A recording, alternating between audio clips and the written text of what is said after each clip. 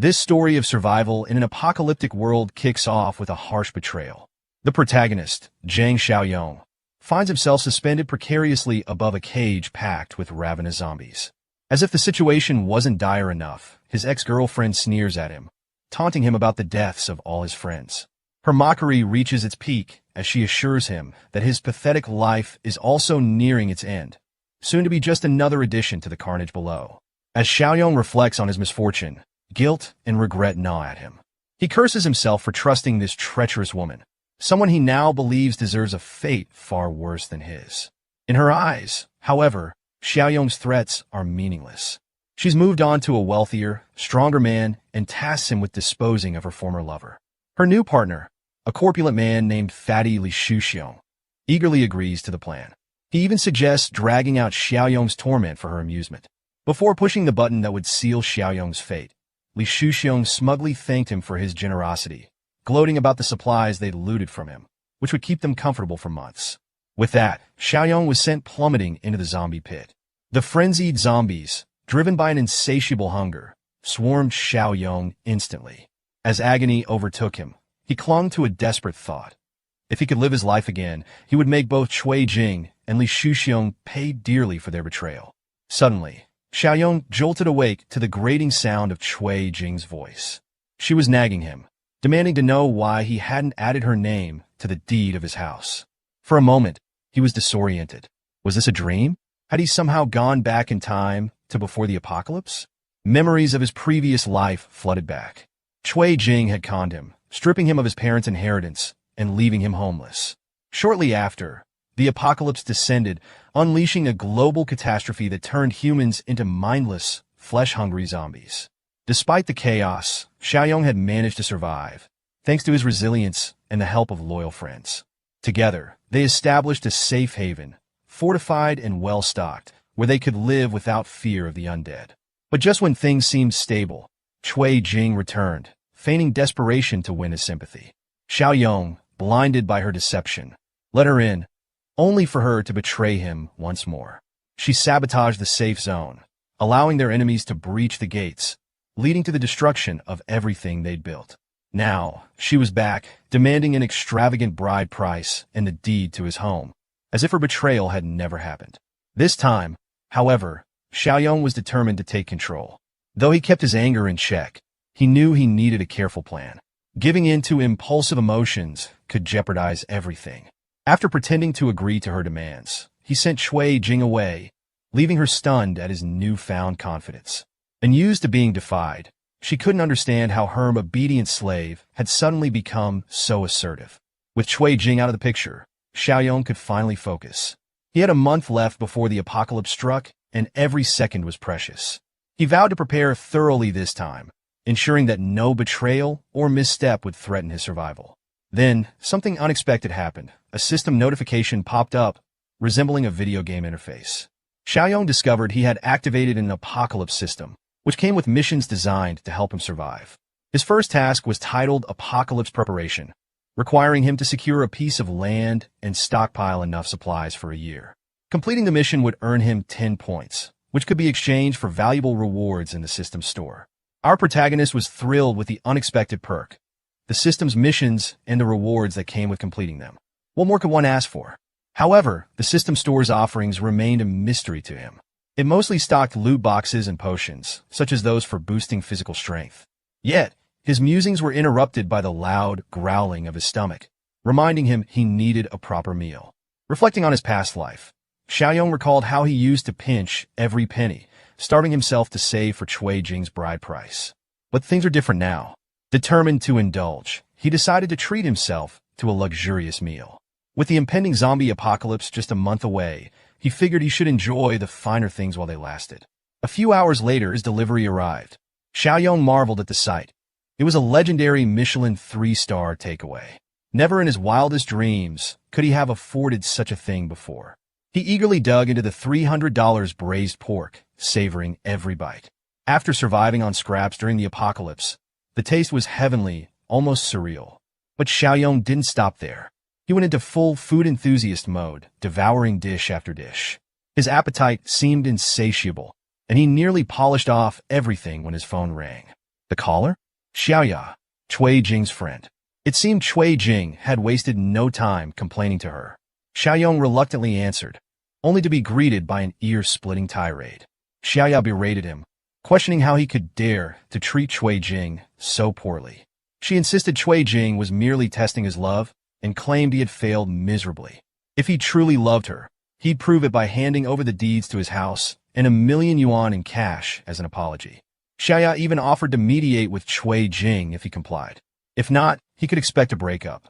Xiaoyong's patience snapped. Who did she think she was to test him like this? Furious, he told her off and ended the call. He was done with greedy women who only cared about money. His priority now was to secure a suitable piece of land. He envisioned building an impregnable fortress, easy to defend and strategically located near water and forest. The following morning, Xiaoyong visited a real estate agency. A friendly consultant greeted him, asking if he was looking to rent or buy. Xiaoyong confidently replied that he was after something more valuable. Just then, the sales manager, Zhu, appeared and brusquely ordered the consultant, Xiong, to help unload boxes of toilet paper. Despite Xiong's protest that she was assisting a customer, Manager Zhu dismissed Xiaoyong outright, deeming him a broke nobody in shabby clothes who wasn't worth their time. The manager's arrogance irked Xiaoyong, who decided to put him in his place. He asked Zhu to repeat his words and explain his audacity in belittling others. Zhu, unfazed, doubled down, mocking Xiaoyong further. He even declared he'd eat a toilet on a live stream if Xiaoyong could afford to buy one. It was clear the manager was about to regret his words. Unbothered, Xiaoyong smirked and advised Zhu to prepare for a feast of porcelain. He clarified he wasn't here for a house, but to buy land. The announcement stunned everyone present. It wasn't every day someone came to buy land outright. Xiong quickly invited Xiaoyong to sit while she outlined the available options. Meanwhile, Manager Zhu glared in disbelief, convinced Xiaoyong was bluffing. Xiong presented detailed listings, but Xiaoyong wasn't interested in browsing. He outlined his requirements instead. Land near mountains and running water, preferably with existing factories or large buildings. Xiong promised to check for suitable options. Manager Zhu, unable to resist butting in again, suggested a property in the Eastern District. Xiong hesitated, pointing out that the area, known as T-City Land, was filled with unfinished projects and abandoned factories, making it unsuitable for most buyers. Zhu dismissed her concerns, claiming no real customers had shown up anyway, and he suspected Xiaoyong was just wasting their time. Xiaoyong didn't care about the location as long as the land met his needs. He didn't mind the unfinished factories. Actually, they were a bonus since they would save him time and money. After reviewing the details, Xiaoyong confirmed that the land was exactly what he wanted. Without hesitation, he agreed to buy it. He was ready to sign the contract and make the payment. Xiong was shocked. No one in their right mind would buy land with incomplete factories, but Xiaoyong stood firm. He even urged her to hurry up because, as he put it, someone here is eager to eat some fresh poop. Manager Zhu stood there, holding the check, unable to wrap his head around what he was seeing. How was it even possible for this scrappy guy to pay $300,000 for land with old, run-down factories? It made no sense to him. Before leaving, Xiaoyong had reminded him of the payment. Now it was time for Zhu to fulfill his part of the deal.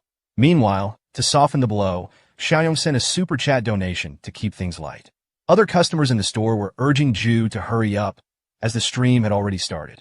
One guy, whose stomach wasn't feeling too great, promised to at least make it fresh for the stream. Xiaoyong had completed the first task. The next step was to figure out how to turn the land purchase into a real business by gathering supplies. As he was leaving the real estate office, an old acquaintance, Li Shuxiong, spotted him and couldn't help but wonder what Xiaoyong was up to. But all thoughts flew out of his head when he saw what was going on inside. Manager Zhu was now being pressured by the staff and customers to keep his word, all while begging for help and desperately explaining he didn't want to go through with it. Meanwhile, Cui Jing was living carefree, painting her nails and enjoying the quiet life. That's when she got a call from Li Shuxiong, who asked if she knew Xiaoyong had just bought land at the real estate company. Shocked, she wondered where he had gotten so much money from. Li Shuxiong suggested it was probably the money he'd saved for the bride price. Cui Jing was furious. She couldn't believe Xiaoyong would use her money for something like that. Li Shuxiong urged her to stay calm and go talk to Xiaoyong about it, but Cui Jing's anger was blinding. She wasn't going to ask him anything. She was going to confront him. Back at his home, Xiaoyong was deep in thought about how to fund the supplies he needed to start building. Just then, There was a loud knock on the door. It was Cui Jing with her sister, still fuming over Xiaoyong's use of her money. Xiaoyong had no idea what she was talking about, and Cui Jing, with fire in her eyes, accused him of spending the bride price money to buy land. She claimed that since the money came from her, the land was hers too. Xiaoyong, stunned by her accusations, didn't know how to respond. Finally, he decided to give her a straightforward explanation. He had plenty of money, but none of it would go toward her. He also knew about her little fling with Li Shuxiong. Cui Jing was baffled, not understanding how he knew, but her sister, sensing where the conversation was heading, suggested they calm down and resolve the misunderstanding. Xiaoyong, however, wasn't having it. "There's no misunderstanding here," he said. "Cui Jing isn't my girlfriend. She's just a doormat for that old fat guy, Li Shuxiong." He slammed the door in their faces, tired of the drama. Cui Jing still couldn't understand how he knew about her and Li Shuxiong. Her sister was just as confused, wondering why Cui Jing hadn't told her about her relationship with Li Shuxiong. Cui Jing quickly assured her it was nothing serious, just a few room rentals here and there. With things escalating out of control, they decided to head home and figure out their next move. But now, Xiaoya was thinking of taking things into her own hands and winning Xiaoyong over. After all, they were good sisters. The following day, Xiaoyong arrived at his new property with the construction crew. He was ready to rebuild one of the factories, but wasn't sure how long it would take. Foreman Li quickly assessed the situation and explained that reinforcing the walls, setting up defensive towers, installing barbed wire, thickening the steel doors, and adding bulletproof glass would take some time. He couldn't help but wonder what kind of enemies Xiaoyong had made to need such heavy fortifications. Xiaoyong just waved him off, telling him that some things were better left unknown. He wanted to know how much it would cost to finish the project in a month. The foreman shook his head, stating that it couldn't be done that quickly. Xiaoyong wasn't fazed, saying he had connections who could get the job done faster. The foreman, standing his ground, said that the safety of the workers was more important. This took Xiaoyong by surprise. He had never met a foreman with a conscience. It turned out, though, that the cost would just be higher. Xiaoyong asked him to give him the price without further delays. After some quick calculations, Foreman Li estimated that if they were to finish in a month, the workers would need to work non-stop, and the cost would come to 20 million yuan. They'd also require a 5 million yuan deposit to start immediately. Xiaoyong didn't find this ideal. He told them to get started right away, and he'd transfer the rest of the payment within a week. The construction company had nothing to fear. If he failed to pay, the land would be theirs. Out of nowhere, Xiaoya appeared at the construction site. She confidently walked up to him, wrapped her arm around his, and asked, "What are you doing here?" Xiaoyong was already tired of this woman. In his past life, she, along with Cui Jing, had driven him out of his parents' inheritance, and now he was ready to make her pay twice as much for everything she had done. No matter how much she pretended to be a good girl, he could see through her rotten nature. Xiaoya, seeing the construction site, asked with feigned interest, "Is this the land you bought? It's so beautiful here. I bet you want to build a villa, right?" But Xiaoyong didn't care about her assumptions or thoughts on what he should do with the land. Her attempts to act like she cared made him feel nothing but disgust. She couldn't understand his cold response. Normally, just a gentle touch from her on his arm would have made him nervous, but today, he didn't even flinch.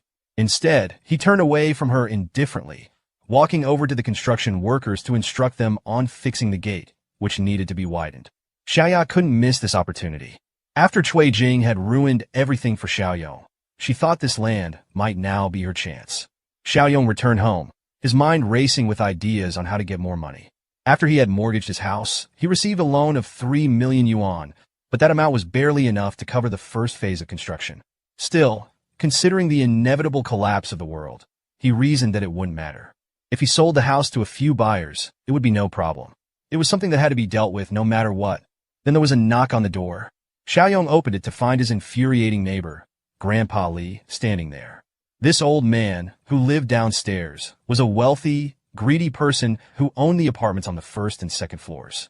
He had been trying to buy the third floor from Xiaoyong, but Xiaoyong refused to sell.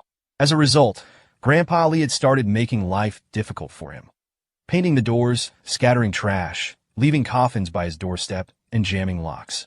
The old man had done everything in his power to harass Xiaoyong, and now he was accusing him of throwing a party the night before. Xiaoyong, however, had gone to bed early and hadn't made any noise. But there was no point in arguing over the false accusation. Xiaoyong knew what Grandpa Li really wanted, his house. So, Pretending to be fed up, he told the old man he was ready to sell. Grandpa Li, shocked and surprised, could hardly believe his ears. Xiaoyong had a condition, though.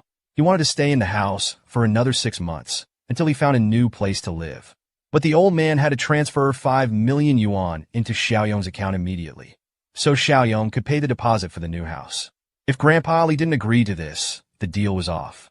The greedy old man couldn't let the opportunity slip by, so he agreed but insisted on signing a contract to make sure Xiaoyong couldn't change his mind. Xiaoyong had no issue with that. After all, the old man would still die in his house when the apocalypse began. Once Grandpa Li transferred the 5 million yuan, Xiaoyong now had a total of 8 million yuan, 3 million from the loan and 5 million from the old man. It was time to tackle the next task and earn the reward. The biggest supermarket in the area was the perfect place to get started. Xiaoyong set off to stock up on supplies for the coming year. The people around him watched him, thinking he was mentally unstable. They kept their distance as he pushed several grocery carts through the aisles. When he reached the checkout line, the onlookers laughed at him, thinking he was just another fool caught up in the doomsday rumors. But Xiaoyong didn't care about their judgment. What mattered was completing the task that the system had set for him. And once he did, he earned 10 points. With those points, he bought a special supply box from the system store. Xiaoyong didn't hesitate. When he opened the box, he found a level 1 space ring, a personal subspace of 500 cubic meters, where time stood still and anything stored there would never spoil. This was an incredible gain. The fact that time stopped inside the subspace meant he could store fresh food without worrying about it going bad. Along with the new item, Xiaoyong received a new mission, 10 years of sustenance, which would reward him with 20 points for completion. But just as he was starting to process his new acquisition, he was approached by the security chief of the supermarket, Yang Tao. Yang Tao, a former high school classmate, recognized Xiaoyong. He had been the lackey of a local bully, extorting money from weaker students. Xiaoyong had frequently clashed with him back in the day. Today, Xiaoyong didn't expect to run into Yang Tao here. Yang Tao insisted that Xiaoyong put everything back in its place, or else he wouldn't be kind. Xiaoyong responded that he hadn't changed at all and was still picking on the weaker ones. However, Xiaoyong had no intention of returning the items. As a paying customer, he wasn't about to back down. "Is this how you treat customers?" he asked. Yang Tao immediately demanded Xiaoyong pay for the goods right there, and then, threatening that if he didn't, things would get worse. An hour later, all the cashiers had finally totaled the items, 56,000. Yang Tao wasted no time, demanding the payment. Without hesitation, our hero used his credit card like a tool of power.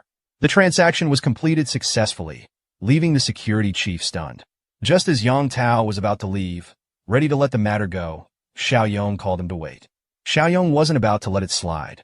He wanted an apology for Yang Tao's rude behavior, or he'd return everything.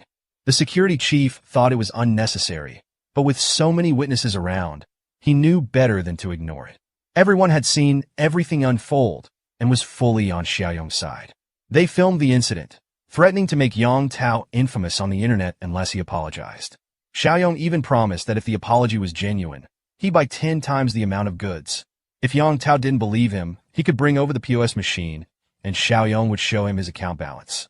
When Yang Tao saw 7 million, his disbelief was evident. Xiaoyong only wanted an apology before he continued his shopping spree. Although the security chief struggled with his pride, the pressure was overwhelming, and he gave in, apologizing. As Xiaoyong walked past, he gave Yang Tao a piece of advice. Think before you act next time. You never know how things will turn out. Yang Tao, now trying to act friendly, asked why Xiaoyong was buying so much. Xiaoyong dismissed him, saying it was none of his business and that he had big plans ahead. Yang Tao, seeing a business opportunity, offered his help. The supermarket didn't have enough stock for such a big deal, but he knew a wholesaler, Zhang Shina, who had shifted to the wholesale business. Yang Tao immediately contacted him, excited to introduce Xiaoyong as a potential big client. Xiaoyong quickly realized that some people just never change.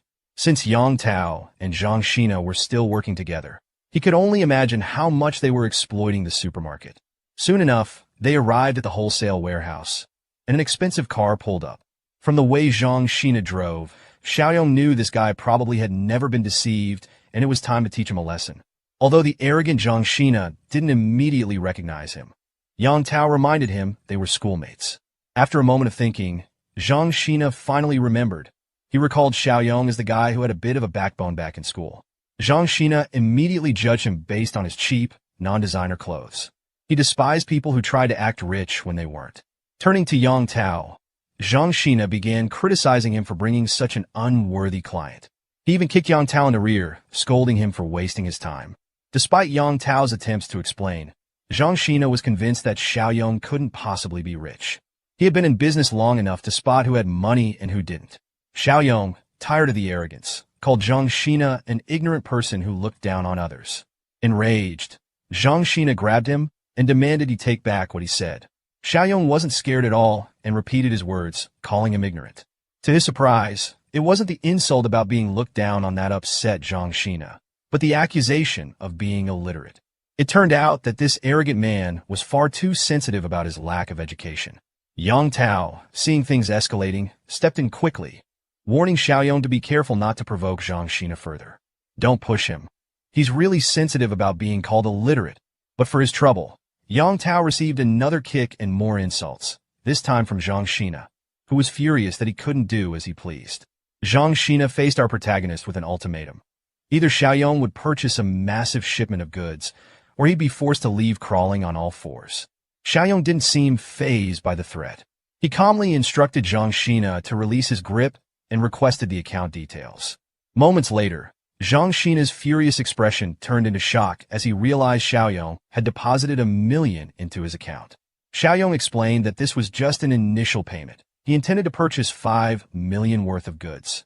Zhang Xina asked about the specific items Xiaoyong needed. Xiaoyong listed basics like oil, rice, salt, snacks, and beverages, goods that had long shelf lives. A sly smile appeared on Zhang Xina's face. He had just received a batch of near-expired products, and this was the perfect chance to unload them onto Xiaoyong.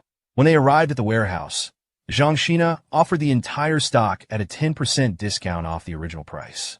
The deal seemed too good to be true, and Xiaoyong immediately suspected something was off. Before agreeing, he decided to inspect the quality of the goods. True to his suspicions, it was a setup. Although the packaging looked fresh, the products were nearing their expiration dates. Zhang Xina hadn't expected Xiaoyong to catch on so quickly, so he immediately offered a 50% discount.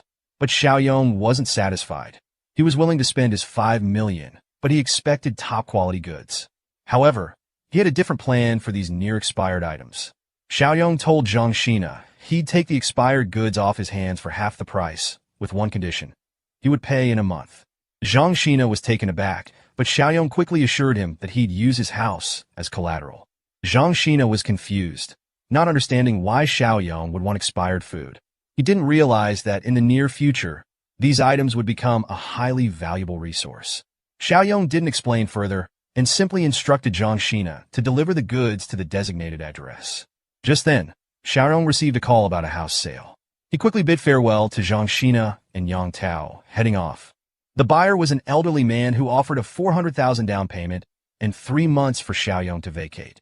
The deal seemed almost too smooth, making Xiaoyong a little suspicious. He asked the old man why he was in such a rush. The man explained that his granddaughter needed to move for school, and Xiaoyong was the only one selling a property in the area. The old man was so upfront, even providing all the details willingly. Xiaoyong asked if he wasn't worried about the price being raised. The old man, realizing his slip, started pleading with Xiaoyong not to take advantage of him, as this was all his life savings. Xiaoyong, not one to exploit a genuine person, assured the old man that their deal was set and signed a contract.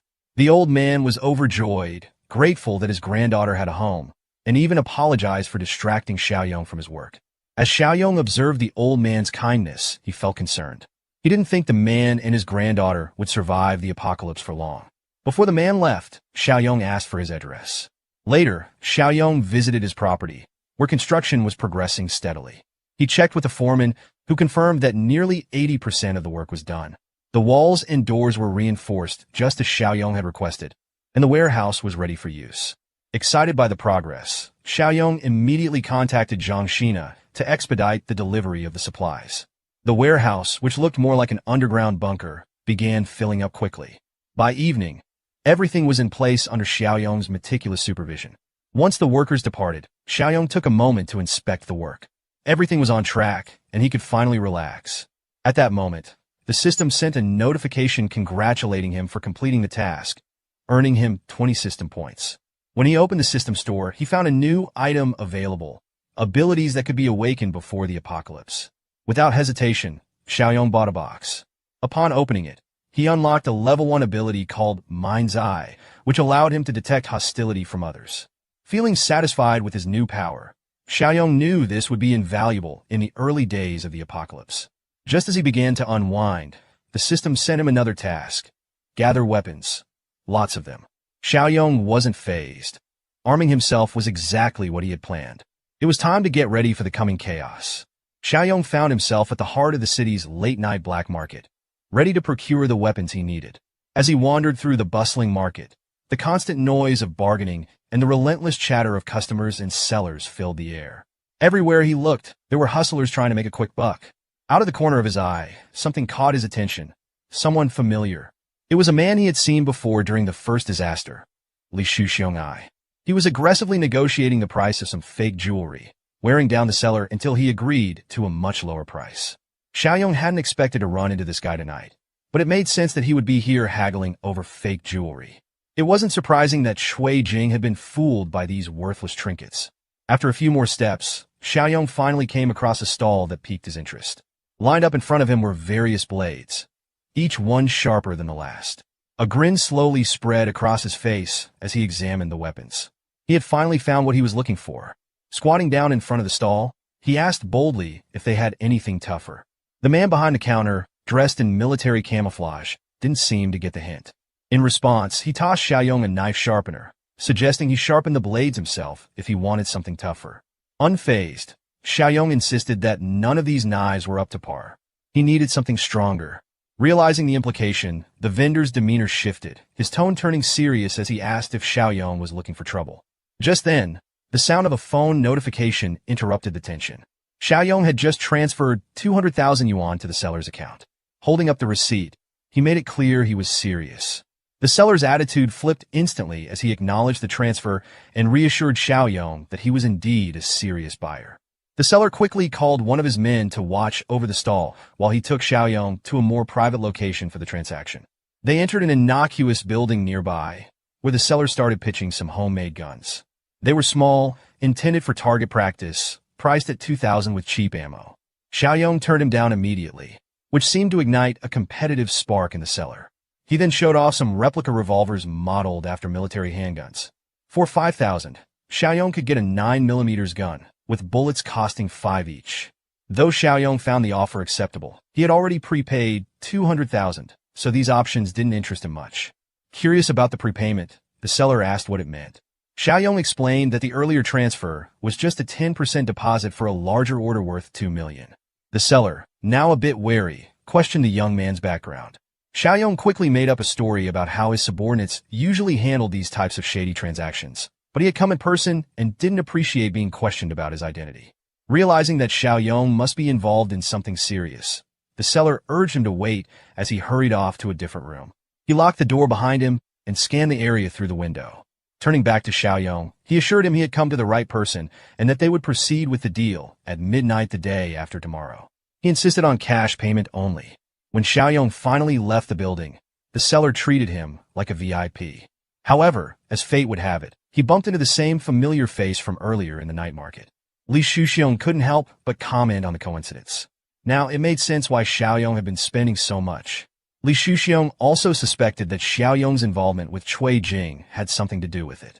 He figured the kid had recently picked up too many tips about finances and was now planning to sell everything and live a life of comfort. Zhang Xiaoyong paid no mind to the ramblings of the fatty, whose words were nothing more than empty noise. He figured it would be more practical to test out his newly unlocked ability. As he opened his mind's eye, a faint aura shimmered in his gaze. Above Mr. Cam's head, a symbol of happiness floated, while an angry one appeared above Li Shuxiong. This power was definitely proving to be useful. To test it further, Xiaoyong decided to speak out loud, mocking the fatty for buying cheap, second-hand items just to deceive Shui Jing. He also pointed out that the girl was nothing more than his second-hand trash, just like the rest of the junk he was trying to pass off. The comment made the fatty's anger indicator turn even darker as he fired back with curses, clearly irritated by the jab. Watching the situation escalate, Mr. Cam, eager to keep things under control, asked Xiaoyong if the irate, overweight man was bothering him. With a subtle nod, he labeled Li Shuxiong as an enemy, a clear message. Mr. Kam quickly reassured his new important client that his staff would deal with the matter and teach the fatty a lesson. Xiaoyong didn't mind but advised them not to go too far, since he still had plans for him in the future. As the group of muscular thugs approached the overweight man, his bravado disappeared. He stammered, his usual arrogance replaced with fear. Mr. Kam didn't waste any more time with the man. With a swift motion, he pulled out a baton, and the men quickly took care of the fatty, leaving him bruised and battered on the dark road. His white suit was now covered in shoe prints, and his face showed the evidence of a hard beating. The incident only deepened the fatty's hatred for Xiaoyong. 2 days later, the agreed-upon meeting was set at a warehouse, and both parties were punctual. In front of Xiaoyong, a truck full of suspicious crates awaited, exactly what he was hoping for. When his firearm arrived, signaling the success of his task, the system rewarded him with 10 points, bringing his total to 20. He eagerly opened the crates, revealing an arsenal of weapons, heavy rifles, pistols, and all the necessary gear. Then, unexpectedly, the system added a bonus, a +2 physical enhancement potion. Xiaoyong was pleasantly surprised by this bonus, especially since it was double the strength of the potions in the system store. Not wasting a moment, he injected the potion into his veins. He had expected a brief pinch, but the surge of power was far more intense than he anticipated. The pain was sharp and immediate as the enhancement spread through his body.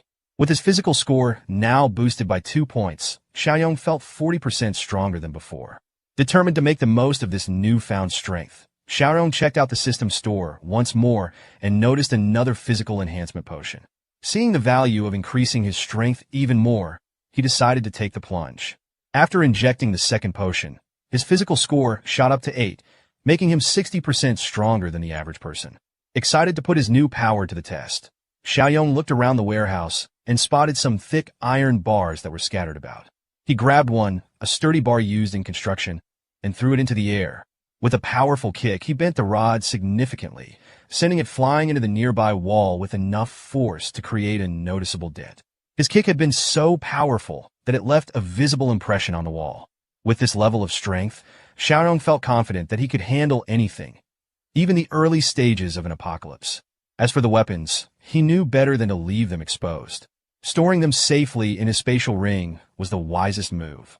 With a simple gesture, he pointed the magical ring at the contents of the truck, and the weapons were absorbed into the ring instantly. The day after tomorrow, the apocalypse was set to begin. Time was running out, and Xiaoyong still had a few things to wrap up. However, he couldn't shake the image of the old man who had tried to buy his house. The old man had offered what little savings he had to secure a future for his granddaughter. Xiaoyong had been through countless battles and betrayals during the first apocalypse, but he'd never ignored the needs of the less fortunate. The least he could do was send some supplies to the old man and his granddaughter as a small token of repayment. The following day, Xiaoyong found himself at a shabby apartment building located in a rundown area of another city. The building was in such bad condition that without a GPS, it would have been impossible to find. The old man had been renting in such a low-cost, dilapidated place, and without an elevator, it was clear he wasn't well off. His apartment was located on the top floor. Xiaoyong knocked on the door, but then quickly realized he should probably remove the supplies from his storage ring, or explaining them would be difficult. Activating the ring, he watched as box after box of essential supplies materialized, filling the hallway with provisions. At that moment, the old man reached the door and opened it, expecting it to be the landlord. He quickly assumed the young man was here to collect the rent, promising to pay next week. But when he took a closer look, he realized it was Mr. Zhang. Behind him, boxes were piled up, filling the hallway and stretching up the stairs, making the old man even more confused. Xiaoyong told him to wait until later for the full explanation, but for now, they needed to get the boxes inside before anyone noticed. After a few minutes of lifting, most of which Xiaoyong did on his own, they managed to get everything in. The old man couldn't believe how easily the young man handled it, not even looking tired. Meanwhile, Xiaoyong was checking the space, trying to figure out if it could serve as a safe shelter. He decided it would do, especially since the front door was sturdy enough. Once everything was inside, Xiaoyong turned to the old man, urging him to pay close attention. He explained that the supplies they brought needed to be rationed carefully because they were meant to last for about 6 months, starting tomorrow. Just as he was about to go into more detail, something caught his eye, a photo hanging on the wall. It was of the proud old man with a beautiful young woman, his granddaughter. To his surprise, the woman in the picture was none other than Shan Shan, a close friend from his past during the first apocalypse. Xiaoyong immediately asked the old man if the girl in the picture was named Shan Shan. This puzzled the old man further, as he hadn't mentioned her name to the young man before. Xiaoyong's expression grew serious, and he quickly asked where Shan Shan was now. The old man explained that she was still at school while they were finishing up the house paperwork. Xiaoyong remembered how Shan Shan had once regretted dragging her grandfather into the chaos during the early days of the first apocalypse. He recalled how her grandfather had risked everything to save her. In that doomed timeline, the old man had fought his way through a zombie-infested school to save Shan Shan, only to die in the process. As someone who had been close to the old man in his past life, Xiaoyong promised himself he wouldn't let that happen again. Turning to the old man, he declared that the house was no longer for sale. The old man panicked, thinking Mr. Zhang was backing out of the deal. But Xiaoyong gave him a chilling piece of news. The world would soon descend into chaos, and the house, along with Shan Shan's school, wouldn't matter.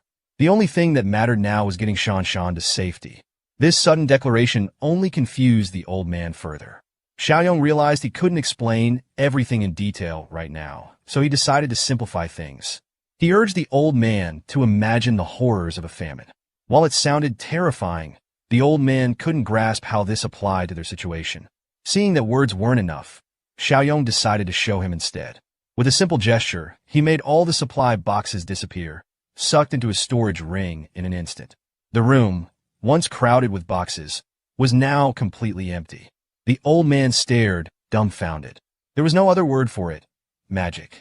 Xiaoyong calmly explained that he had special powers and could see the future. If the old man wanted to survive and save Shan Shan, he needed to listen carefully and follow his lead. Their next task was to get Shan Shan out of her school. As they drove there at full speed, the old man was still trying to process everything, his mouth open in disbelief. Xiaoyong drove like a man on a mission, ignoring all traffic rules in his haste to get there. When they arrived, they found Shan Shan surrounded by a group of students near one of the school buildings. She was being bullied by a couple of jealous girls. One slapped her across the face, while another kicked her in the stomach for daring to speak out. The situation was escalating, but the old man was too focused on reaching his granddaughter to notice the growing tension. As he ran toward Shan Shan, the bullies shifted their attention to him. He yelled at them to stop hurting his granddaughter, but their attitude only grew more aggressive. A group of thugs stood in his way, showing their weapons and telling him to back off and let the girls handle things. Without hesitation, the old man charged forward, yelling at the young men for being heartless bullies. One of the thugs raised a steel bat and aimed it at the old man's head. It would have been a serious blow if it hit, but Xiaoyong reacted quickly, stepping in to stop the attack. He glanced at the thug with disdain, realizing that the younger generation still had a lot to learn about bullying. The other two thugs thought Xiaoyong was Shan Shan's older brother and tried to threaten him, but Xiaoyong was ready. With a swift movement, he delivered a powerful kick to one of the thugs, knocking the wind out of him. The thug crumpled to the ground, unable to continue his attack. The thug was sent flying through the air as though he had been shot out of a cannon. Watching his comrade get tossed around like that, the remaining two thugs hesitated. Xiaoyong clearly knew his way around a fight. Maybe if they teamed up, they could land a blow. But judging by the cold, calculating look in his eyes, it seemed unlikely. One thug approached from the front, armed with a knife, while the other snuck up from behind with a bat. It wasn't the most brilliant plan, but it was all they had. The first move came from the one with the bat, swinging it wildly. Xiaoyong, sensing the attack, easily dodged by ducking low. His enhanced body was already proving its worth. Thanks to the potions he'd taken to boost his physical abilities, his reflexes were on another level. He grabbed the thug, swinging the bat by the collar, as effortlessly as if he were grabbing a misbehaving child. With a swift motion, he slammed the thug into the ground, the impact knocking him out cold. A hard fall to the concrete must have done the trick. Seeing his partner go down, the remaining thug rushed at Xiaoyong, knife in hand. Xiaoyong didn't even flinch as he deflected the weapon, locking eyes with the blonde thug in a chilling stare. With no hesitation, Xiaoyong prepared for another strike, kicking the thug on the side of his leg. The power behind the kick was enough to send him crumpling to the ground, his face meeting the pavement with a loud thud. In mere moments, the two wannabe tough guys were out of the picture. Now, Xiao Yang's focus shifted to the witches taunting Shan Shan for no reason. After surviving the brutal first apocalypse, Xiao Yang had adopted a mantra of equal rights, equal fights. So, without warning, he slapped one of the witches across the face. The slap was forceful, sending a shiver through her and leaving her cheek red and stinging. As for the other witch, who had been pulling Shan Shan's hair, Xiao Yang decided she needed a taste of her own medicine. He didn't release his grip, no matter how much she begged. With a fierce glare, he drew the knife from the fallen thug and pressed it to her neck. Terrified, the witch's eyes widened with fear, and the next sound that rang out was a sharp slash, followed by a gut-wrenching scream. Xiao Yang didn't even flinch. During the first apocalypse, he had done whatever it took to survive, and those instincts still guided him. The witch, now trembling, watched in shock as her friend collapsed to the ground, seemingly defeated and powerless. Don't worry, our protagonist isn't all that brutal. Well, not yet at least. When faced with a bully, he didn't resort to anything too extreme. Instead, he just gave her a little haircut. Yep, right there in front of everyone, humiliating her completely. Did she learn her lesson? Not a chance. The bully, furious and teary-eyed, screamed that she wouldn't let Xiao Yang get away with it. But he didn't even flinch at her empty threats. With an air of dominance, he glared at her crumpled figure on the ground, sprinkling the freshly cut locks over her head like confetti, a final touch of maximum disrespect. While everyone else stood around, baffled by his actions, Xiao Yang calmly told her he'd done her a favor. According to him, long hair would only become a burden soon enough. Cryptic, right? The crowd didn't get it, but he seemed to know exactly what he was talking about. Turning to Shan Shan, Xiao Yang shifted gears quickly, telling her they had to leave. Now, where to? Even he didn't seem sure, but there wasn't much time to waste. Shan Shan's grandpa, on the other hand, wasn't confused at all. He practically shoved his granddaughter into Xiao Yang's car, muttering something about her not going back to school anymore. The old man had a wild look in his eyes as he explained his reasoning. A massive famine is coming, he declared, and survival has to be our top priority. Shan Shan, understandably, thought her grandpa had lost it. She was convinced he'd fallen for some scam call or hoax. As they bickered in the back seat, Xiao Yang just watched, amused but relieved to see Shan Shan safe. Finally, though, he spoke up, revealing the real reason for the urgency. The famine story was a lie. He'd made it up to simplify things for the old man. What was really coming? Something much worse. Something catastrophic. The apocalypse? Yep, you heard that right. He wasn't sugarcoating it anymore. He explained that in just a few days, modern civilization, as they knew it, would come to an end. Shan Shan was skeptical at first. Who wouldn't be? But before she could argue, Xiao Yang suggested she check her phone. You'll see the first signs of it now, he said calmly. And sure enough, the news confirmed it. A video popped up on Shan Shan's screen, showing absolute chaos at a crowded train station. A man was being restrained by authorities, screaming some eerily prophetic words about a strange, toxic smog. What made it worse? He was biting people. Some thought it was rabies, but his lucidity suggested otherwise. Things spiraled out of control fast. The man broke free, attacking more people, and the scene turned into an outright nightmare. Xiao Yang's chilling words rang true.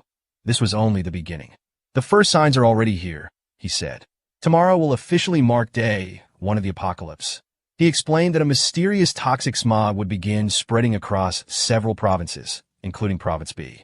The effects would be devastating: mutations, madness, and worse. A significant portion of the population would turn into mindless zombies, driven only by a hunger for flesh. And for the lucky ones who survived the smog, their fate wouldn't be much kinder. For Shan Shan, the idea of zombies wasn't new. She'd seen them in movies, TV shows, and pop culture. But this wasn't fiction anymore. Still, it was hard to grasp the reality of it all. Yet when the chaos erupted, whether tomorrow, next week, or the week after, there'd be no room for disbelief. On their journey back to headquarters, time was everything. But luck wasn't on their side. Traffic was backed up for miles. Even the emergency lane, usually a safe bet for getting through quickly, was jammed. Cars weren't moving, and the group's frustration was growing. The old man, already nervous, couldn't stop thinking about what Mr. Jiang had mentioned earlier, the zombies. Now, stuck in a sea of stationary vehicles, his anxiety spiked. Xiao Yang tried to reassure him, saying they were safe for now. But even Xiao Yang couldn't dismiss the possibility of a small outbreak nearby. The situation worsened when a luxury car came speeding down the emergency lane. The driver, reckless and arrogant, seemed determined to bypass the chaos.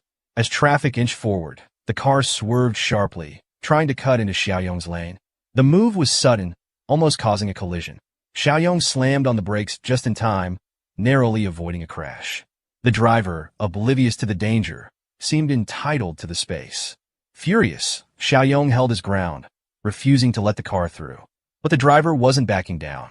Pulling up beside Xiaoyong's window, he hurled insults and curses, acting as if he were the victim.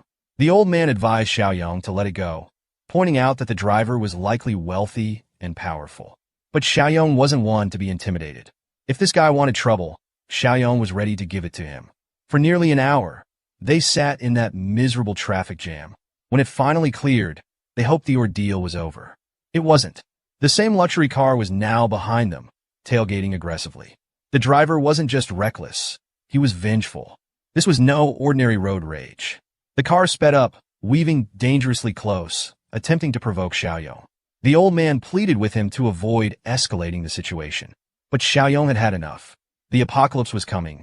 Why tolerate scumbags anymore? Xiaoyong decided to play along, taunting the driver. He bet on the rich brat losing his nerve, and he was right. In a moment of recklessness, the luxury car swerved wildly, nearly crashing into a hill. Yet even after almost wrecking, the driver refused to take responsibility.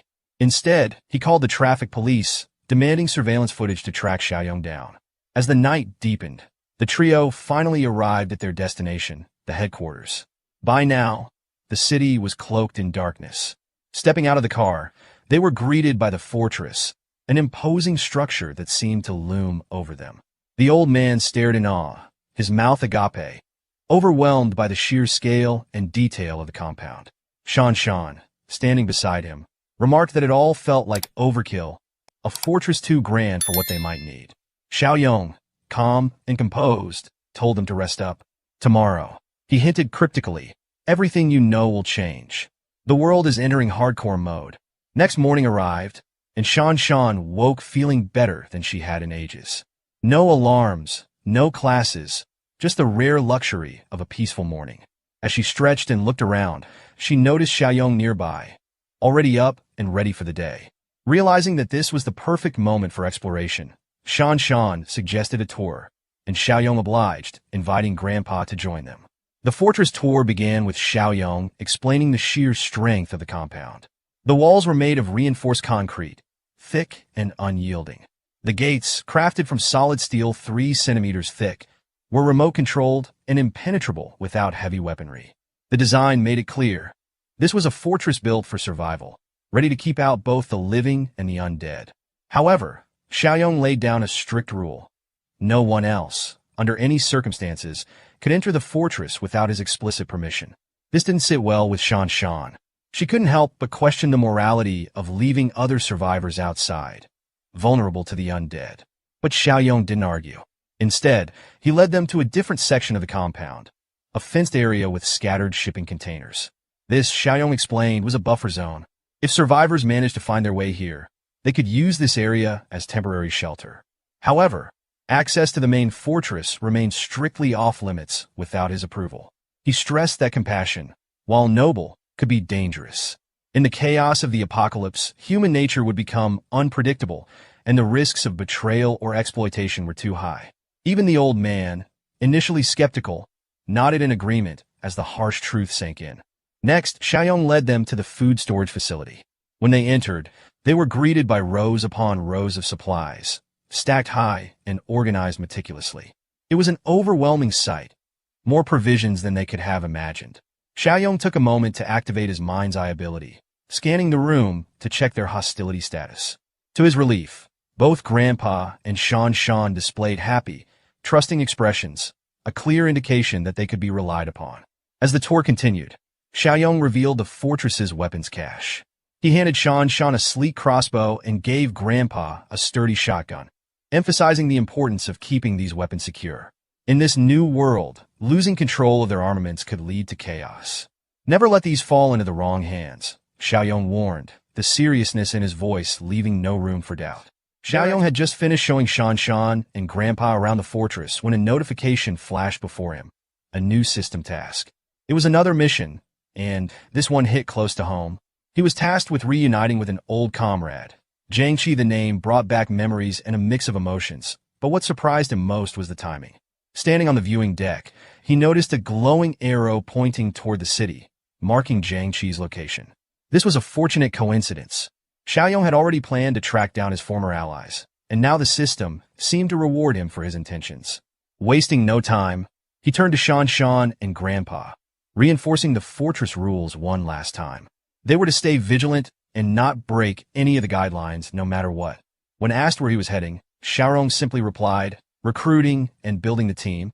With that, he hopped into his car and drove off, following the glowing arrow toward Jiang Qi's location. The arrow led him to a KTV bar, a lively spot with music, laughter, and the distinct chaos of people escaping the world's reality through drinks and songs.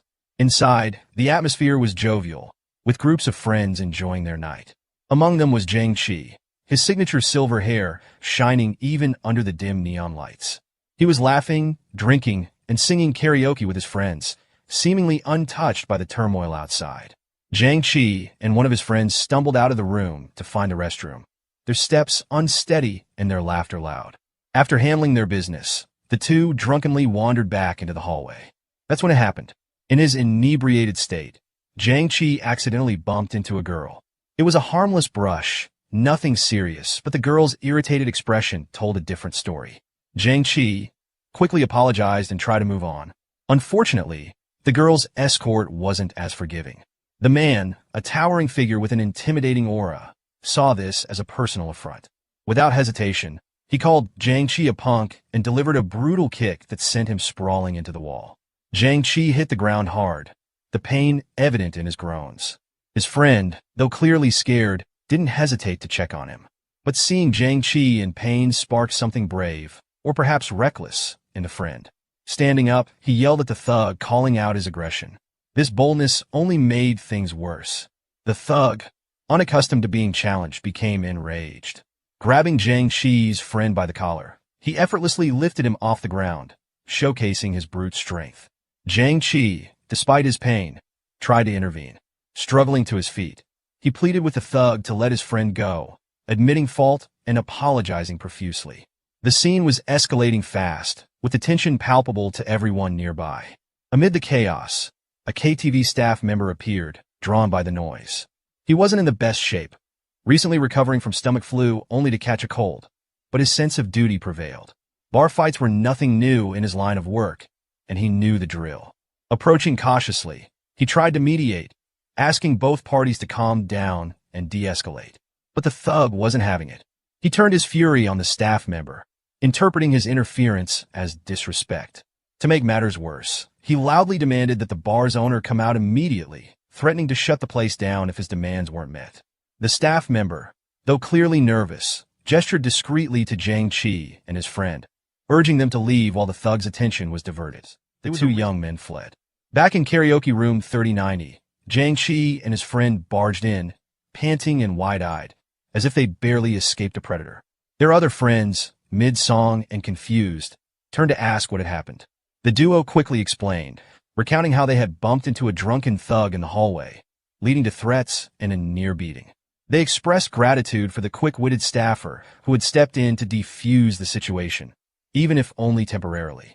One of their friends, the hot-headed Chen Chong, wasn't having it. He stood up, declaring that their mechanical engineering class had a reputation to uphold and shouldn't back down from anyone. He even suggested rallying other students from their department to teach the thugs a lesson. Jiang Qi, however, stopped him in his tracks.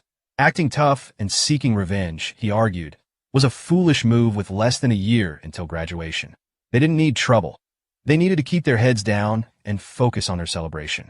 Reluctantly, Chen Chong sat back down, and the group decided to resume their singing and dancing, trying to salvage the night. But trouble wasn't done with them yet. Moments later, the drunk thug and his gang burst into the room.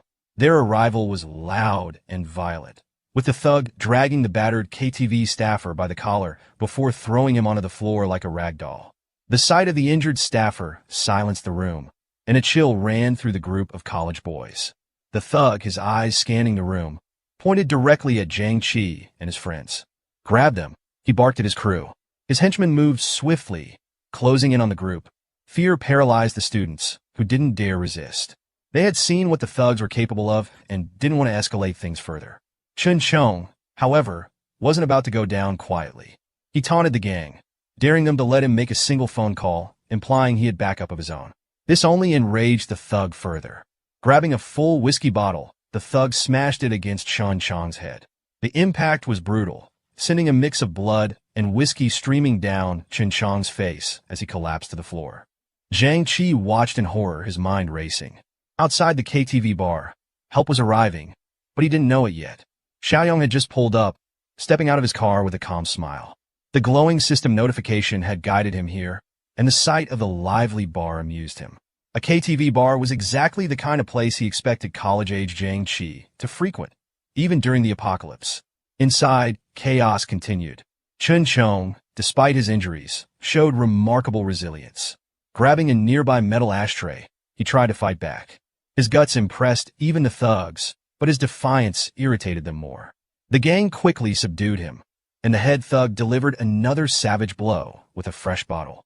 Blood splattered as Chun Chong slumped to the floor, groaning in pain. But Zhang Qi wasn't one to back down. Ignoring the armed thugs surrounding them, he charged at the head thug, determined to stand up for his friend. Glasses, the ever-loyal companion, joined in to support him. Their bravery was admirable, but the odds were overwhelming. 2 college students against a gang of thugs was a recipe for disaster. The remaining friend in the group, the cowardly dude, was trembling in fear, unwilling to join the fray. Amidst the chaos, something even more terrifying began to unfold. The injured KTV staff member, lying in a heap on the floor, suddenly began to stir. His movements were jerky and unnatural, his groans becoming guttural snarls. His skin paled, and his veins darkened. A horrifying transformation was taking place. The staffer's body started mutating rapidly, his mind succumbing to insanity as he lost all traces of humanity. In mere moments, he became a rabid zombie. With terrifying speed, he lunged at the nearest thug, sinking his teeth into the man's back like a predator attacking its prey. The bitten thug yelped in shock and pain, trying to shake the zombie off. At first, he thought it was just some deranged dog-like behavior. But the creature's bite was unrelenting, and its strength was unnatural. Another thug rushed to pull the zombie off his friend, but the creature was too strong. In a swift motion, it let go of its first victim and latched onto the second thug's arm, biting down with alarming ferocity. The room erupted into screams as panic spread among the gangsters and students alike. Zhang Qi and Glasses tried to hold their ground, even as fear gripped their classmates. The cowardly friend was now trembling uncontrollably, nearly fainting from terror. The situation looked bleak. The zombie's attacks were relentless, and its enhanced physical strength made it nearly impossible to overpower. If this continued, everyone in the room was at risk of falling victim to the infected staffer. Zhang Xiaoyong had arrived. Without hesitation, he grabbed the rabid zombie by the back of its neck and effortlessly lifted it off the ground with a single arm. The sheer strength he displayed stunned everyone in the room. Xiaoyong carried the struggling zombie to the nearest glass wall and smashed it into the pane, shattering it completely. Glass shards rained down as the zombie slumped momentarily, dazed from the impact. Xiaoyong turned back to the room, his voice cutting through the chaos like a blade. "Everyone, stop!" The thugs, the students, and even the terrified Zhang Qi froze. Xiaoyong's cold demeanor and the ease with which he had handled the rabid zombie commanded instant respect and fear. The thugs, who had struggled with the creature in pairs, realized this newcomer was no ordinary man. However, the head thug wasn't ready to back down. Misreading the situation, he directed his anger toward Xiaoyong, still thinking he was the top dog. Ignoring the thug entirely, Xiaoyong turned to Zhang Qi. "Were you bitten?" he asked, his tone firm. Zhang Qi, still reeling from the chaos, stammered, "And no, I wasn't bitten." The confusion was evident on his face, as neither he nor anyone else in the room truly understood what was happening. Without wasting time on further explanations, Xiaoyong simply ordered Zhang Qi, his comrade from a past life, to follow him. For reasons Zhang Qi couldn't quite explain, he felt an unshakable compulsion to comply. However, as he moved to follow, the head thug stepped in his way, still clinging to the delusion that he was in control. Before another fight could erupt, one of the bitten gangsters began coughing violently. His voice was hoarse, and he groaned about a splitting headache and dizziness. Xiaoyong's sharp eyes scanned him, catching the unmistakable early signs of mutation. The thug exhibited every classic symptom: relentless coughing, extreme dizziness, and that ominous bite wound festering on his shoulder. Even the thug's offhand comment about having a runny nose earlier in the day confirmed Xiaoyong's suspicions. Yep, he's bitten, Xiaoyong muttered to himself, watching as the rot visibly spread from the infected wound. The proximity of the bite to the nervous system was accelerating the process. The man didn't have much time left before he'd turn into a full-blown zombie. They couldn't afford to deal with two rabid zombies in such a confined space. Still holding the first rabid zombie by the neck with one hand, Xiaoyong made his move. He began dragging the thrashing creature across the room, his strength leaving everyone dumbfounded. What the hell is he doing? Someone muttered, their voice trembling. Without explaining himself, Xiaoyong hauled the zombie to the restroom door. He yanked it open, shoved the undead creature inside, and slammed the sliding door shut in one fluid motion. The rabid zombie immediately started pounding on the door, snarling and clawing with feral rage. The sound sent shivers through the room. Everyone stared at Xiaoyong, their faces a mix of shock and confusion. What kind of person could casually wrangle a zombie like that? Xiaoyong dusted off his hands, his expression darkening. The immediate threat was contained, but his focus now shifted back to the living threats in the room. His gaze locked onto Jiang Qi, who was still frozen in disbelief. Which one of these thugs do I need to deal with first? Xiaoyong asked, his voice sharp and unwavering. Jiang Qi blinked, his brain struggling to catch up. The question confused him even more. Who was this guy? Why was he so protective of him? They didn't even know each other. Meanwhile, the head thug, his pride now in tatters, decided he'd had enough. "You're dead, punk," he roared, charging at Xiaoyong with a wild swing. Xiaoyong didn't even flinch. His expression was one of pure boredom, as if he were dealing with a pesky mosquito. Before the thug's fist could connect, Xiaoyong moved like lightning, grabbing the man's face with one hand. His fingers dug into the thug's skin as he pushed forward, smashing him face first into the glass table in the center of the room. The table shattered with a deafening crash, sending shards flying everywhere. The head thug crumpled to the ground, groaning in pain, his bravado completely shattered. But the chaos wasn't over. One of the other bitten gangsters, his face pale and sweaty, staggered forward in a fit of rage. "You're gonna pay for that," he screamed, lunging at Xiaoyong. Xiaoyong adjusted his stance, his movements calm and precise. In one swift motion, he delivered a sharp blow to the man's windpipe. The thug collapsed instantly, his breath choking out as he fell flat on his back. As his comrades rushed to his side, panic set in. The thug started convulsing violently, foam spilling from his mouth as his body jerked uncontrollably. His eyes rolled back, and his skin began to turn an eerie gray. The infection had reached its final stage. The man was turning right before their eyes, and there was nothing they could do to stop it. Xiaoyong stepped forward, flexing his fists. "Anyone else want to test their luck?" he asked, his voice calm yet menacing. Turning to Jiang Qi, Xiaoyong gave a firm command. "Take your friends and get out of here. Now!" Jiang Qi didn't hesitate. He and his classmates helped the injured Chen Chong to his feet, lending their shoulders to support him. Together, they stumbled out of the room as fast as they could, grateful to escape the nightmare. The gangsters, now desperate to retreat, tried to follow suit. They carried their wounded comrades, who were showing increasingly alarming symptoms of infection. But as they reached the door, Xiaoyong blocked their path. "You're not going anywhere," he said coldly, his presence towering over them like a storm cloud. The head thug, still nursing his injuries, tried one last act of defiance. "You think you can stop us?" he spat, his voice shaky yet defiant. The gangsters cowered under his gaze, their drunken bravado long gone. For the first time in their lives, they realized they weren't the top dogs they thought they were. Xiaoyong didn't bother responding. He shoved the thug back effortlessly, sending him sprawling to the ground once again. The gangster's bruised ego couldn't take it. He scrambled up and started pounding on the door as Xiaoyong stepped outside, slamming it shut behind him. "Come back here, you coward! I'll skin you alive!" the head thug screamed, banging on the locked door in a blind rage. But his tirade was cut short by a guttural growl behind him. One of his bitten men had succumbed to the infection. The thug turned just in time to see the bloodshot, crimson eyes of his now rabid friend lunging at him with terrifying speed. The infected thug tackled his boss, tearing into him with feral hunger. The room erupted into chaos as the other gangsters tried to fight off their former friend, but it was too late. The infection spread quickly, and soon the room devolved into carnage. The rabid attendant locked in the bathroom had figured out how to open doors, banging and rattling the handle as if determined to join the madness. Outside, Xiaoyong stood silently, holding the door handle firmly to keep anyone from escaping. Muffled screams and the sound of tearing flesh echoed from the other side, sending chills down the spine of anyone who could hear. A hesitant KTV employee approached him, curiosity mixed with fear. What's going on in there? Xiaoyong didn't waste time. Get the keys and lock this door now. Don't let anyone in or out. Call the police and paramedics. Tell them it's a rabies flu outbreak. The employee stared at him, frozen in shock. Move! Now! Xiaoyong snapped, his voice sharp.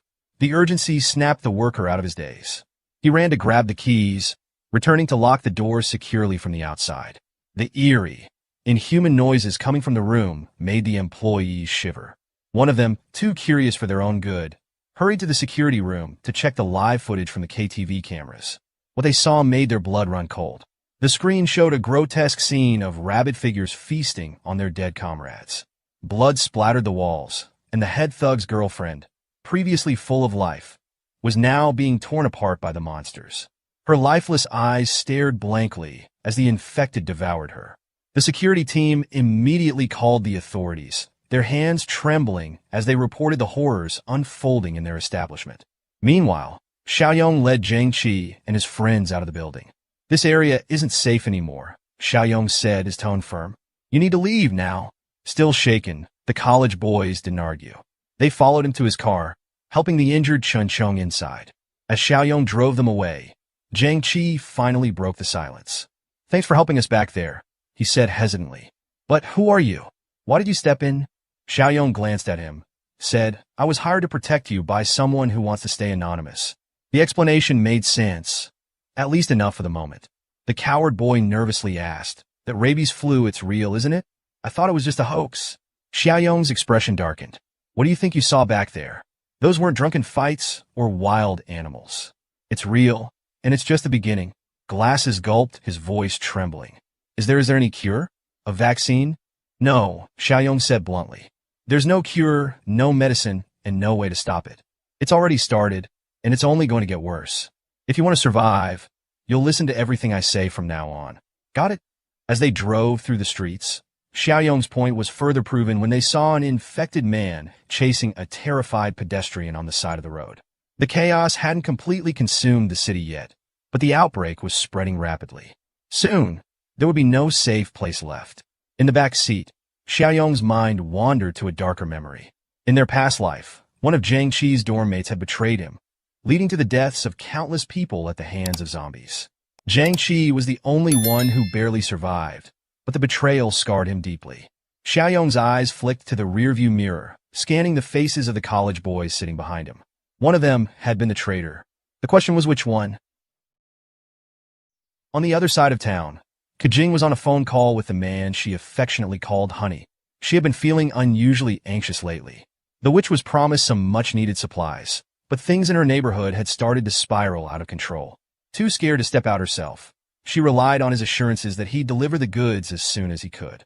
Just as she was about to press him for details, a sudden knock at the door startled her, nearly causing her heart to leap out of her chest. She hung up immediately, her breath shaky as she cautiously approached the door. Peeking through the peephole, she exhaled in relief. It was her friend Xiaoya. Kajing quickly unlocked the door to let her in. Even as they exchanged greetings, a lingering unease hung in the air. Earlier that day, an elderly man named Liu, who lived on the building's first floor, had been taken away by both the police and an ambulance. Though the incident was hushed up, Kajing had heard the commotion from her apartment that morning. The two witches began to piece together what was happening around them. It was hard to dismiss the growing evidence that the rabies flu news wasn't just media fearmongering. As for Li Shuang's promised delivery of supplies, it was still nowhere to be seen. Xiaoya had warned Kajing that greasy Li couldn't be trusted, but they both knew he had his uses. If nothing else, he could be their pawn in a plan they'd just cooked up. The idea was simple: ransack Zhang Xiaoyong's secret stockpile. The stockpile, they'd learned, was massive, enough to make anyone rich in the middle of this escalating epidemic. Xiaoya had already tried, and failed, to seduce Xiaoyong, getting herself kicked out in the process. Not one to give up, she had one of her devoted followers spy on him. That's how she discovered trucks regularly unloading supplies at an abandoned factory he'd refurbished. Clearly, Xiaoyong had known about the epidemic long before the news broke. The two witches decided it was time to act. They'd use Li Shuang to get into Xiaoyong's fortress and take a share of his hoarded riches by force. Meanwhile, Xiaoyong had just returned to his base camp without any trouble. As his car rolled into the compound, it was hard not to be impressed by what he had built in such a short time. Zhang Qi, one of his companions, was visibly amazed. Fortress seemed a more fitting term than base camp. Xiaoyong smiled at Zhang Qi's reaction. It was the same awe everyone felt the first time they saw it. The sound of their arrival stirred the camp's residents, who emerged with weapons at the ready. Once they recognized Xiaoyong, relief washed over their faces. Grandpa Shan and his granddaughter, Shan Shan, were particularly glad to see him return safely. Xiaoyong reassured them he was fine and introduced his companions. He knew Zhang Qi well, but simply referred to the others as Zhang Qi's classmates. Grandpa Shan and Shan Shan welcomed the newcomers warmly, assuring them they were now in a safe place. Xiaoyong quickly assigned Grandpa Shan to take the group on a tour of the fortress, explaining the rules and regulations. Glasses, one of the newcomers, couldn't help but feel like they'd walked into a military base. Before they could even start the tour, Yiming, another new arrival, timidly spoke up. He asked if they could be given weapons to help defend the fortress. Xiaoyong shot him a sharp look, suspicion flickering in his eyes. They had barely been there an hour, and this guy was already asking to be armed? That was suspicious. Glasses whispered to Yiming, urging him to tone down his eagerness. They were newcomers, after all. Trust had to be earned first. To calm the situation, Xiaoyong promised that weapons would be issued to everyone in a few days. For now, their priority was to get Qin Chang's head injury treated. His condition was severe, so the medical room was their next stop. After a few hours, the boys finally managed to shake off the tension and the lingering smell of booze after their life-or-death ordeal. Yiming, ever the annoyance, turned to Glasses with a grumble. "Why'd you stop me earlier?" he asked. "If you hadn't, we'd probably have guns by now." The audacity of this guy. Yiming's little speech about needing protection in their current situation would have been funny if it weren't so irritating. Without weapons, he compared staying in the fortress to being under house arrest. Thankfully, Glasses had enough sense to be grateful for being saved from the infected, instead of stirring up unnecessary trouble. But Yiming wasn't done. He kept sowing seeds of distrust among his classmates, questioning Xiaoyong's story. Hired by an anonymous client for protection? Yiming scoffed. That doesn't even make sense. He gritted his teeth and brought up Qin Chang's treatment too. While Xiaoyong had promised to monitor Qin's condition, Yiming found the medical room's high security suspicious. That's when Yiming dropped his most ridiculous theory yet. He claimed Xiaoyong might be planning to harvest Qin's organs in secret. It was absurd, but Yiming seemed determined to recruit others to his cause. His plan? Strike first against their so-called savior. Glasses immediately shot down the idea. Betraying Xiaoyong, the man who had saved their lives, was out of the question. But Yiming wasn't backing down. "I'd rather betray the world than let the world betray me," he said, trying to sound dramatic. His ultimate goal was to take over the fortress and claim control of the area. Yiming even had the gall to suggest capturing Grandpa Shan and Shan Shan if Xiaoyong ever left. He didn't stop there. He made a disgusting comment about Shan Shan being cute and hinted at his twisted intentions. The boys stared at him with utter disgust. Realizing his plan was going nowhere, Yiming waved it off with a laugh. "Relax, I was just joking," he said. Zhang Qi, naive as ever, took the excuse at face value. But Glasses wasn't buying it. The apocalypse hadn't even hit its full swing, and Yiming was already scheming like a villain. Glasses pointed out the obvious. If Xiaoyong really wanted to harvest their organs, they'd already be locked up and helpless by now. As the group left the showers, Yiming silently wrote them off as not worthy of his grand plans. He was convinced that, in times of chaos, only the ruthless survive. Yet, deep down, everyone knew. Yiming was just a coward who trembled at the sight of blood. Even during the fight with the gangsters earlier, he'd done nothing but cower. While Yiming brooded over his rejected schemes, Grandpa Shan gave Xiaoyong an update. Zhang Qi and the others had started settling in, and Qin Chang was on the mend. As instructed, all doors and windows had been secured. Xiaoyong thanked Grandpa Shan and Shan Shan for their hard work, urging them to rest up. Before they left, Xiaoyong gave them a quiet warning. Keep an eye on Jiangqi's classmates, he said. I'm sensing some traitorous vibes. In the dead of night, Xiaoyong headed straight to his warehouse to take care of some business. He opened the system's item shop and carefully inspected the offerings. With a few clicks, he redeemed the Level 1 Apocalypse Farmer box for 2 points, the Level 1 Food Supply box for 5 points, and the Level 1 Armed Deterrent Supply box for another 5 points. This left him with 8 points remaining. The rewards were as practical as they were impressive. The Apocalypse Farmer box provided 50 corn seeds, ensuring a potential food source for the long term. The Food Supply box delivered an impressive haul: 200 kilograms of starch sausage, 100 kilograms of pre-cooked braised pork with preserved vegetables, and 50 boxes of pickled cabbage noodles. Meanwhile, the Armed Deterrent box contained 1,500 rounds of 9mm ammunition, a crucial asset for defense. Xiaoyong piled the rewards together and couldn't help but feel a sense of accomplishment at the sheer size of the haul. In an apocalypse where resources would soon become scarce, supplies like these were priceless. It wasn't the same as having money to spend freely, but in this grim reality, this was worth far more than cash. The next morning, the tranquility of the fortress was shattered by the arrival of multiple vehicles pulling up to the gate. Armed men carrying blades poured out of the cars, their movements brisk and purposeful. A man in a suit, clearly in charge, ended his phone call and barked orders at his crew. "Break down the gate," he yelled. The group, nicknamed the Stupid Army for good reason, began bashing the steel gates with bats and kicking them with all their might. After several minutes of futile effort, the men complained loudly about the gate's thickness. "This thing's too strong. We can't break it with this junk," one of them shouted. Furious, Mr. Suit ordered his men to bring out their big guns. However, instead of explosives or heavy weaponry, the crates they carried contained something much less impressive: wine bottles. The gang quickly turned these into Molotov cocktails, lighting them up and hurling them over the gates. The fiery bottles landed clumsily, mostly setting small fires in the yard rather than hitting any valuable targets. Even so, the bright flames caused quite a stir. A few managed to land on the roof of the outer apartment complex, drawing attention from those inside. Shanshan, Jiangqi, and the others sprang into action, grabbing fire extinguishers and buckets of water to contain the blaze.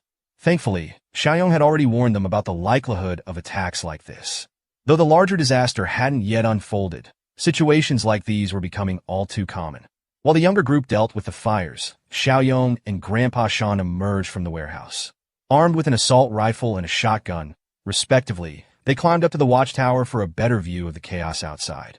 Once at the top, Grandpa Shan peered at the scene below and squinted in recognition. "That guy in the suit, doesn't he look familiar? Pretty sure he's the one who had that road rage incident with us on the highway a few days ago," he said. One of the thugs on the ground spotted the two figures standing on the watchtower and pointed them out to Mr. Suit. "Boss, there he is. That's the guy from the road." Mr. Suit's anger exploded. Recognizing Xiaoyong, he screamed obscenities, his voice carrying loud and clear to the watchtower. "You little punk, you got some nerve. Get your ass down here, or I'll burn this place to the ground." Xiaoyong, calm and composed, replied coldly, "You've got 5 minutes to get off my property. If you're still here after that, you won't like what happens next." The gangsters were enraged. To them, Xiaoyong's warning was nothing more than a brat's empty threat. Instead of backing down, they doubled down on their efforts, hauling out 2 more crates of Molotov cocktails to negotiate their way in. Suddenly, Xiaoyong's system sent him a new task. While Grandpa Shan was stressing over whether they should fire a warning shot, Xiaoyong was busy reading the mission details. The task was straightforward: eliminate the threats as quickly as possible for a reward of 10 points. The generous reward quickly dispelled any notion of firing warning shots. These intruders were no innocent bystanders. They were criminal gangsters causing chaos even before society had fully broken down. Their reckless use of Molotov cocktails could have easily burned someone alive. Xiaoyong believed that leaving scum like this alive during the apocalypse would only lead to more harm for innocent people. With that thought in mind, he made his decision. No warnings, no mercy. He steadied his aim and pulled the trigger. The first bullet tore into Mr. Suit's arm, stunning him in his silence and causing him to clutch his now severed limb. The man's agonized screams filled the air, and the thugs quickly realized they had picked the wrong fight.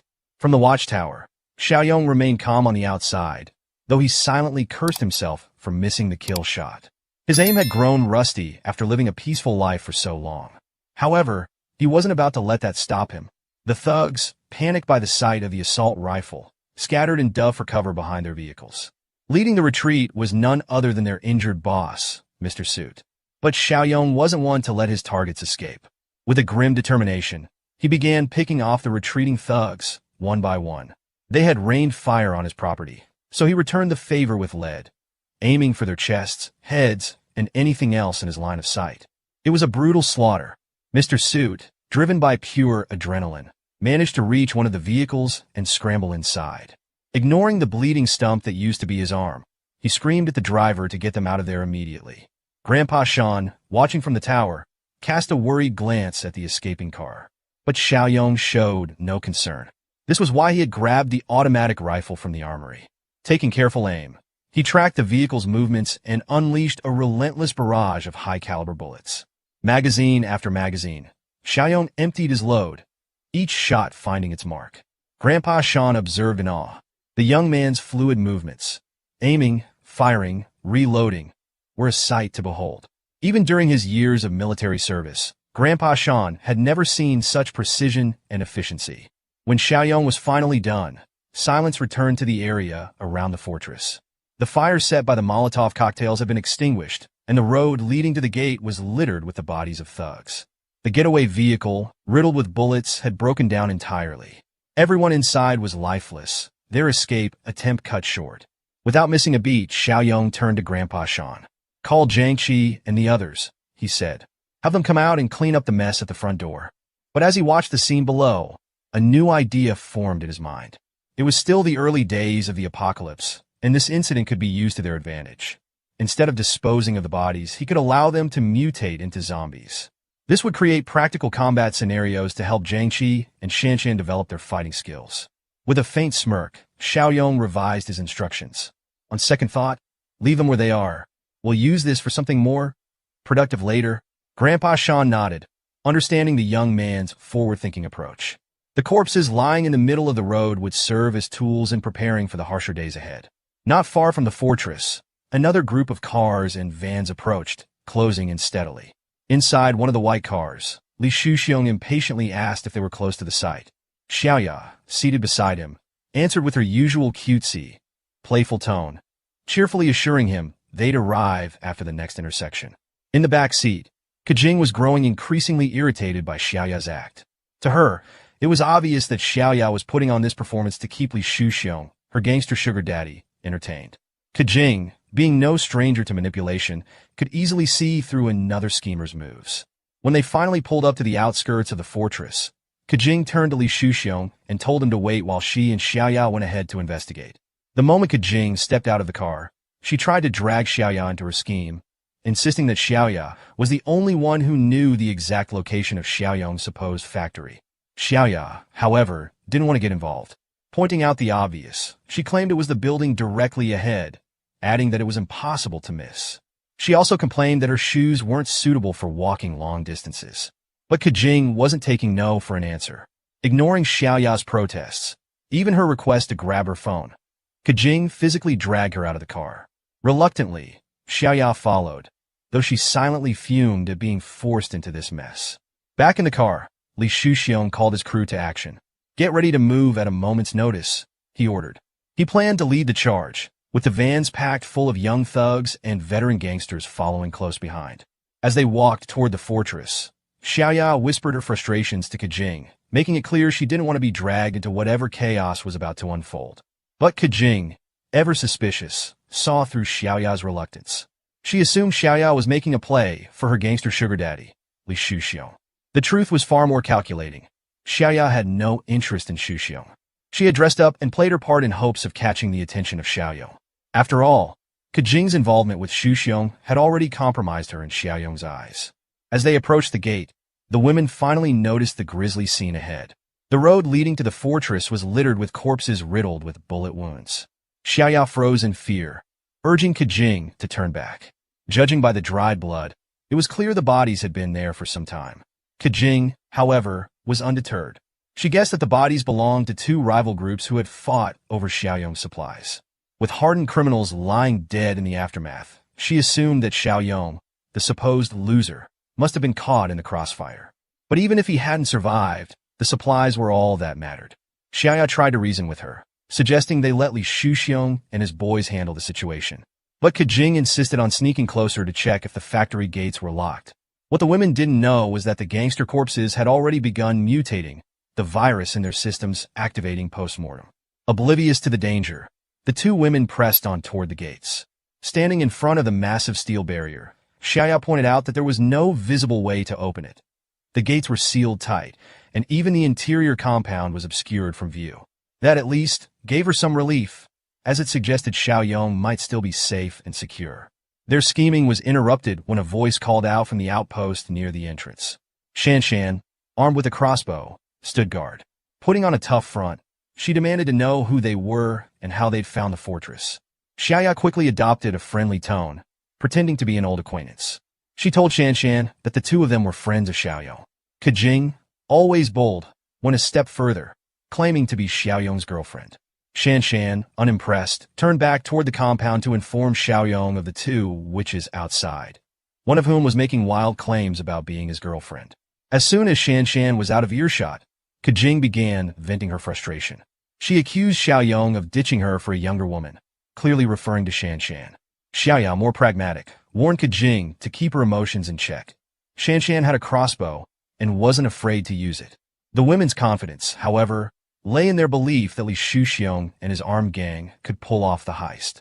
As far as they were concerned, all they needed to do was open the gates and let the chaos unfold. When Xiaoyong arrived at the watchtower and laid eyes on the two women, two of the most troublesome figures from his past, his anger was barely contained. Secretly activating his mind's eye, he appraised their status.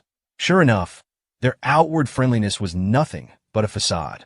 Both women were seething with hidden negative emotions, each trying to manipulate the situation to their advantage. Xiaoya wasted no time putting on her performance, claiming they had come to check on Xiaoyong out of concern. She painted a picture of chaos and worry, trying to appeal to his pity.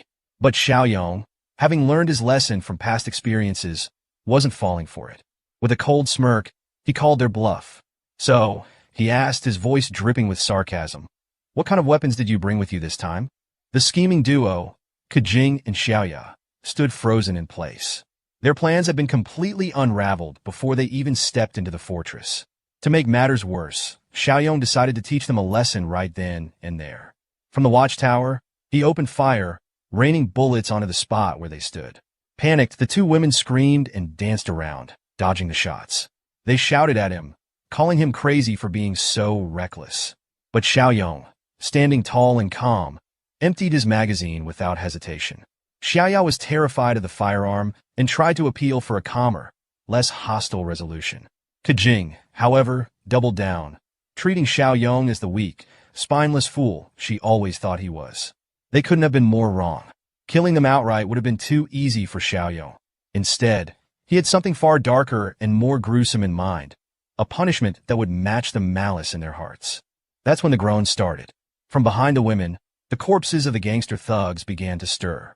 One by one, they reanimated, their bodies twisted and ravenous. This was the rabies flu, or so people still called it in the early days of the outbreak. Xiaoyong watched the scene from his perch, completely unfazed. The transformation of the gangsters into zombies wasn't just a terrifying spectacle, it was poetic justice.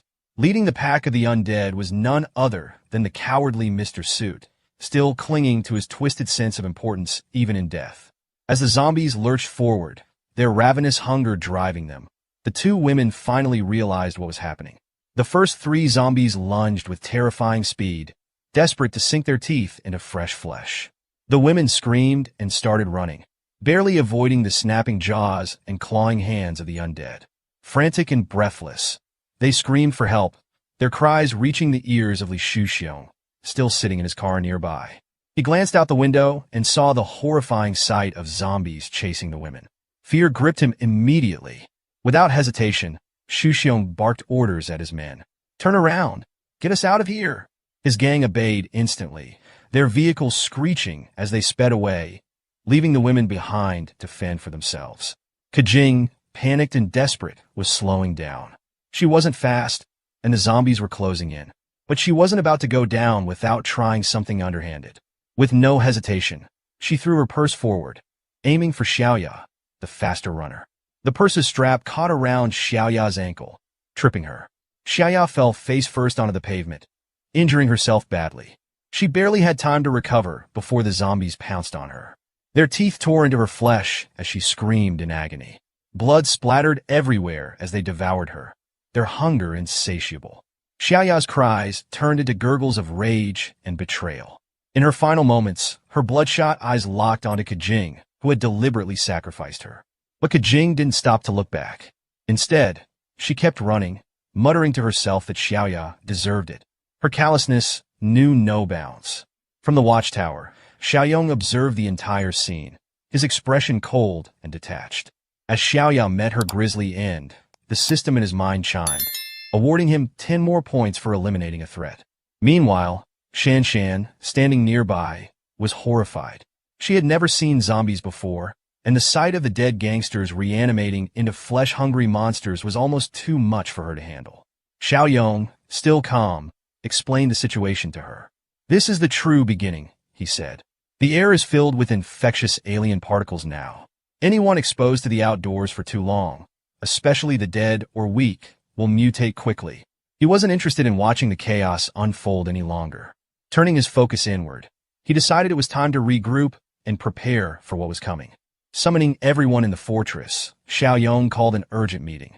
Once everyone was gathered, he laid out his plan. "For the next 2 days, we need to stay indoors," he said firmly. "Seal the windows and doors. Don't go outside for any reason. This will give our bodies time to gradually adapt to the infection, reducing the risk of mutation." Hearing this, Jiangxi brought up a critical concern. "What about Brother Chong? He's still unconscious in the urgent care room." The mention of Chong shifted the mood. While his head wound had improved thanks to basic medical care, he still hadn't regained consciousness. Worse, his condition was deteriorating. It was clear that the infection was spreading rapidly through his body. Even though his subconscious fought back against the mutation, the virus was relentless. His veins bulged visibly, the infection coursing through them like wildfire. The city had descended into utter chaos. Violence and pandemonium filled the streets. Some people were trying to escape, some were losing control, and others were eating each other. An old man, hiding in his home and peeking through the window, muttered to himself, "It's complete madness out there." He had a plan. As soon as night fell, he would head to a warehouse to gather supplies for his family. Until then, he warned his wife and child to never open the door for anyone except him. But just then, someone started banging on the door. The loud, successive knocks sent a wave of tension through the room. The family froze, wondering what, or who, could be on the other side. The man gestured to his wife and child to stay silent. Grabbing a golf club from his kit, he cautiously approached the door to check the situation. A voice called out, "Brother Jay." Hearing this, the old man sighed in relief. It was his old buddy, Yang Tao, or so he thought. Jay began to pull the handle to let his friend in. But before he could, the visitors forced their way in with a powerful kick that sent Jay flying across the room. His frail body hit the wall with a thud. What he believed to be a friend was far worse, far more dangerous than even the zombies outside. A gang of furious thugs surrounded him, their anger palpable. The poor guy didn't even get a chance to grab his golf club before his face was slammed against the cold floor. As his former colleagues loomed over him, he desperately tried to meet Yang Tao's eyes, hoping to appeal to whatever goodwill might be left. He reminded Yang Tao of how well he had been treated in the organization, but Yang Tao wasn't buying it. To him, Jay had always been an arrogant boss who saw Yang Tao as nothing more than a disposable lackey. Sure, Yang Tao had made decent money, enough to put a down payment on a house, but Jay? He earned enough to buy entire neighborhoods. But this wasn't about the past, it was about business. The thugs weren't here to chat. They wanted the warehouse keys and an address. Jay's defiance was starting to test their patience. Seeing his stubbornness, Yang Tao made his way toward Jay's wife and child. Without hesitation, he grabbed the wife by her hair, forcing Jay to watch in horror. The little boy, driven by pure instinct, charged at Yang Tao to protect his mother. But the size difference was too great. All the child could do was sink his teeth into the thug's arm, his face soaked with tears of fear. It didn't work. Yang Tao retaliated with a sharp slap that sent the boy reeling. Watching his family suffer, Jay's anger boiled over. He shouted at Yang Tao, demanding he come after him instead. Yang Tao, however, remained calm. He promised no further harm would come to the mother and child if Jay cooperated and led them to the warehouse. Left with no choice, Jay complied, and the group set off, dragging him along as their hostage. They soon arrived at the warehouse. The mechanical door creaked open, revealing only a few scattered supply boxes, a far cry from the treasure trove the thugs had expected. It turned out that most of the stock had already been sold, even the nearly expired food, to a big client. Hearing the name Zhang Xiaoyong, their wealthy buyer, sparked a new idea in Yang Tao's mind. Why stop here? They could raid Zhang Xiaoyong's factory and claim his massive stockpile of supplies for themselves. If they succeeded, they'd be set for life. Brother Jay had strongly advised against such a reckless plan. During his routine deliveries, he had accidentally spotted a young man carrying a gun. This led him to suspect that Xiaoyong had somehow learned about the looming disaster beforehand. Yang Tao, however, remained calm and unbothered by the mention of guns. To him, it was a matter for Brother Jay to handle, not his concern. The thug's explanation was simple yet chilling. His job was to take Zhang Xiaoyong's supplies in exchange for ensuring the safety of his wife and son. Yang Tao, hearing this, called it a fair trade. But Brother Jay was trapped in a terrible dilemma, torn between saving his family and his moral compass, unsure how to navigate the crisis. Back in Xiaoyong's seemingly impenetrable fortress, the situation was tense yet quieter following repeated failed invasion attempts. The group had assembled in the urgent care area to confront a grim reality. Their biggest problem now lay in the bed before them.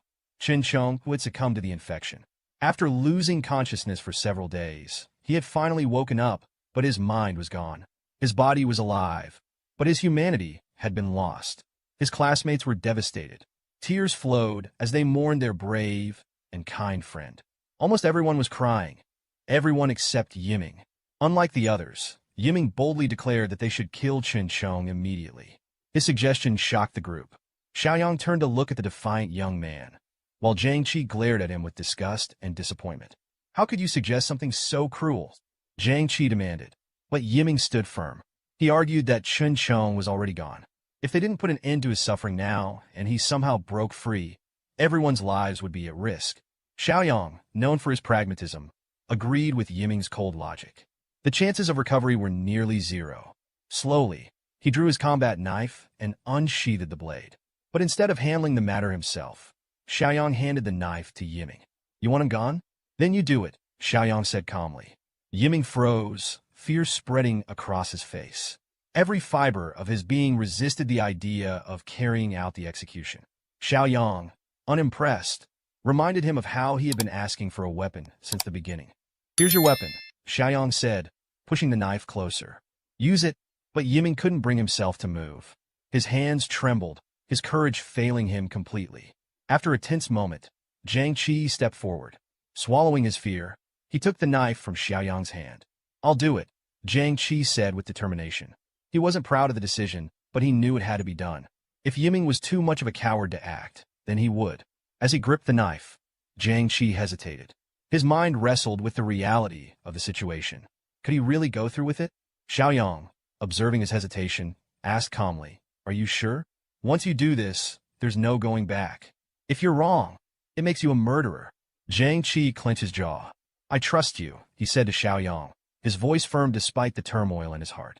Xiaoyong smiled faintly, almost as if he had expected this response. He gave Jiang Qi the green light. Jiang Qi approached Chen Chong's bedside, tears streaming down his face. He raised the knife high, aiming for his friend's throat. His hands shook as he prepared to strike. But just as the blade was about to pierce the flesh, Xiaoyong intervened. The knife stopped midair. Jiang Qi, startled and confused, turned to Xiaoyong, desperate for an answer. Why did you stop me? He asked, his voice shaking. The answer was straightforward. The system had given Xiaoyong an intriguing evaluation. For now, he instructed everyone to leave, as they had something extraordinary in their possession, a zombie that still held value. Chen Chong had transformed into a rare mutated variant, a discovery of immense significance. The group left the urgent care unit and went about their tasks within the fortress, leaving only Xiaoyong and the mutated zombie behind. Chen Chong, now a grotesque creature, thrashed violently, desperate to sink his teeth into Xiaoyong's flesh. His bulging veins, dark and foreboding, were enough to haunt anyone's dreams, but not Xiaoyong. Standing face to face with the aggressive mutant, Xiaoyong remained calm, even exhilarated. With a hint of excitement in his voice, he told the creature it had an important mission to fulfill.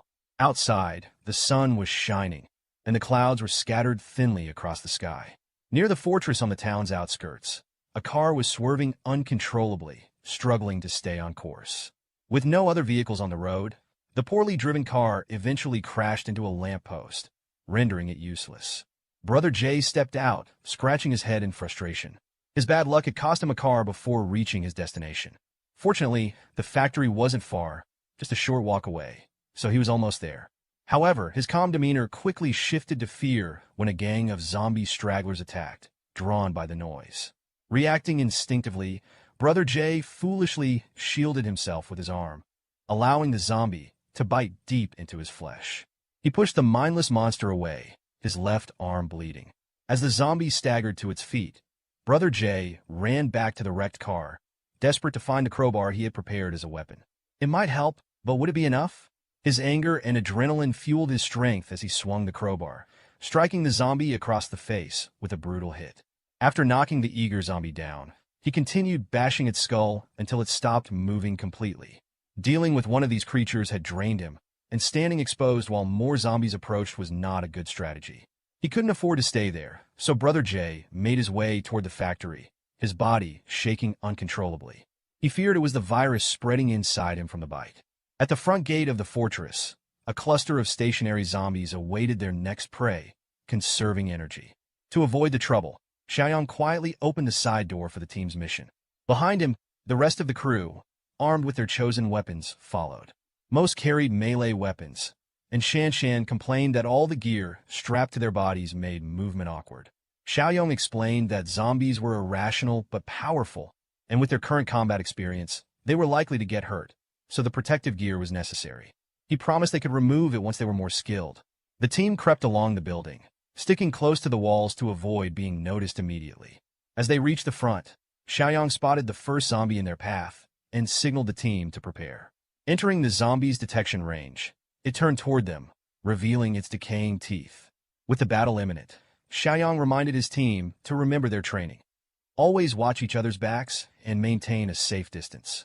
As the zombie charged, Xiaoyong demonstrated his impressive evasion technique, dodging its attack effortlessly. He remained calm enough to provide a lesson in the middle of the fight. When a zombie misses its attack, he explained, survivors must take advantage of the moment. Be quick and aim for the temple or the back of the neck. Glasses, however, was the first to act on instinct, ignoring Xiaoyong's advice about targeting the right spots. As he raised his blade, his attack struck with precision. The machete's edge lodged between the zombie's partially split skull. It might have stunned the creature, but hitting the head directly caused the blade to vibrate, sending a sharp pain through his hand. The skull is the hardest part of the head, and using a melee weapon on it only makes the hands go numb, as Glasses had experienced. After a brief stun, the zombie snapped back with renewed aggression, desperately trying to bite into the student's flesh. Thankfully, Glasses had the presence of mind to use his blade defensively, trapping the zombie's teeth on its edge while calling out for help. Xiaoyong commended him for his excellent defense and instructed Zhang Qi to snap out of it and assist his teammate. Zhang Qi, with a calm and determined expression, moved behind the zombie, positioning his bat at the back of its neck. When his wooden bat hit the neck, a sharp cracking sound followed. Xiaoyong was pleased with their first real training results and reminded them that one strike wouldn't be enough, so everyone joined in to finish off the zombie. Once it was down, Zhang Qi eagerly turned to his brother, Xiaoyong, seeking validation for their successful hit. Xiaoyong only smirked as another aggressive zombie appeared, snarling and charging, hungry for human flesh. Zhang Qi's face turned worried, fearing his brother might be sneak attacked by the mindless corpse. But instead of a bite, the group watched as Xiaoyong turn around, grabbing the zombie by the head like a toy. He pushed its mouth away from his body while the zombie struggled helplessly. Xiaoyong reminded everyone to follow his example, always observing their surroundings and never letting their guard down. Zhang Qi took this lesson to heart, while the others were simply amazed by Xiaoyong's proficiency with just his bare hands. Meanwhile, Brother Jay, still fighting through his bite wound, inched closer to the factory gate. From his hiding spot, he could see more mutants wandering the area. He began to wonder if Zhang Xiaoyong had already met his end when he suddenly heard voices near the outer wall. He recognized Xiaoyong's face and moved closer for a better look. Using a van as cover, he peered through and saw Xiaoyong, along with a group of strangers, hunting mutants, crushing their skulls with every blow. However, the desperate gangster failed to notice something lurking beneath the van. It was none other than Xiaoya, or what was left of her. Despite the zombie infection, her heavy makeup hadn't changed her face much. She reached up, grabbing Brother Jay's foot and refusing to let go. Her sudden grip made him stumble, and when he looked down, his eyes widened in terror. Xiaoya's torn mouth opened to emit a guttural roar, her clothes in tatters. It seemed like this might be the end for Brother Jay before he even had a chance to fight back. As he braced for death, a gunshot rang out. Someone had taken pity on him and saved him. It was none other than our hero, Xiaoyong. Now, the zombie Xiaoya was headless, and not just in a metaphorical sense. Her head was physically gone. Brother Jay was left disgusted, throwing the corpse away from him. When Xiaoyong saw Jay, he was surprised to find him there and immediately asked what he was doing in this chaotic situation. Jay, like all of his previous fake friends, didn't rush to explain himself. Instead, he pretended to be pleased to see Xiaoyong alive, even with the madness all around them. But as he got closer, Xiaoyong noticed a bite mark on Jay's arm. In the heat of the moment, Jay didn't realize it, but Xiaoyong pointed it out clearly with the barrel of his automatic rifle, warning him not to come any closer. At that moment, Jay realized his fate was sealed. He wasn't giving up, though. He had one last chance to save his family. Jay begged Xiaoyong not to shoot him yet, and asked for a favor. Xiaoyong agreed to listen, but only on the condition that Jay stayed where he was. This was Jay's last effort to save his family. He was already infected, and soon he would become one of those crazed zombies, but he still had one final request. Yang Tao had kidnapped his wife and son and was using them to blackmail Jay, forcing him to infiltrate Xiaoyong's base and seize all of its resources. Jay admitted that he wasn't a good person, but even he had never done anything as evil as what Yang Tao was doing to his innocent family. He feared for their lives, knowing that if they were left in Tao's hands, their fate would be worse than his own once he turned into a zombie. So, Jay pleaded with Xiaoyong to take care of his family, even though he knew he had only helped him before for his own benefit. Xiaoyong was aware of Jay's greed, but he had to admit that Jay had saved him time in the past. He pondered the right thing to do. The fortress had enough space, and the number of men far outweighed the women. Breaking that balance wouldn't be an issue. Luckily, he didn't have to think long. A notification from the system arrived, offering a new mission called Entrust the Wife and Child. To complete it, Xiaoyong would have to rescue Jay's family, and he would gain more points for this task than for clearing out zombies near the fortress. Without hesitation, Xiaoyong agreed to take care of Jay's family. Jay, overwhelmed with gratitude, couldn't believe Xiaoyong's kindness. He even bowed, saying that he could never repay him in this life, but would serve him faithfully in the next. But Jay had one final request. Xiaoyong pretended not to understand, but it was clear Jay didn't want to turn into one of those monstrous zombies and put his family at risk. He asked Xiaoyong to end his life now. Xiaoyong, however, wasn't in a hurry to act. Unlike Jay, he understood how the apocalyptic world worked. Instead, he told Shan to bring a bicycle from the warehouse for Jay. He advised him to go as far from people as possible to a completely isolated place. Jay didn't understand why Xiaoyong was doing this, but he didn't question it. He didn't have much time left and had no choice but to follow Xiaoyong's instructions. Driven by thoughts of his wife and son, Jay took off on the bicycle, determined to escape the inevitable zombie transformation that was already spreading through his body. Meanwhile, Xiaoyong and his team finished clearing out the zombies near the fortress. They piled them up, drenched them with fuel, and set them on fire. It was a tough day and they were exhausted, but at least now, the zombies would never rise again. Xiaoyong's team was now experienced enough to defeat a zombie in close combat without taking damage. However, when dealing with larger groups, they were still unprepared. Xiaoyong quickly advised his team to head back to the fortress, where he entrusted Shanhua with a critical task, guarding the weapons warehouse. The safety of the fortress would be in Shanhua's hands while Xiaoyong went into the city that night. Shanhua was curious about Xiaoyong's plans. His old friends wanted to accompany him, but Xiaoyong quickly reassured them there was no need. They weren't ready for the dangers of the city, and it was more important to protect the fortress. He had to trust Shanhua to handle the defense. Before leaving, Xiaoyong loaded up on melee and ranged weapons and prepared to buy more supplies from the system store. Unfortunately, it was updating too slowly, and he was frustrated. He manually updated the store, and 3 new supply boxes appeared: Black Tech, Life Saving, and Armed Deterrent. The Black Tech box was the most expensive, and with the manual update cost increasing to 4 points, Xiaoyong had to be careful. Still, he bought the Black Tech supply box. After opening it, a blinding light filled the car, and Xiaoyong was rewarded with a physical enhancement serum that increased his strength by 5 points. The intense flash made him momentarily disoriented, but once the pain subsided, he realized the value of the serum. With his strength now at 13 points, about 2.6 times stronger than an average person, he was ready for the mission ahead. Back at Jay's home, things were tense. His wife was trying to reassure their son, telling him that his father would take care of everything. But Yang Tao's thugs had grown impatient. They broke into the room, and the terrified wife asked what they were going to do. The answer was clear. Yang Tao was going to have his fun. Sadly, in this apocalyptic world, no one would come to her rescue. That was exactly what Yang Tao was counting on. The story picks up with a terrifying scene. Xiaoli's clothes were being torn apart by a group of thugs, their faces showing not even a hint of shame. Her desperate son struggled, pushing one of them with all his might, trying to protect his mother. Just then Li, the guy with the ponytail, walked in, his eyes scanning the room as he asked what all the noise was about. One of the goons smirked, saying they were just about to have some fun, and even invited Li to join them. But Li wasn't interested. He told them the job wasn't finished yet, and they had no time for distractions. They needed to focus and get it done. Annoyed, one of the thugs grumbled, asking what the big deal was. They'd done this sort of thing plenty of times before. That's when Li's patience wore thin. He shot the thug a sharp look and reminded him exactly who they were dealing with.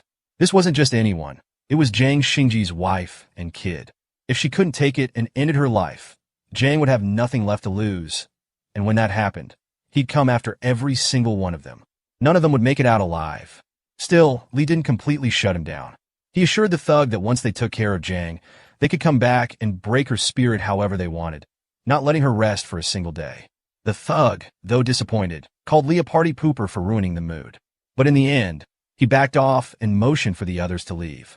One of them threw Xiaoli a chilling look on his way out, taunting her to wait for her turn. Left alone, Xiaoli and her son could do nothing but cry, helpless as night fell. Meanwhile, on the deserted streets outside, our boy was behind the wheel, cruising through the city with a lot on his mind. With 13 points in stamina, he now had more than twice the strength of an average person. His reaction time was sharper, and his control had improved significantly. As he zoomed through the cluttered streets, drifting around corners with precision, he felt the rush of adrenaline coursing through him. But the city center was up ahead, and he knew driving any further would only attract more unwanted attention. It was time to move on foot. Just as he stepped out of the car, a chilling roar echoed through the empty streets. Turning around, he spotted 2 zombies charging straight at him. But he didn't flinch. In a swift move, he dodged their attack and slammed his shoulder into one of them with such force that it knocked the other down as well. Without hesitation, he summoned his sword and charged at the zombies, going full throttle. With a single swing, both of their heads flew off in an instant. These zombies were nothing more than punching bags now, a perfect way for him to test his newfound strength and reflexes. He couldn't help but marvel at how effortlessly he was overpowering them. There was no doubt his physical strength had more than doubled compared to an average person. On top of that, his instincts had sharpened, and with his enhanced hearing, he could tell that his destination was only about 800 meters away. Meanwhile, across town, a group of zombies was relentlessly banging their heads against the glass door of a small grocery store. Inside, a handful of survivors were frantically piling heavy objects against the entrance, hoping it would hold long enough for them to figure a way out. Panic filled the air, and amid the chaos, a terrified brat turned to his father, his voice shaking as he asked if they were going to die here. His father, trying his best to stay calm, reassured him that those sons of witches wouldn't get in. And even if they did, he added with a grim smile, at least they'd be reunited with his mother. Of course, his words did little to comfort the brat, who burst into tears even louder. The officer standing nearby rolled his eyes in frustration. He couldn't believe the nonsense coming out of the father's mouth. What kind of brainless talk was that to give a scared kid? But the father wasn't one to back down. With a smirk, he snapped back, saying if he had enough brains to think things through before speaking, he'd be managing properties by now instead of hiding from zombies. Despite the father's humor, even the officer was beginning to worry. The constant pounding on the door wasn't stopping, and for a moment, it seemed like they really might not make it out alive. Just as the tension reached its peak, a sudden gunshot echoed through the air. One of the zombies clinging to the door had its head blown apart, sending a shockwave through the group. Brat collapsed to the ground in fear, while his father stood frozen, clueless about what just happened. The officer snapped into action, telling them to move the barricade aside and check who was outside, but not to make any noise.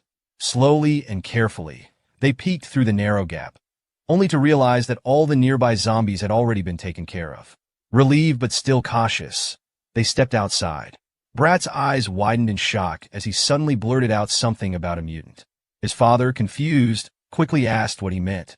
In a hushed, shaky voice, Brat explained, it wasn't just an ordinary zombie out there. It was stronger, faster, and deadlier. Just like in the comics, novels, and games. The father was getting more and more annoyed with his son, who couldn't stop talking about games, even in the face of danger. Frustrated, he snapped at him, wondering how his son could still be so obsessed with entertainment at a time like this. No wonder his grades were always the worst, father thought bitterly. Don't forget that this father's name is Old Song, so we will be calling him that from now on. The officer, growing impatient, turned to him and told him to cut it out. How were grades even relevant right now? They had bigger things to worry about. He urged them to stay focused and keep an eye on their surroundings. After all, they didn't want that mutant zombie ambushing them out of nowhere. As they moved forward, the officer repeated his warning, reminding them to stay alert. Step by step, they carefully made their way toward the base. Eventually, they reached a fork in the path and came to a stop. That's when Old Song's eyes landed across the street. There stood a young man, clearly focused on something, his hands moving swiftly in the air as if adjusting invisible controls. It was none other than our boy, deep in thought, busy adding points to his system and fine-tuning his stats. Before anyone could think, Old Song's son suddenly screamed in panic, pointing at him and shouting that it was a mutant zombie. But the officer, being the only one with some common sense, quickly assessed the situation. This guy didn't look like a zombie at all. He looked like a survivor. Our boy couldn't help but chuckle at the brat's wild imagination and casually told him to stop jumping to conclusions. The officer, now relieved, stepped forward cautiously and warned our boy that it was too dangerous to be wandering around alone. He suggested that they should stick together if they wanted to survive and invited him to join their group. Curious but cautious, Zhang Xiaorong asked them who they were and why only a few of them were out here. As he scanned the area, the officer explained that they were searching for supplies and mentioned that many civilians were still gathered at Rangxiang Garden. The mention of the place triggered a memory in Zhang's mind. He recalled that Jinu Mansion was nearby, not far from where they stood. Old Song immediately agreed, pointing out that it was just across the street. He then urged Zhang to join them, emphasizing that there was strength in numbers. With Officer Li carrying a gun and their experience dealing with mad zombies, they were confident in their ability to protect him. Of course, they had no clue about our boy's true capabilities. But instead of showing off or bragging about his strength, he simply nodded and agreed to go with them. And with that, they cautiously continued their journey forward, each step taken with care and vigilance.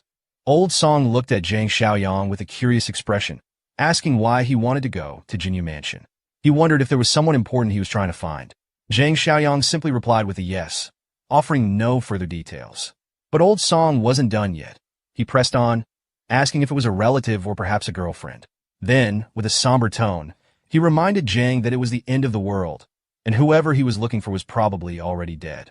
He advised Zhang to prepare himself mentally for that harsh reality. The officer gritted his teeth and nodded. He admitted that even if they hadn't been killed by the Ravagers, there was still a chance they might have run into those beasts. The mention of beasts caught Xiaoyang's attention, and he immediately asked what he meant by that. Officer Li, who had been listening quietly, stepped in and explained. He revealed that a group of thugs had taken over the Bichue mountain villa area in the eastern part of the city. To survive, they didn't hesitate to harm other survivors. Their group had once encountered them and lost many companions in the process. Officer's face darkened at the memory, and he decided not to dwell on it further, simply reminding everyone to stay vigilant when dealing with other survivors. Suddenly, a sharp voice cut through the tense atmosphere. The brat shouted for the officer to be careful. Spinning around, Officer Lee spotted a zombie lunging straight at him. Without hesitation, he took it down with a few well-placed shots. He stood there panting heavily, his heart pounding in his chest. For a brief moment, he thought it was over. But the relief didn't last long. The sound of gunfire had attracted more zombies, and panic quickly set in. Just then, his eyes landed on an abandoned bus nearby. Without wasting a second, he signaled for everyone to run toward it. Zhang Xiaoyong, however, grinned to himself, thinking a step ahead. Running blindly could attract even more zombies, but the bus, being a closed shelter, offered solid defense. The only downside? If it got surrounded, there would be no way out.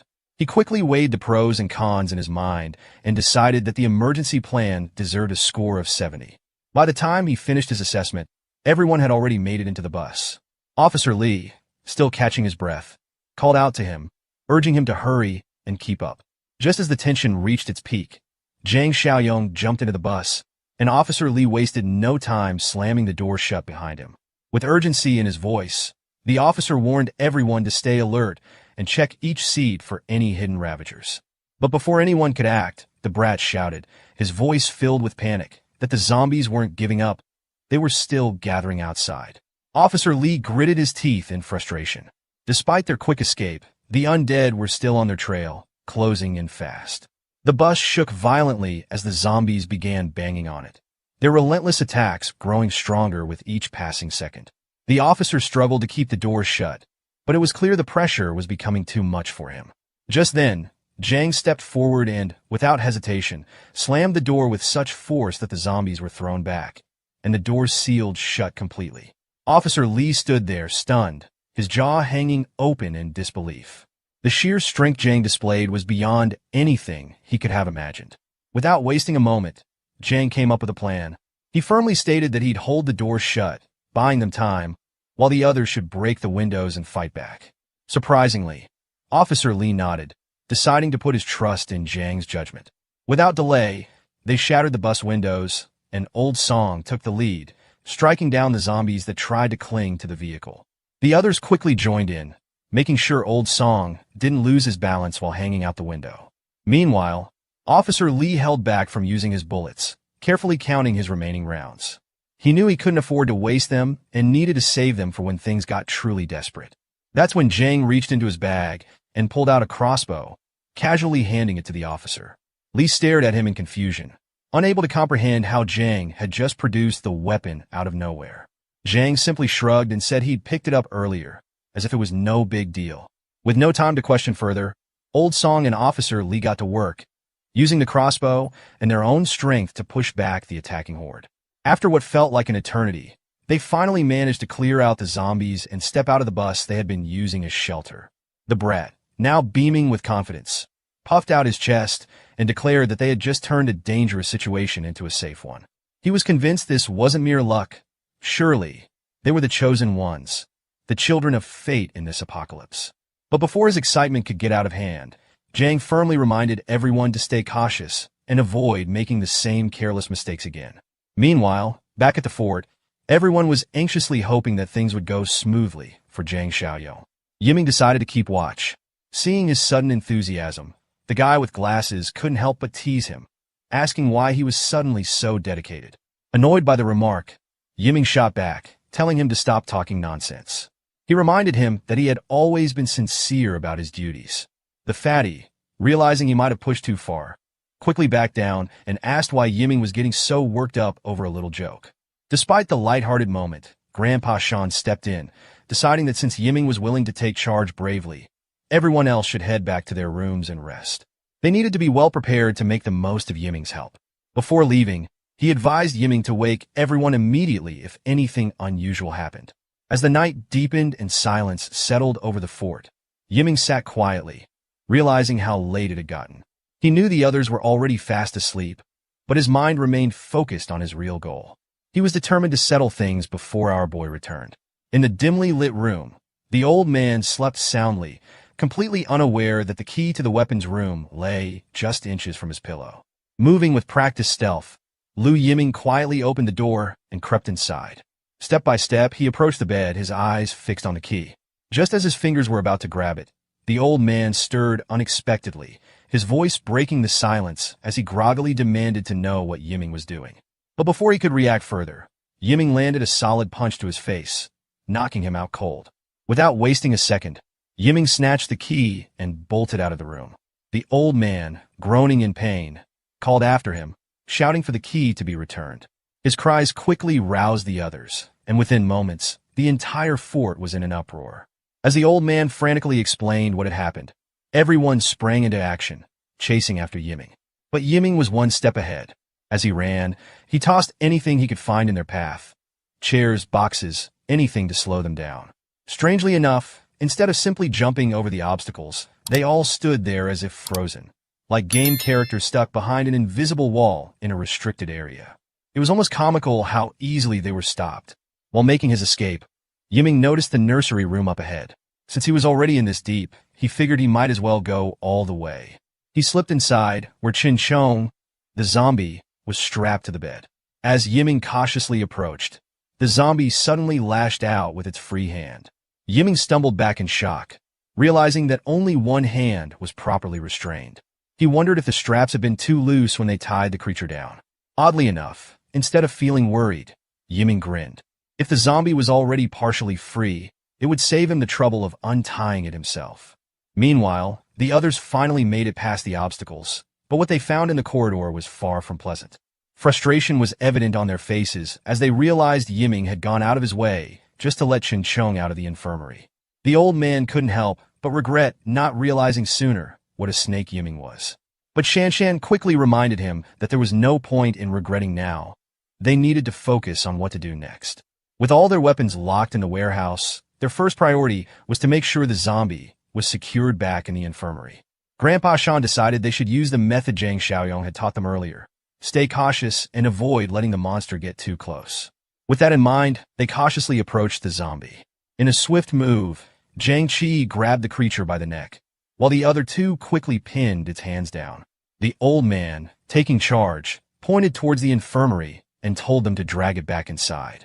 With a quick countdown of 3, they shoved the zombie back into the infirmary and locked the door as securely as possible. Once the door was shut, one of them couldn't help but wonder aloud if restraining the zombie had been easier than expected. Surprisingly, everyone else felt the same way. But before they could dwell on it, the old man brought them back to reality, reminding them that they had wasted too much time. By now, that little brat must have already grabbed all the weapons. And just as he finished speaking, Yiming appeared with a smug look, questioning the old man's audacity to call him a little brat. To make things worse, he now had a gun in his hands. Unfortunately for everyone, the storeroom only had one weapon, which annoyed Li Yiming, but he figured it was enough to deal with them all. Once he was done with them, he could take his time searching for the rest. With the gun pointed straight at them, Li Yiming ordered them to move back into the room. Zhang Qi tried to reason with him, reminding him that it was Zhang Xiaoyong who saved everyone and gave them a chance to survive. But Li Yiming simply sneered, saying that just because he saved them didn't mean they had to serve him like slaves for the rest of their days. The old man, furious, called him an ungrateful fool, but there wasn't much they could do now. Meanwhile, inside the infirmary, Chin Chong seemed to have his own plans. Watching the heated argument unfold outside, it looked like he was about to make his move. But before anything could happen, the scene shifted to Rongxiang Garden. There, Officer Li was giving precise directions to Zhang Xiaoyong, explaining how to reach Jinyu Mansion. He warned that the layout of the residential area was complex, making it an easy hiding spot for zombies. Zhang needed to be extra careful. Officer Li advised him to use the side gate of the community instead of the main gate. It would be safer that way. Zhang nodded, taking the advice to heart, and assured Officer Li that he'd keep it in mind. As he walked towards his next destination, Old Song suggested they should help him out. After all, he had saved their lives by fending off those zombies. But Officer Li wasn't convinced. He reminded Song that they had no idea what was waiting inside Jinyu Mansion. If they accidentally walked into a horde of zombies, it would all be over in an instant. Still concerned, Old Song asked why they were letting Zhang walk straight into what seemed like certain death. Officer Li sighed, saying he had already warned Zhang as much as he could. There was nothing more to do now but feel sorry for him. However, Li also pointed out that Zhang shouldn't be underestimated. His skills were far beyond ordinary. Meanwhile, outside the mansion, zombies roamed everywhere, and inside, The goons holding Jiang Xingji's family hostage were getting impatient. One of them grumbled, annoyed that Jiang hadn't returned yet. But another thug, less concerned, declared that he had held in his frustration long enough. Tonight, he was going to take it all out on Jiang's wife. Otherwise, he wouldn't be able to sleep. It was clear that these fools were simply waiting for a dead man to walk through the door. However, one of them, smarter than the rest, pointed out that Jiang might already be dead. After all, he had gone out alone. The disgusting thug shrugged and added that when they finally got their hands on the woman, they'd make sure to tie her up tight, so she wouldn't even have the chance to take her own life. They knew things could go south at any moment, so they were determined to enjoy whatever time they had left. Hearing their vile plans, the woman trembled in fear, helpless against their cruelty. Finally, the man with the ponytail gave the signal, allowing his men to do as they pleased. But he made one thing clear: nothing should happen to her, at least not while they were busy with their dirty games. Just then, something outside caught Ponytail's attention. His eyes narrowed as he noticed something unusual. The zombies, every single one of them, had mysteriously dropped dead. He had no idea what was going on, but we know who did this. Curious, Ponytail decided to check it out, wondering if a rescue team had arrived. But before he could take another step, his life came to an abrupt end. The moment he stepped outside, a dagger slashed through his throat, cutting it clean. His head hit the ground with a dull thud, rolling away lifelessly. Meanwhile, the other thugs in the room were ready to claim their prize. Their faces lit up with twisted excitement as they eagerly undid their belts, their eyes filled with sick anticipation. Xiaoli's son clung to her desperately, but they yanked him away without a second thought. A sharp slap landed across Xiaoli's face, silencing her cries. The kid, despite his fear, refused to back down. His tiny fist clenched, ready to fight with everything he had. But the thugs had no patience for his defiance. They kicked him out of the room, slamming the door shut behind him, leaving him alone outside. Just then, the headless body of Lee, the guy with the ponytail, collapsed to the ground in front of him. The boy stood frozen, his eyes wide in shock. But what stunned him even more was the dark silhouette standing in the doorway. His fear melted away as he realized who it was: Jiang Xiaoyong. Jiang glanced down at the trembling boy and calmly asked if Jiang Shigi is his father. The kid stammered for a moment before nodding, his voice barely escaping his throat. Inside the room, the thugs were already tearing at Xiaoli's clothes as she desperately tried to cover herself. One of them, smug and arrogant, slapped her again, demanding that she scream. But Xiaoli remained silent, refusing to let her son hear her suffering. Frustrated by her resistance, the thug decided to take his turn first before letting the others have their way. Before he could act, the door suddenly slammed open. One of the thugs, thinking it was the brat trying to fight back, scoffed and turned toward the door. But before he could even react, his head was sliced clean off, and he fell silent. His friend, clueless to what had just happened, barked at him to stop standing around like an idiot and throw the kid out again. What he didn't realize was that his buddy was already dead, his lifeless body crashing to the floor with a heavy thud. The remaining thugs stood frozen in confusion, their minds struggling to comprehend what was happening. At that moment, Jiang Xiaoyong seized one of the thugs and slammed him hard against the wall. The thug, who had been happily undoing his belt just seconds ago, stuttered in shock, asking who he was. But Xiaoyong didn't bother to answer. Instead, without hesitation, he delivered a powerful kick straight to the thug's face, knocking him out cold and ending the fight in an instant. Meanwhile, back at the fort, tension filled the air. Li Yiming stood with his gun pointed at everyone, his voice cold and final as he warned them one last time: move, or he would shoot. The old man, seeing no other choice, urged the others to do as the bastard said and step into the room. But Shanshan hesitated, unwilling to comply. The old man, however, insisted she follow orders for now, reminding her that Yiming had the gun and promising to figure something out later. Yiming smirked, his expression full of arrogance and disgust. He told them there was nothing to figure out, no escape, no clever plan. They hadn't even seen his true ruthlessness yet. He was determined to establish his dominance once and for all. Without wasting another second, he decided to take down the old man first, since he was the one talking the most. The two people standing behind the old man desperately tried to talk him out of it, but before they could finish, a sudden noise froze everyone in place. The infirmary door's lock began to rattle. In the next instant, with a loud swing, the door flew open, leaving everyone in shock. To their disbelief, it was Chun Chong. Somehow, Even in his berserk state, he had managed to unlock the door himself. It seemed impossible, ridiculous even, but there he was free, and it was clear he had only one target in mind. His deadly gaze locked onto Yiming like a predator eyeing its prey. Panic washed over Yiming as he quickly raised his gun, determined not to let this monster, who could open locked doors at will, live a second longer. He pulled the trigger without hesitation, but to his horror, the gun jammed. His eyes widened in despair as he realized he was completely screwed. Before he could even react, Chen Chong lunged at him with terrifying speed. In a flash, he tore Yiming apart, ending the reign of the bastard who had kept everyone on edge for so long. But the horror didn't end there. Chen Chong, without a word, dragged Yiming's lifeless body toward the infirmary, leaving everyone speechless. They could only watch in stunned disbelief, unable to comprehend what they had just witnessed. Then, in a chilling move, Chen Chong picked up the key to the infirmary door, tossed it aside, and locked himself inside once again, leaving everyone outside standing in utter bewilderment.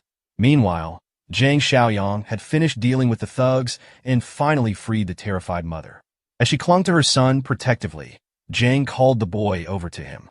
But the mother, holding him close, anxiously asked what Zhang intended to do with him. Without offering any explanation, Zhang simply told the kid to come. After a moment of hesitation, the boy assured his mother that everything would be fine and slowly stepped forward. When he reached Zhang, our boy handed him a dagger and, in a calm yet firm voice, told him to finish off the thugs. The remaining goons, realizing what was coming, dropped to their knees and started begging for their lives. Even the mother, desperate and afraid, pleaded with Zhang, insisting that her son was just a child. But Zhang's response was unwavering. He stated that the boy wasn't just a kid anymore. Everything changed from this moment on. From now on, he was the one responsible for protecting his mother. And if he wanted to keep her safe, he needed to gather his courage and eliminate the monsters who had hurt her. As the disgusting smirks of the thugs flashed through his mind, a wave of anger surged within the boy. Fueled by rage and newfound determination, he charged at them, striking them down one by one. The mother's horrified gaze never left her son, and though the thugs were finally gone, the boy's heart remained heavy. He knew that no matter how many enemies he defeated, his father was never coming back. Overwhelmed by grief and frustration, he turned to Zhang and asked if his father was really gone, pushing up daisies now. Zhang, with a heavy heart, gave him a solemn yes. Unable to bear the weight of reality, the boy let the bloodied knife slip from his hands and ran straight into his mother's embrace, holding her tightly, searching for comfort in her warmth. Desperate to keep her son safe, the mother turned to Zhang and pleaded with him to take the boy with him, offering to do anything in return. But before Zhang could respond, the boy wiped his tears and declared that he wanted to stay with his mother and protect her himself. Seeing his determination, Zhang made an offer to both of them. He invited them to come with him. He revealed that he had promised Jiang Shigi to keep them safe. With that assurance, the mother and son agreed to follow him, walking past the lifeless bodies of the thugs who had once tormented them. As they moved on, the boy, Shuai, glanced at the corpses scattered around, fear creeping into his eyes. What terrified him more, however, was the man who had taken them down so effortlessly. Noticing the unease in the boy's face, Zhang, with his usual calm, simply stated that he was the one who had dealt with them all. Just then, Zhang raised his hand, signaling them to stop. His sharp instincts picked up on something suspicious nearby. Turning to Xiaoli, the mother, he asked if she knew where Building 8 in Banyan Garden was. Xiaoli, slightly confused, pointed in the direction ahead and reminded him that he was already facing the right way. Curiously, she asked why he wanted to know. The scene shifts to Building 8, where a group of looters stands outside, demanding supplies from the terrified residents inside. They shout threats, assuring everyone that if they surrender their resources, they'll be spared. But deep down, everyone knows it's a lie. Inside the apartments, tension fills the air as our team debates whether they should give in. The fear is real, but Officer Lee quickly shuts down the idea, his voice firm. He reminds everyone that these looters are nothing more than animals. They won't keep their word. If they surrender, the men will be killed, and the women, well, they'll suffer a fate worse than death. Outside, the thugs grow impatient, giving them just 10 minutes to comply or face the consequences. The pressure is too much for one of the women, and she hesitantly suggests going outside to beg for mercy. But another woman immediately protests, refusing to become a plaything for those monsters. Before the argument can escalate, the gorilla stops them, silencing them both with a calm but commanding voice. There's no need to panic. Surrendering isn't an option. He assures them that they have a plan and instructs them to guard the hallway, confident that the looters won't be able to break through. Meanwhile, outside, the gang leader watches the building with a smirk. He knows they're well armed, but his lackey isn't so sure. The guy voices his doubts, pointing out that forcing their way in won't be easy, especially since the survivors inside are armed and staying hidden, making an ambush even more difficult. But the leader only chuckles, his eyes gleaming with cunning. There's no need for brute force. Instead, he orders his men to cut off the water supply to the first-floor apartments. Smirking, he decides to wait and see how long they can hold out without it. As the looters set their plan into motion, Zhang Xiao stands nearby, watching them carefully. Beside him, little Shuai looks up and innocently asks if these men are bad people. Zhang can't help but find the irony in the question, especially coming from Shuai, the same kid who just took down 3 grown men with nothing but a dagger. Despite everything, the boy's childlike innocence hasn't faded. Zhang sighs and reminds him that these are the same kind of people who bullied his mother. And that's exactly why they need to be dealt with. Back inside, Officer Li takes charge, instructing everyone to guard the stairs and stay hidden. He plans to check things out himself. Moving cautiously, he creeps over to the window and sneaks a glance outside. 7 looters, all armed, 3 of them carrying guns. Just as he processes the situation, a sudden loud bang echoes through the air, catching him off guard. His heart pounds in his chest as the rest of the group freezes, confusion and fear spreading through them. No one knows what just happened. As the chaos unfolds, bullets tear through the air, ripping apart the thugs, and one of their men goes down, and the rest are left clueless, frantically looking around to figure out who's attacking them. That's when Officer Li spots him, Zhang Xiaoyong, gun in hand, steadily making his way forward. Without hesitation, Zhang opens fire again. A single shot lands right between the eyes of one of the goons, dropping him instantly. As the remaining thugs spot him standing in the middle of their circle, they panic and start firing their pistols wildly. But Zhang just keeps walking, completely unfazed. Not a single bullet even grazes him, and that only makes him smirk. Watching their sloppy aim, he can't help but find their attempts laughable. Raising his gun, he takes aim at the leader hiding behind a concrete block, but his bullets only manage to chip away at the surface. Frustrated, the boss barks at his lackeys to stop messing around and fire back properly. One of the thugs, finally gathering his courage, stands up with determination, ready to take Zhang down himself. But before he can do anything, Zhang smoothly adjusts his aim and, with just a couple of shots, blows the guy's head off. The leader, still crouched behind the block, sneers. In his mind, Zhang must be out of bullets by now. Feeling smug, he decides it's his turn, raising his gun to fire. But Zhang meets his gaze with a cold, unwavering stare, standing tall without a hint of fear. The moment the thug pulls the trigger, Zhang moves with lightning speed, effortlessly dodging the shot. Before the thug can react, Zhang grabs his arm, the one holding the gun, and in a swift motion, turns it upward, pressing the barrel right under his neck. Without a second thought, Zhang pulls the trigger, sending a bullet straight through the thug's skull. Just like that, the entire squad of criminals is taken care of.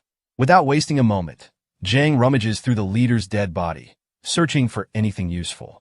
Once he's done, he steps into the building, only to be greeted by the last remaining goons of the squad. Desperation fuels them as they charge at him, but Zhang doesn't even flinch. He stays rooted in place, calm and collected. The silence is shattered by 3 crisp gunshots, each perfectly placed, dropping the thugs one after another. Watching all of this, Shuai is over the moon, his excitement barely contained. He's beyond impressed with how effortlessly Zhang handled the fight, and can't help but admire him even more. Just then, a system notification appears in front of Zhang, revealing his next objective: recruit survivors from Rangxiang. Completing this task promises a valuable reward. Curious, Zhang asks about these people, and Officer Li responds, explaining that they're from the Bichue villas, located to the south of the city. Officer Li quickly called over the 2 men in yellow jackets, Lu Chao and Chenji, instructing them to brief Brother Yang about Bichue since they had just come from the south. Without hesitation, the 2 men shared what they knew. The people in Bichue weren't just survivors. They were an organized gang, well-armed and well-supplied, holed up in Bichue villas. They had taken in nearly all the survivors from the southern regions. Hearing this, Zhang Xiaoyong paused for a moment, memories from his past life flooding back. He couldn't help but wonder if Bichue was where Li Shushan and Qiujing settlements had been. Could it be them who had taken over? He turned to Lu Chao and Qinji, asking if they meant that Bichue was the only settlement left in the south. One of the men nodded, explaining that it hadn't always been this way. The gang, armed to the teeth, had crushed smaller settlements one by one. Wherever they went, they slaughtered half the population, abducted young women, and recruited anyone willing to submit. Zhang Xiaoyong was sure now. He knew exactly who was behind this. Officer Li, noticing his certainty, asked what he meant. Without hesitation, Zhang pointed out that the 3 guys they had just taken down were carrying handguns, which meant there were likely more of them out there. He told the men to hold onto the guns and check for extra magazines. There was no doubt they'd need them. Handing over his rifle to Officer Li, Zhang told him to keep it, adding that he'd leave them with 5 magazines. Zhang chimed in, warning that the Bichue crew wouldn't let this go easily, but with these weapons, 10 or so men should be able to hold their ground. Zhang then instructed them to stay put for a couple of days while he reorganized things back home. After that, he would return and personally deal with the Bichue gang. His words left one of the men standing nearby in shock. Was Zhang seriously planning to take on Bichue? The man pointed out that the gang was probably dozens strong. If not more, it wasn't a small task to go against them. Officer Li, clearly concerned, tried to talk him out of it. He suggested that it wasn't worth the risk and that they could always look for another place to settle. But Zhang simply told him not to worry. He already had unfinished business with the Bichue crew. Besides, in a few days, he planned to come back with a bigger vehicle and evacuate everyone to the east of the city, near the old Tea Leaf City, where he was building a stronghold. He would need all the help he could get. With that, Zhang turned to leave, casually tossing a goodbye over his shoulder and telling them to take care of themselves. Taking Xiaoli and Shuai with him, he walked away, ready for what was to come. The scene shifts to a darker, more ominous setting. Dead bodies are scattered all around, painting a grim picture of what has transpired. Outside, a lone guard remains on duty, oblivious to the growing tension within the mansion. Inside, the gang leaders are gathered, discussing urgent matters. At the head of the table sits Wen Gai, his unmistakable orange hair marking his presence as the boss. His sharp gaze sweeps across the room as he questions why the supplies at Jinyu Entertainment Center haven't been dealt with yet. Li Xiuxiong, the overweight man seated across from him, responds with confidence, assuring that he already sent people over. By now, they should have returned. But what none of them realize is that those very men have already been wiped out. Kai Gei, another high-ranking member, turns toward Li Xiuxiong and reminds him of an important fact. Jinyu Mansion houses several high-end affiliates. Simply taking supplies from the entertainment center won't come without consequences. Xiuxiong, unfazed, reassures them that his people have been instructed to bring back anyone alive if necessary. When Guy's face darkens with frustration, his patience is wearing thin. His disappointment in Xiuxiong is obvious as he openly berates him for his repeated failures. The weight of his boss's anger presses down hard on Xiuxiong, who, feeling the pressure, humbly promises that this time, he will handle everything perfectly. In the background, Kai watches with amusement, smirking at the sight of Xiuxiong sweating under Wen's harsh words. Once outside, Li Xiuxiong steps out for some air, clearly still shaken. One of his lackeys notices his sour mood and cautiously asks what's wrong. Annoyed, Fatty snaps back, demanding to know if the 7 men he sent have returned. The lackey hesitates before delivering the bad news. An hour ago, he sent people to check, and they confirmed that the entire squad had been wiped out. Li Xiuxiong freezes in shock, his face going pale. He can't believe it.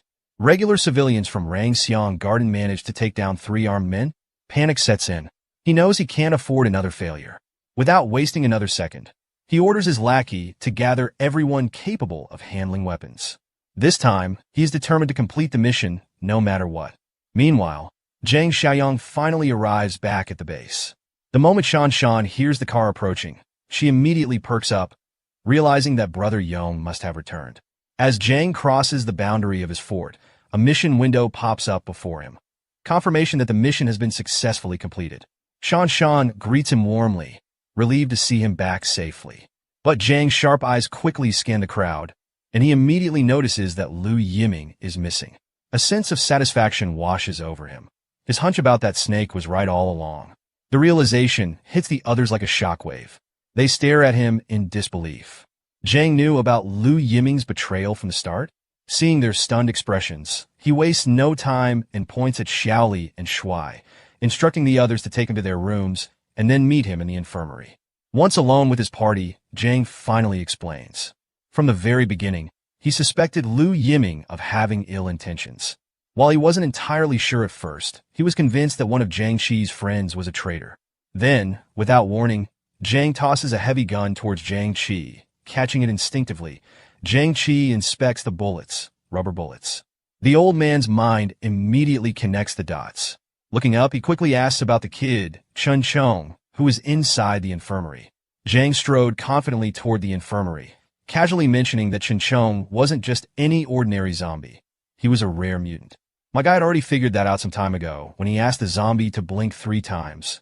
To his surprise, the zombie had actually complied. Zhang explained that after the apocalypse, those infected by otherworldly sources had a slim chance of evolving into rare mutants. Unlike regular zombies, these mutants possessed higher intelligence, greater potential, and in some cases, even fragments of their past memories. But Chen Chong? He was a rare case among the rare. As Zhang pushed open the infirmary door, the first thing they saw was Chun Chong standing over the head of the man who had been causing trouble. The zombie turned and casually waved upon seeing Zhang, as if greeting an old friend. Zhang, however, had no patience for restraint. Without hesitation, he ordered the zombie to stop holding back. There was no need to go easy on this bastard anymore. Chun Chong wasted no time. As he began dragging the troublemaker away, his bleached-haired friend suddenly called out, asking if he still remembered him. For a moment, the zombie hesitated. His feet faltered, and his gaze shifted toward Zhang. No one could tell what was going through his mind.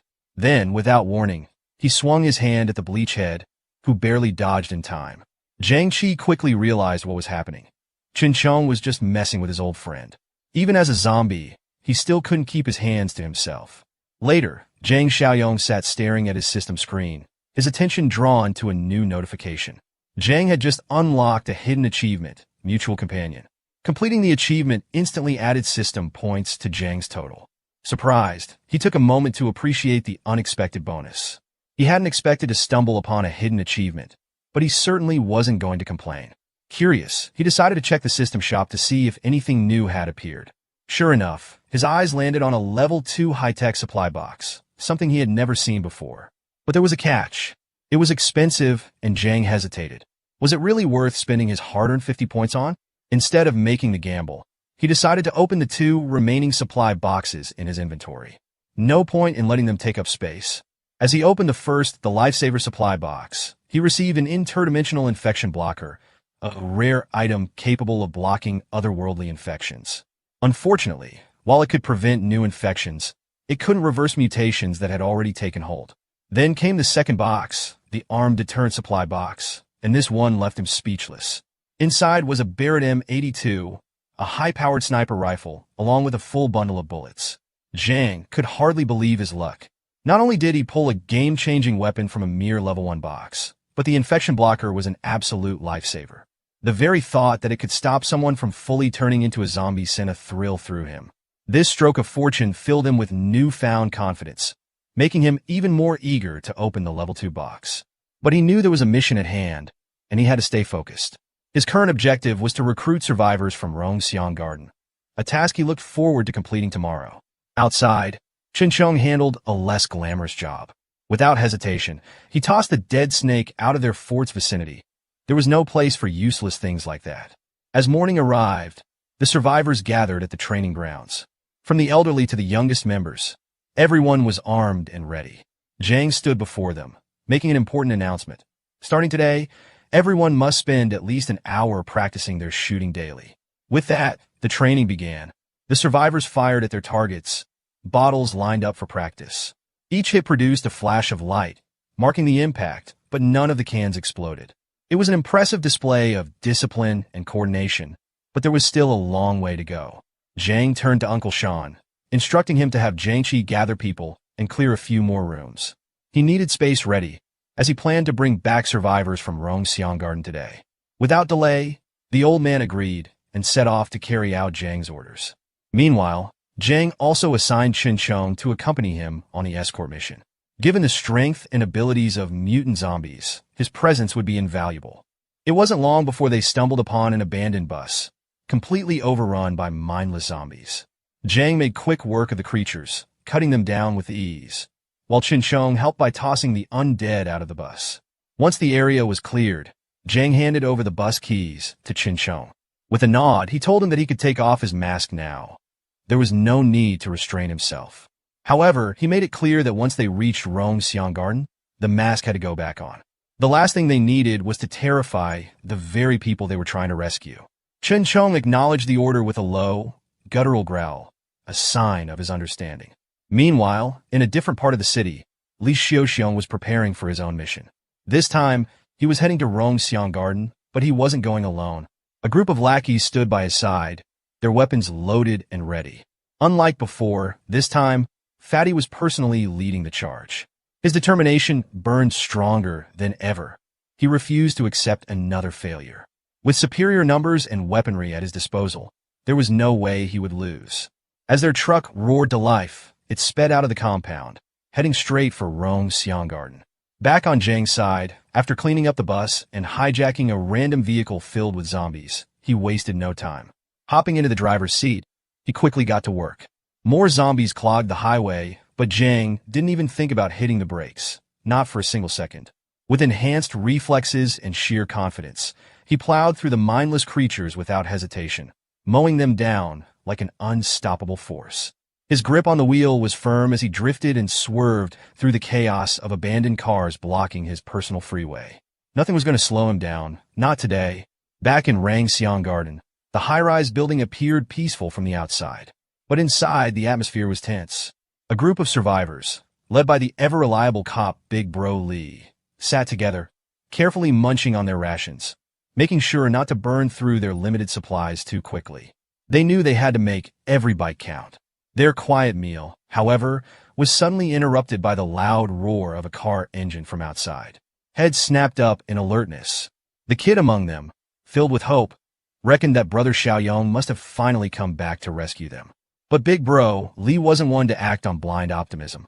He had a good head on his shoulders, and that meant checking first before making any rash decisions. Without wasting a second, he grabbed his AK-47 and signaled for everyone to stay silent. With utmost caution, he crept toward the window, slowly peeking his head just above the sill to get a clear view outside. His heart sank. What he saw wasn't their savior. It was a group of thugs, and they were hungry for revenge. They stood outside, checking their weapons, scanning the area, searching for one specific location, building number 8. And then, the moment they confirmed their target, the thugs sprang into action. Their leader, Li Xiaoxiong, gave the order, and his men immediately moved out. Big Bro Lee felt the pressure mount. Just when he thought they could finally escape this hiding spot and make their way to Brother Yang's fortress, these bastards from Bichue Mountain had shown up to ruin everything. His grip on the AK-47 tightened. Nearby, Old Song raised his well-worn Ford pistol, ready to take on the scumbags who just couldn't seem to learn their lesson. With a few guns now distributed among the survivors, they had gained some confidence. Maybe too much confidence. Sensing the rising bravado, Big Bro Lee turned and barked at the civilians who were trying to act tough. This wasn't the time to get cocky. Outside, an entire battalion was waiting for them. One that outnumbered and outgunned them by a mile. If they wanted to survive, they had to stick to the plan. Without wasting another second, he made his way to the rooftop, setting up an ambush. Meanwhile, outside, the Bichue Mountain Battalion measured their approach, making sure they were at the perfect distance to strike fear into the survivors holed up inside the building. One by one, they raised their scoped weapons, carefully aiming at the many windows of building number 8. Inside, Old Song peeked through the window to get a better look, and immediately screamed for everyone to take cover. The silent morning was shattered by the deafening roar of automatic gunfire, echoing through the high-rise. Bullets sprayed wildly, shattering every window within range and forcing Old Song to retreat deeper into cover. It wasn't an attack, just a warning. After the first wave of intimidation shots, Xu Xiong snatched a megaphone from one of his lackeys, ready to negotiate. Meanwhile, the others kept their weapons trained on the building, continuing to wreck the windows with one clear intention. Anyone who dared to show their face would be shot on sight. Standing tall and arrogant, Xiong brought the mic to his lips, demanding the attention of the survivors hiding inside. But before he could spit out another threat, a single, precise bullet pierced through the skull of the lackey standing right beside him. His brain matter splattered onto the pavement as his lifeless body crumpled to the ground. The thugs froze. Panic set in. They hadn't expected to be targeted by snipers hidden in the distance. Before they could react, another one of them collapsed, screaming after taking a clean shot to the leg. Up on the rooftop of Building 8, the muzzle of an AK-47 still smoked, the sharp scent of gunpowder mixing with the morning air. The thugs scrambled for cover, their confidence shattered. Big Bro Lee had secured an optimal vantage point, his line of sight perfectly clear. Bichue Mountain's gang never anticipated that the survivors would be armed with long-range automatic weapons. Fatty cursed under his breath, furious at the faulty intel they had received. According to their informants, the survivors only had a single pistol. Even if they had scavenged weapons from the 7 idiots who died last time, that should have only amounted to 4 weak handguns. So where the hell did this sniper come from? Fear gripped the remaining thugs as they turned to their boss, desperate for orders. The logical choice was obvious: retreat. But these idiots weren't exactly the brightest. Instead of waiting for a proper signal, they took his words literally and bolted like headless chickens, running straight into open streets under the watchful eye of a deadly sniper. It was a massacre waiting to happen. The cop on the rooftop was as ruthless as he was precise.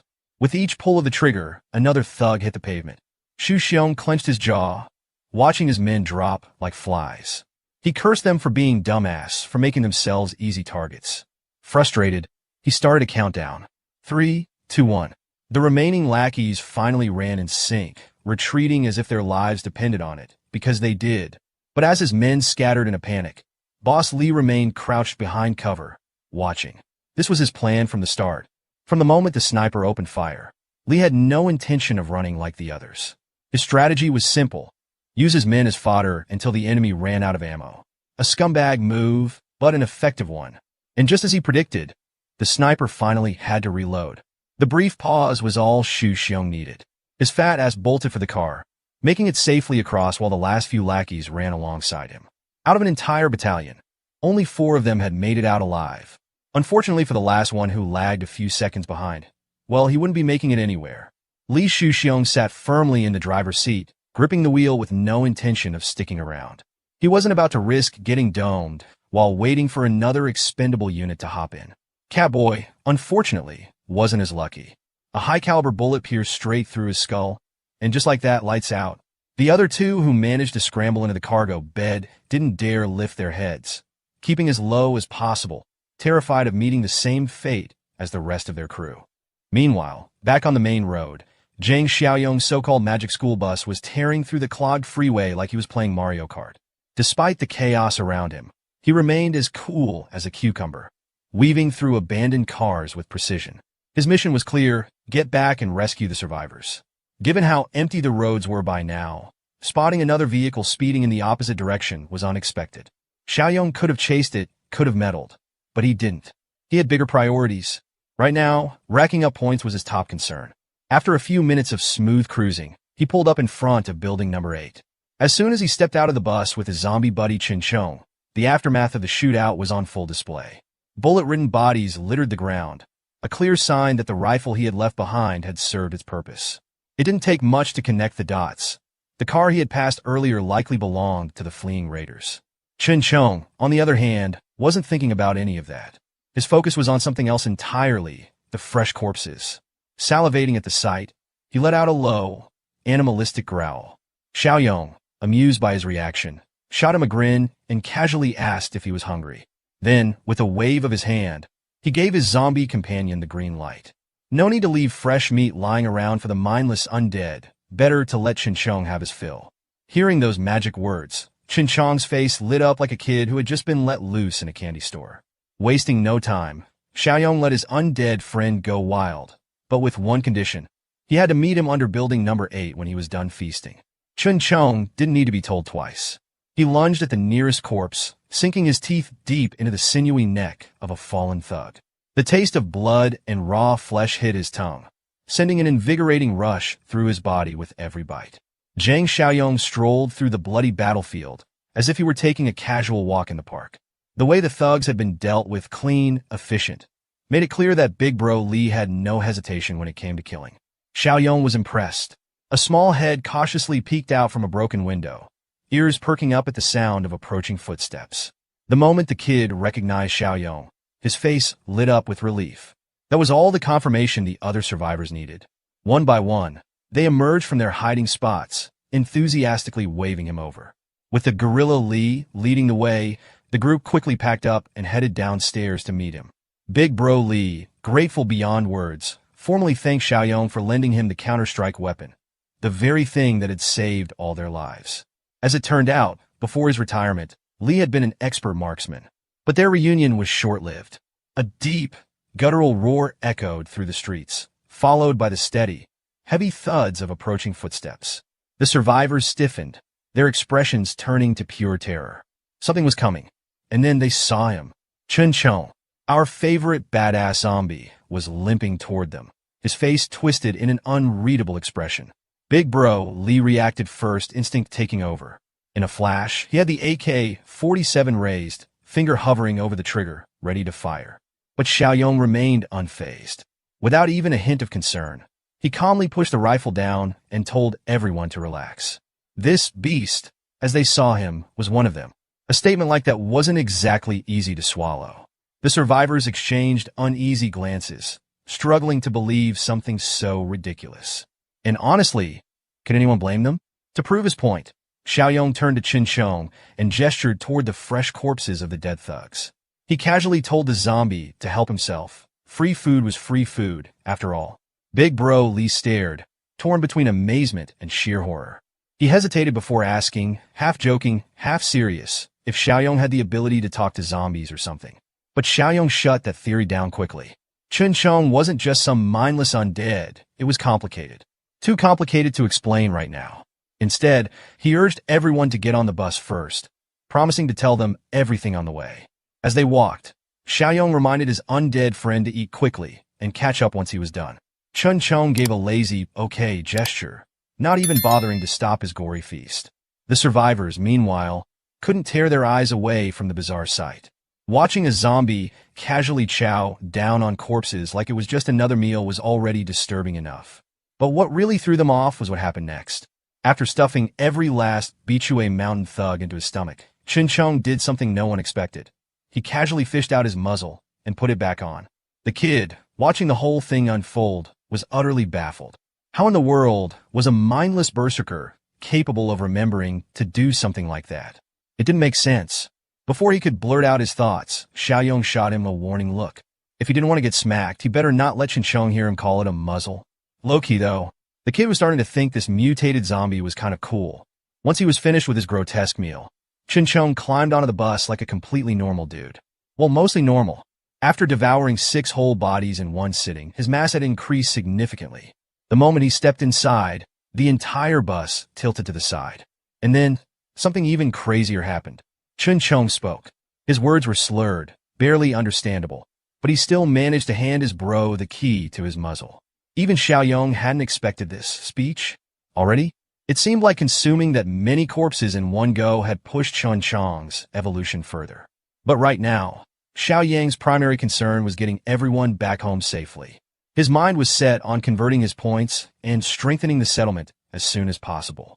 Without wasting a second, he jumped into the driver's seat, gripped the wheel, and warned everyone to hold on tight. In the next moment, the vehicle shot forward, going from 0 to 100 in no time. Meanwhile, back at Bichue Mountain's headquarters, Fatty found himself in an entirely different kind of situation. He had to report his failure to his superiors, and the moment he stepped inside, he was berated mercilessly. They called him an idiot, someone who couldn't accomplish even a simple task. Desperate to defend himself, he pleaded his case to Boss Lin, insisting that the failure wasn't his fault. The information he received before the raid had been completely inaccurate. He hadn't been told that the survivors were armed with automatic rifles. But Boss Lin wasn't buying it. Logically speaking, it was hard to believe that a small-town cop could even get his hands on an automatic rifle in this country. The big boss felt insulted, thinking Xu Xiong was trying to cover up his own incompetence with such a ridiculous lie. Fatty, however, stood his ground. If they didn't believe him, he suggested sending someone to the battlefield to check for themselves. The right-hand man had heard enough. Without warning, he kicked Liang straight to the ground, sending him sprawling. That was Li Shuxiong's cue to get the hell out of the room before things got worse. He knew Mr. Right Hand had been losing patience with him for a while now. After all, Fatty's failures had cost them heavily in manpower. At this point, eliminating him altogether seemed like the simplest solution.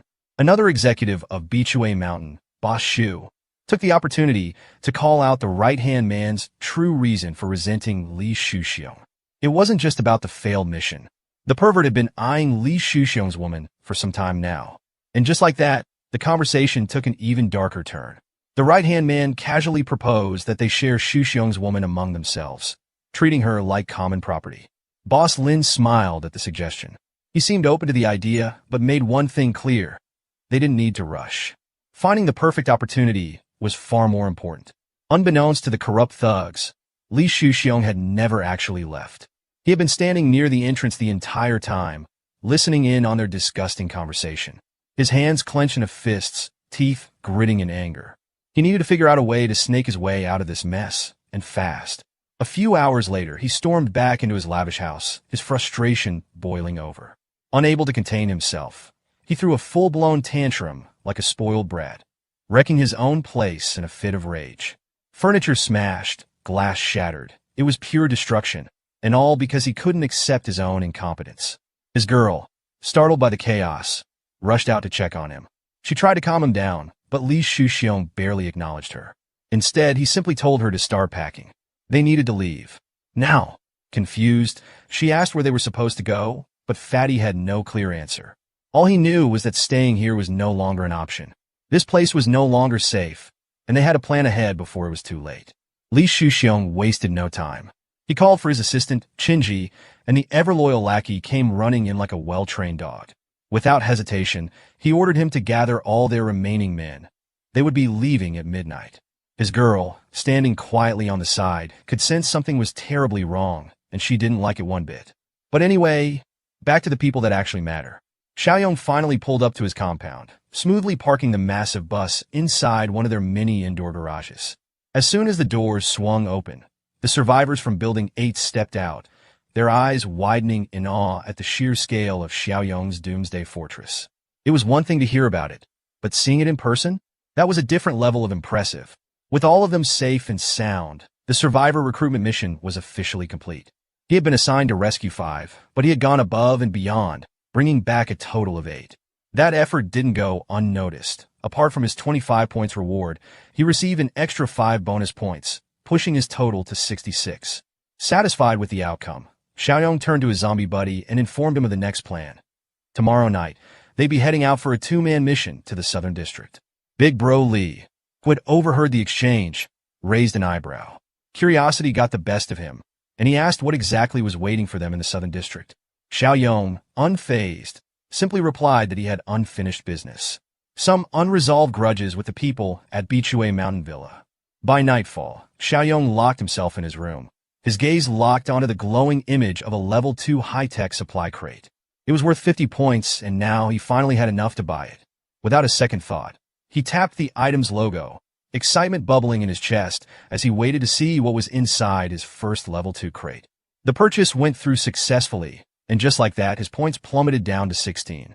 A bright light swirled around him, illuminating the room as Zhang Xiaoyong clasped his hands together. He had spent a fortune on this. Now, all he could do was pray that it was worth it.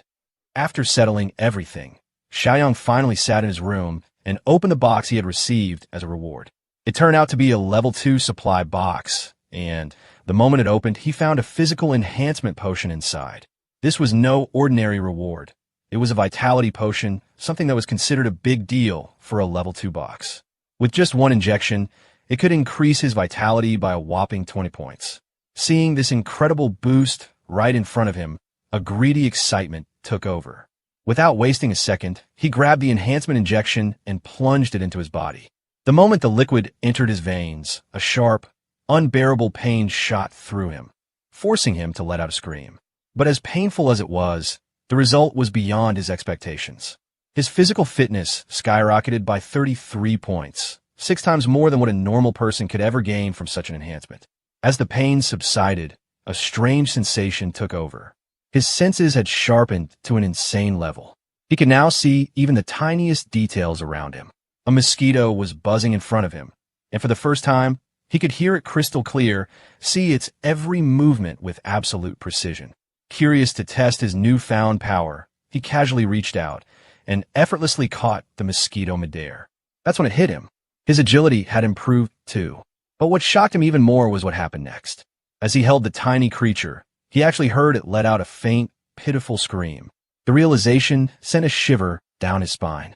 He had become so powerful that even the sound of mosquito's pain wasn't beyond his hearing. Amused, he released the little thing and sat back, feeling absolutely thrilled by his new strength.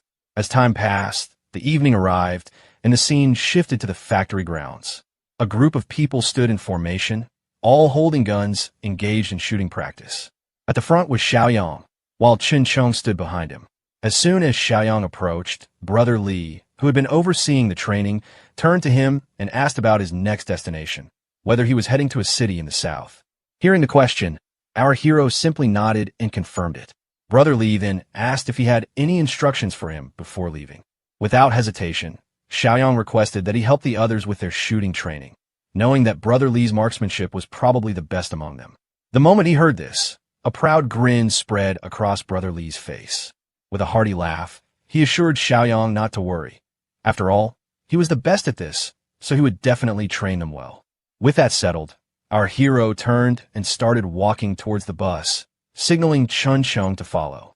There was still some business left to handle. As soon as he took his seat, the bus roared to life, and just like that, he was off to his next destination. The scene shifts to Li Shuxiong's palace, where someone inquires about the situation at Qinzi. A confident voice reassures Li Shuxiong, telling him not to worry, as everything should be proceeding as planned, and the target must have reached the designated location by now. Just then, another voice urges them to hurry up and leave immediately. Outside, Fatty and his teammates are seen preparing for departure, seemingly ready to set off. They begin moving forward when, out of nowhere, a car screeches to a stop right in front of them. The sudden flash of headlights blinds them, forcing Li Shuxiong and his minions to shield their eyes from the harsh light.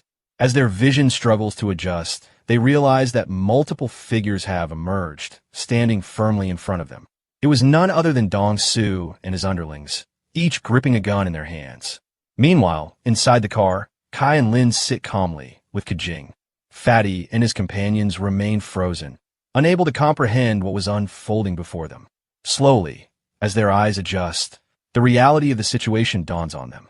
The sight of Dong Su and his men standing before them, fully armed, sends a shiver down their spines. A flicker of fear crosses Li Shuxiong's face as he realizes the gravity of the situation. Breaking the tense silence, Dong Su's voice cuts through the air as he mockingly asks where they were all planning to go. At the sound of his voice, Li Shuxiong stiffens, his name escaping Li's lips in pure terror. He understood all too well that things had taken a dangerous turn. However, unwilling to expose his panic, he quickly forces a grin and fabricates an excuse, claiming that they were on their way to Rongxiang Garden before nightfall, intending to use the cover of darkness to launch an attack. Dong Su listens, his expression unreadable. Then, with an air of eerie calm, he simply responds, "Oh, really?" As he speaks, one of his men steps forward, dragging an unconscious figure toward them.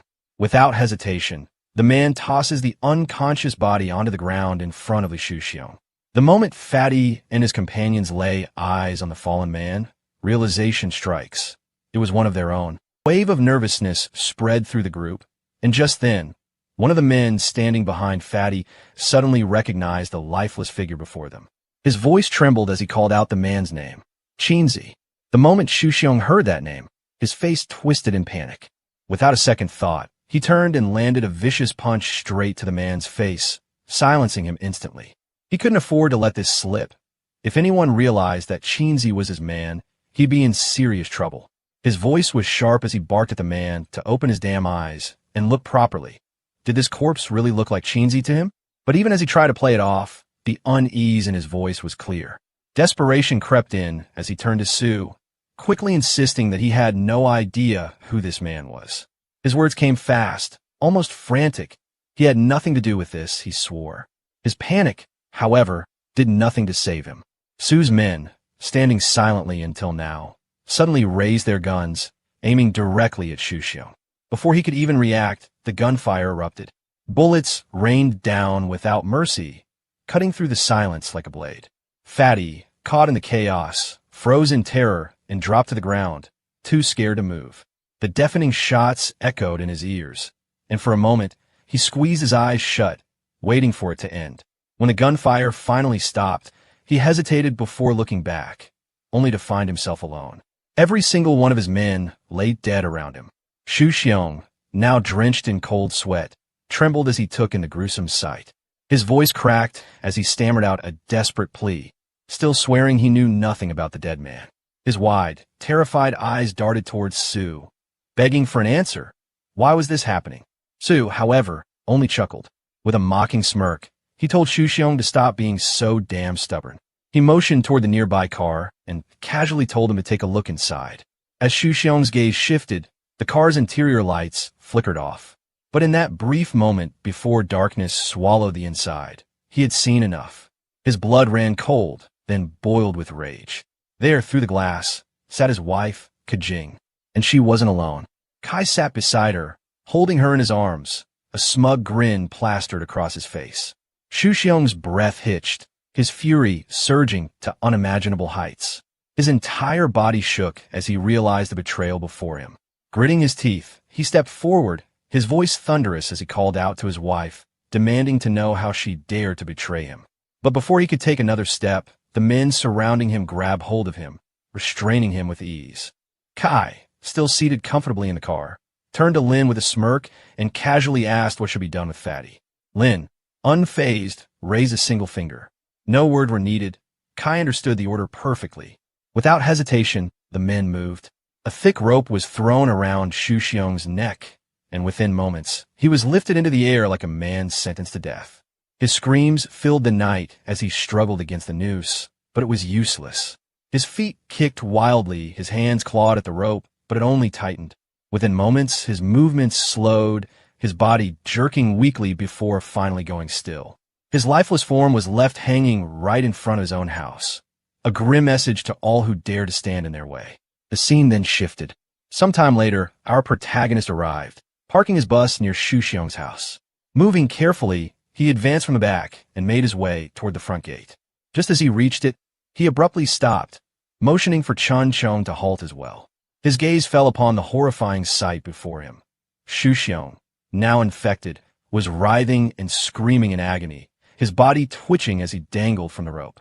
Watching him suffer like this, a strange mix of emotions crossed his face. He had wanted to take him out with his own hands, but seeing him in this pitiful state, there was nothing left to do. With a quiet sigh, he picked up a nearby stone, aimed carefully, and hurled it. The rock struck the rope cleanly, snapping it instantly. Xu Xiong's limp body plummeted to the ground. Xu Xiong lay on the ground, groaning in pain, his body battered from the fight. Seeing him in such a state, our hero couldn't help but smirk as he extended a hand to pull him up. With a chuckle, he remarked that Xu Xiong was definitely a bastard, but seeing him like this was almost pitiful. Still, there was no need to dwell on it. Revenge was on the table, and he promised to help him get it. The scene then shifted room where Lin, Kajing, and Kai were tangled in an intimate moment. The atmosphere was thick with tension, and Kajing, restrained with handcuffs, let out an exasperated sigh. She had done plenty of good work, yet this was the treatment she received. Demanding to be freed, she struggled against his bindings, but Lin and Kai simply ignored her protests. Lin leaned in closer, a sly smile playing on his lips as he pinned Kajing down, stating that this was a well-earned reward and that she should brace himself for what was to come. Just as the moment intensified, Kai suddenly tensed. A faint sound echoed from outside, making him pause. Hearing movement outside, Kai stepped near the window and glanced outside. The moment his eyes took in the scene, a chill ran down his spine. All the people standing outside were dead. Just then, a loud knock echoed through the room, followed by heavy banging on the door. Whatever was going on inside came to a sudden halt. Lin, who had been clapping Kajing, immediately turned towards the door, while Kajing, still tied up, did the same. Even Kai, frozen by the window, shifted his gaze, wondering who could be on the other side. None of them could make sense of what was happening outside. But before Kai could process it further, something else took his breath away. From the window, a figure silently slipped into the room. It was him, Xiaoyong. A dagger gleamed in his hand as he stepped forward without hesitation, closing the distance between himself and Kai in an instant. Before Kai could even react, the cold steel was pressed against his neck. Panic set in, his body stiffened, but before he could utter a single word, the blade sliced through his throat. A choked gurgle escaped as he collapsed, writhing in agony before falling still, lifeless. Lin, who had been sitting on the bed, watched his friend die in shock. Panic turned into rage as he shouted Kai's name, then furiously demanded to know who the intruder was. But before he could get an answer, Kajing, still bound in chains, gasped in terror as recognition dawned. She called out the Xiaoyong's name in fear. Ignoring both of them, the Xiaoyong simply raised his dagger and, with a swift flick of his wrist, sent it flying towards Lin. The blade shot through the air with such speed that Lin had no time to react. It struck his chest with deadly precision. His body convulsed as pain overtook him, and within moments, he too collapsed onto the floor, taking his last breath. Kajing, witnessing the horrifying scene, let out a scream. A realization hit her. She was next. Her body trembled. Her mind struggled to process the nightmare unfolding before her. But bound to the bed, there was nothing she could do. Worse, the only ones who knew where the key was, Kai and Lin, were now dead. As her wide, terrified eyes locked onto the Xiaoyong, she stammered, barely able to form words, asking what he intended to do. But instead of answering directly, he let out a mocking laugh, casually remarking that they must have been having quite the fun before he arrived. His voice was laced with amusement as he turned towards the door. Just as he started unlocking it, he glanced back at Jing, his smirk deepening. He wondered aloud how Shu Xiong would feel upon seeing her like this, how he would react. The moment the door swung open, Shu Xiong lunged forward, his eyes locked onto Jing with a crazed hunger. His hands reached out desperately as he stumbled towards her. Jing's entire body seized in horror. She knew what was coming. She knew there was no escape. And then it happened. Shu Xiong sank his teeth in her neck. Agonized screams tore through the room as she begged for forgiveness, pleaded for mercy. But there was none to be found. Pain consumed her, her body writhing, but with her hands still bound, she couldn't even fight back. And as her screams filled the air, the Jiang simply stepped outside, shutting the door behind him, leaving them to their fate. As he stepped outside, he called for Chen Chong and ordered him to devour all the dead bodies without wasting any time. Without hesitation, Chen Chong got to work, tearing through the remains with monstrous efficiency. While Chen was busy feasting, Jin Hyuk suddenly picked up a faint noise. His sharp hearing kicked in, allowing him to focus on the distant sounds. Meanwhile, the scene shifted to a dimly lit room where a group of people, most likely prisoners, sat in silence. Fear lingered in the air as they huddled together, unsure of their fate. At that moment, a large man dressed like a chef was making his way upstairs, gripping a massive knife. One of his lackeys, a wiry man with a cruel grin, suddenly lunged forward, grabbing a little girl from among the prisoners. With an appraising look, he sneered, commenting on how soft her skin was, certain she would make for delicious meat. The girl whimpered, trying to break free, but the man tightened his grip, dragging her away. Before he could take another step, the chef clicked his tongue in annoyance.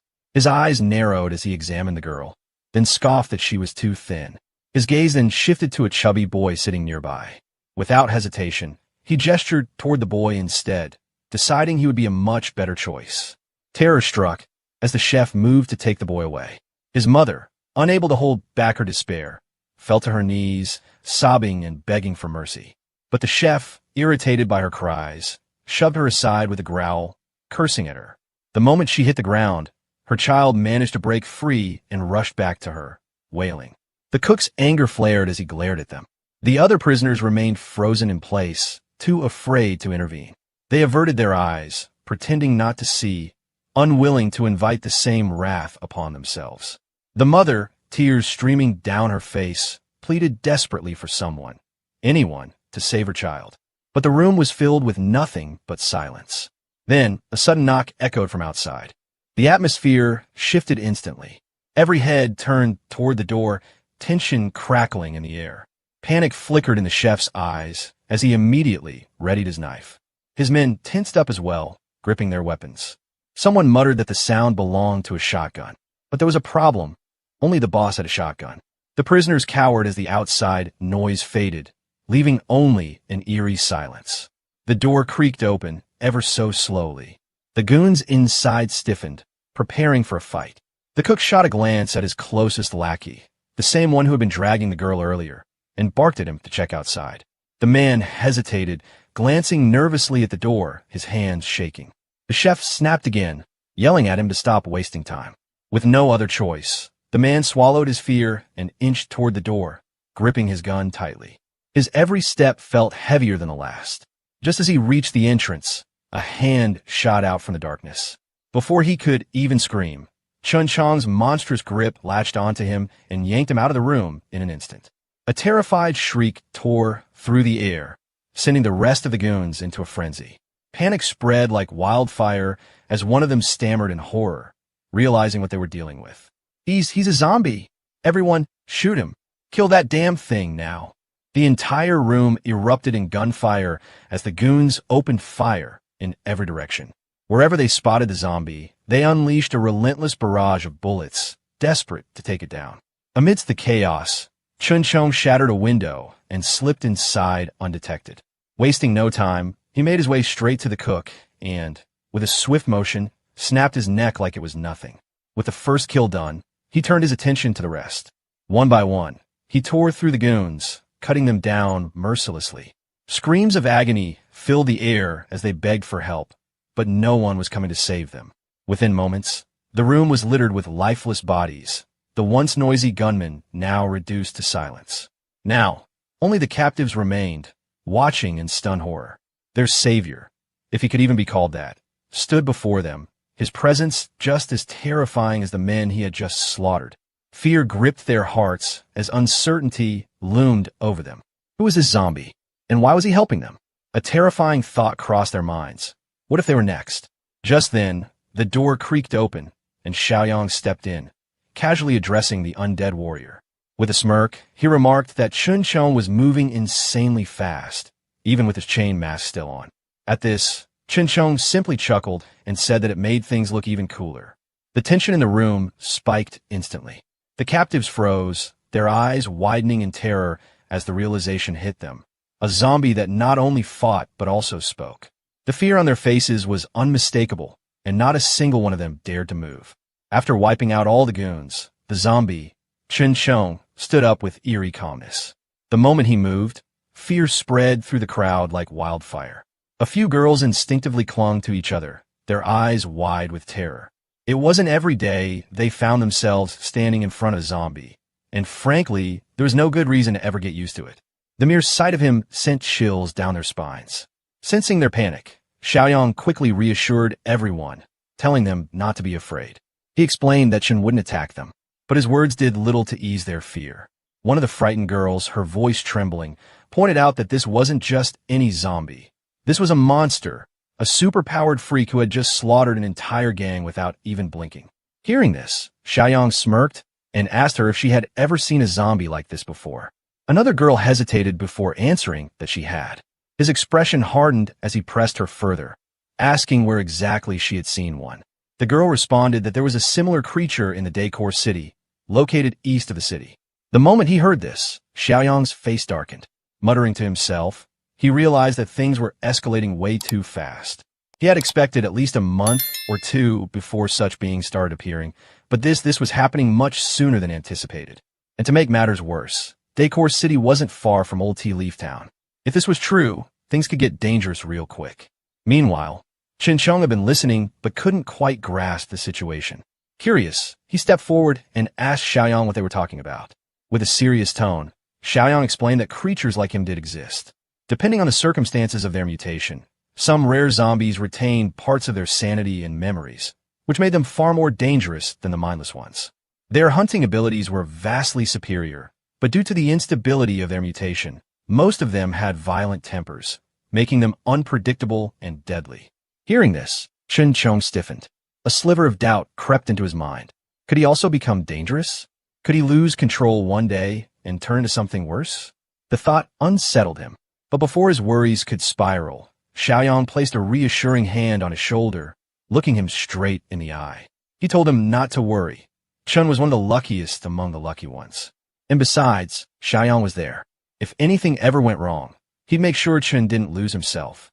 Pushing those thoughts aside, Xiaoyang then turned to the others and asked if there were any more survivors in the villa. A few people immediately responded, saying that there were still some locked inside the sales office. Someone else added that there was a chance people were trapped in the basement as well. As Xiaoyang stepped out with the others, his eyes swept across the surroundings, and what he saw made his stomach twist. Bloodstains covered every corner, smeared across walls, and pooling on the ground. But things got worse when he reached one of the rooms. The scene inside was downright horrific. Severed hands, legs, and even heads were scattered everywhere. Not a single person was left alive. Someone nearby muttered that these people used to capture one survivor from the nearby areas every day and slaughter them right here. Hearing this, Xiaoyang's mind started piecing things together. No wonder this part of the city had no gathering places, everyone who wandered and never made it out. But something still didn't sit right. He couldn't wrap his head around how they managed to kill so many people at once, and, more importantly, how they were eating them all. In response to his unspoken question, one of the survivors explained that these people regularly transported the meat elsewhere, so no one really knew how much they actually consumed. Xiaoyang, however, had seen enough bodies to get a rough estimate of how many had died here. Even so, the sheer amount of meat involved left him uneasy. A chilling thought crept into his mind. Were they feeding it to zombies? Shoving that thought aside for now, Xiaoyang turned to Brown Hair and asked about the location of the sales office. Brown Hair quickly answered, saying it was on the south side, about a kilometer away from here. That was where the captured people were first locked up, and those who became useless or lost their will to fight were sent there for immediate slaughter. Just then, a notification appeared before Xiaoyang, detailing his mission. The task required him to extend the community, improving its rating as much as possible. His current rating stood at 2, with 20 bonus points and a total of 36 points. The story now shifted to the sales office, where a few guards stood watch. They had heard gunfire from the north gate, and one of them was beginning to look uneasy. Seeing his concern, another guard brushed it off, saying there was nothing to worry about. They were probably just practicing by shooting at live targets. But before they could even process what was happening, Chun Chong suddenly jumped behind them and slit their throats. The faint sound of their dying gasps wasn't nearly loud enough to alert anyone else. Inside the sales office, several girls sat huddled together, wearing barely any clothes. Their hollow expressions said it all. These were the ones who had been continuously abused. A sudden noise from outside made them freeze. Panic spread among them, and one or two girls, too scared to even think straight, shouted in desperation that they didn't care what was happening outside as long as no one came in. One of them, trembling violently, cried out that she was too exhausted to endure anymore. Then the door creaked open. The terrified girl immediately pleaded for whoever it was to stay out, her voice shaking as if she might die from fear alone. But when the door fully opened, the person standing there wasn't who they expected. It was Xiaoyang, an unfamiliar face to them. Seeing their miserable state, Xiaoyang wasted no time and told them to come out. He led them, along with the other rescued survivors, out of the sales office. As they stepped outside, the full extent of Xiaoyang's destruction became clear. The entire place was littered with corpses. He had wiped out every single thug who had been stationed here. One of the girls walking beside him, still processing everything, hesitantly asked if he was really willing to give them a place to stay. Without hesitation, Xiaoyang confirmed that he was. However, he made it clear that they would all have to work for it. Instead of resistance, the response he got was pure relief. A wave of excitement spread through the group, and in unison, they all reassured him that they had no problem working. Their hands and feet were still intact, and, as long as they were alive, they would do whatever it took to survive. Smiles broke across their exhausted faces as they cheered in agreement. Without wasting another second, Xiaoyang urged everyone to move quickly. They had wasted enough time here. Now, it was time to leave. Xiaoyang arrived directly at the factory area with everyone, and as soon as the people inside spotted him, Shan Shan excitedly mentioned that Brother Jiang had come, rushing to open the door. Just as she was about to do so, Jiang Qi stopped her, telling her to wait. He pointed out that Brother Jiang hadn't driven straight in, which meant he had something else in mind. It was best to see what he planned before letting him in. Outside, Xiaoyang stepped down from the bus with everyone and addressed them, declaring that this place was their fortress. However, he made it clear that he had no intention of letting them inside just yet. Given the dire state of the world, Everyone understood the importance of safety, and no one would take such matters lightly. Some among them, however, began to worry and asked where they were supposed to stay. In response, Xiaoyang pointed to a designated living area, temporary wooden houses reinforced with an iron net along the edge of the fort. While it wasn't as secure as the inside, the conditions here were already far better than most gathering places. To boost their morale, he spoke with conviction, explaining that many buildings and empty spaces in this old tea town were still incomplete, but over time, with continuous renovations, they would improve everything. His words carried weight, stirring excitement in everyone's hearts. The sheer generosity of his decision left them overwhelmed. Grateful for having a safe place to stay, many lowered their heads in deep respect. What Xiaoyang had done for them was no small feat. Repaying this kindness in their lifetime seemed impossible. With this, the scene shifted elsewhere. Morning arrived, and inside a car, a girl sat fuming with frustration. Her voice was sharp as she demanded to know why no one was responding. What the hell was Zhang Qingwen up to? What kind of shady business was he pulling off at a time like this? Determined to find out, she drove to a villa where 3 gangsters Xiaoyang had previously killed were left behind. But the moment she opened the gate, a wave of shock and fury washed over her. All 3 men had turned into zombies. Their bodies, infected with the virus, twitched and jerked unnaturally. The moment they sensed living humans nearby, they let out guttural growls and lunged forward in unison, ready to attack. Without hesitation, the girl reacted first. Her weapon struck with precision as she aimed straight at Li Shuxiong's head, taking him down instantly. Without stopping, she slashed through the remaining 2, cutting them down before they could get any closer. A man standing beside her watched in stunned silence. When he finally found his voice, he muttered in disbelief, asking what they were supposed to do now. Who would provide them with meat? The girl, her expression cold and furious, spat out that they had no other choice. They would have to handle things themselves. But first, they had unfinished business. Those who had broken their rules had to die. Her anger was unmistakable. Veins pulsed on her forehead as sheer rage consumed her. There was only one thing on her mind now: eliminating those who had dared to ruin her plans. As the girl looked around, her surroundings were littered with lifeless bodies. A hint of surprise flashed across her face, but before she could dwell on it, the man accompanying her spoke, informing her that there wasn't a single living soul left. Hearing this, Sister Rue's lips curled into a smile as she casually asked where the meat was. The moment the word meat left her mouth, the man visibly tensed, sweat forming on his forehead. Swallowing hard, he assured her that the meat was right there. Without wasting another second, Sister Rue instructed him to bring the car and load it up. At her command, the man quickly returned with a large vehicle, and soon after, a few others joined in, efficiently loading the so-called meat onto the truck. While they worked, Rue stood a short distance away, scanning her surroundings. Her eyes drifted over the blood-stained ground, the scattered remains, and then suddenly, something unusual caught her attention: a set of tire marks on the road. A flicker of shock crossed her face as she crouched down to inspect them closely. Just then, the man returned, asking if she had found something. Instead of answering right away, Rue simply smiled, beckoned him over, and pointed at the tire marks. With a calm but curious tone, she remarked that she would love to see who could have possibly pulled this off. The scene shifted. Xiaoyang was lounging comfortably on a chair, looking completely at ease. As he lazily opened his notification panel, a new message popped up. Mission: expand the community. Task requirements: improve community ratings as much as possible. Current score: 2 points. Reading the notification, he frowned slightly, lost in thought.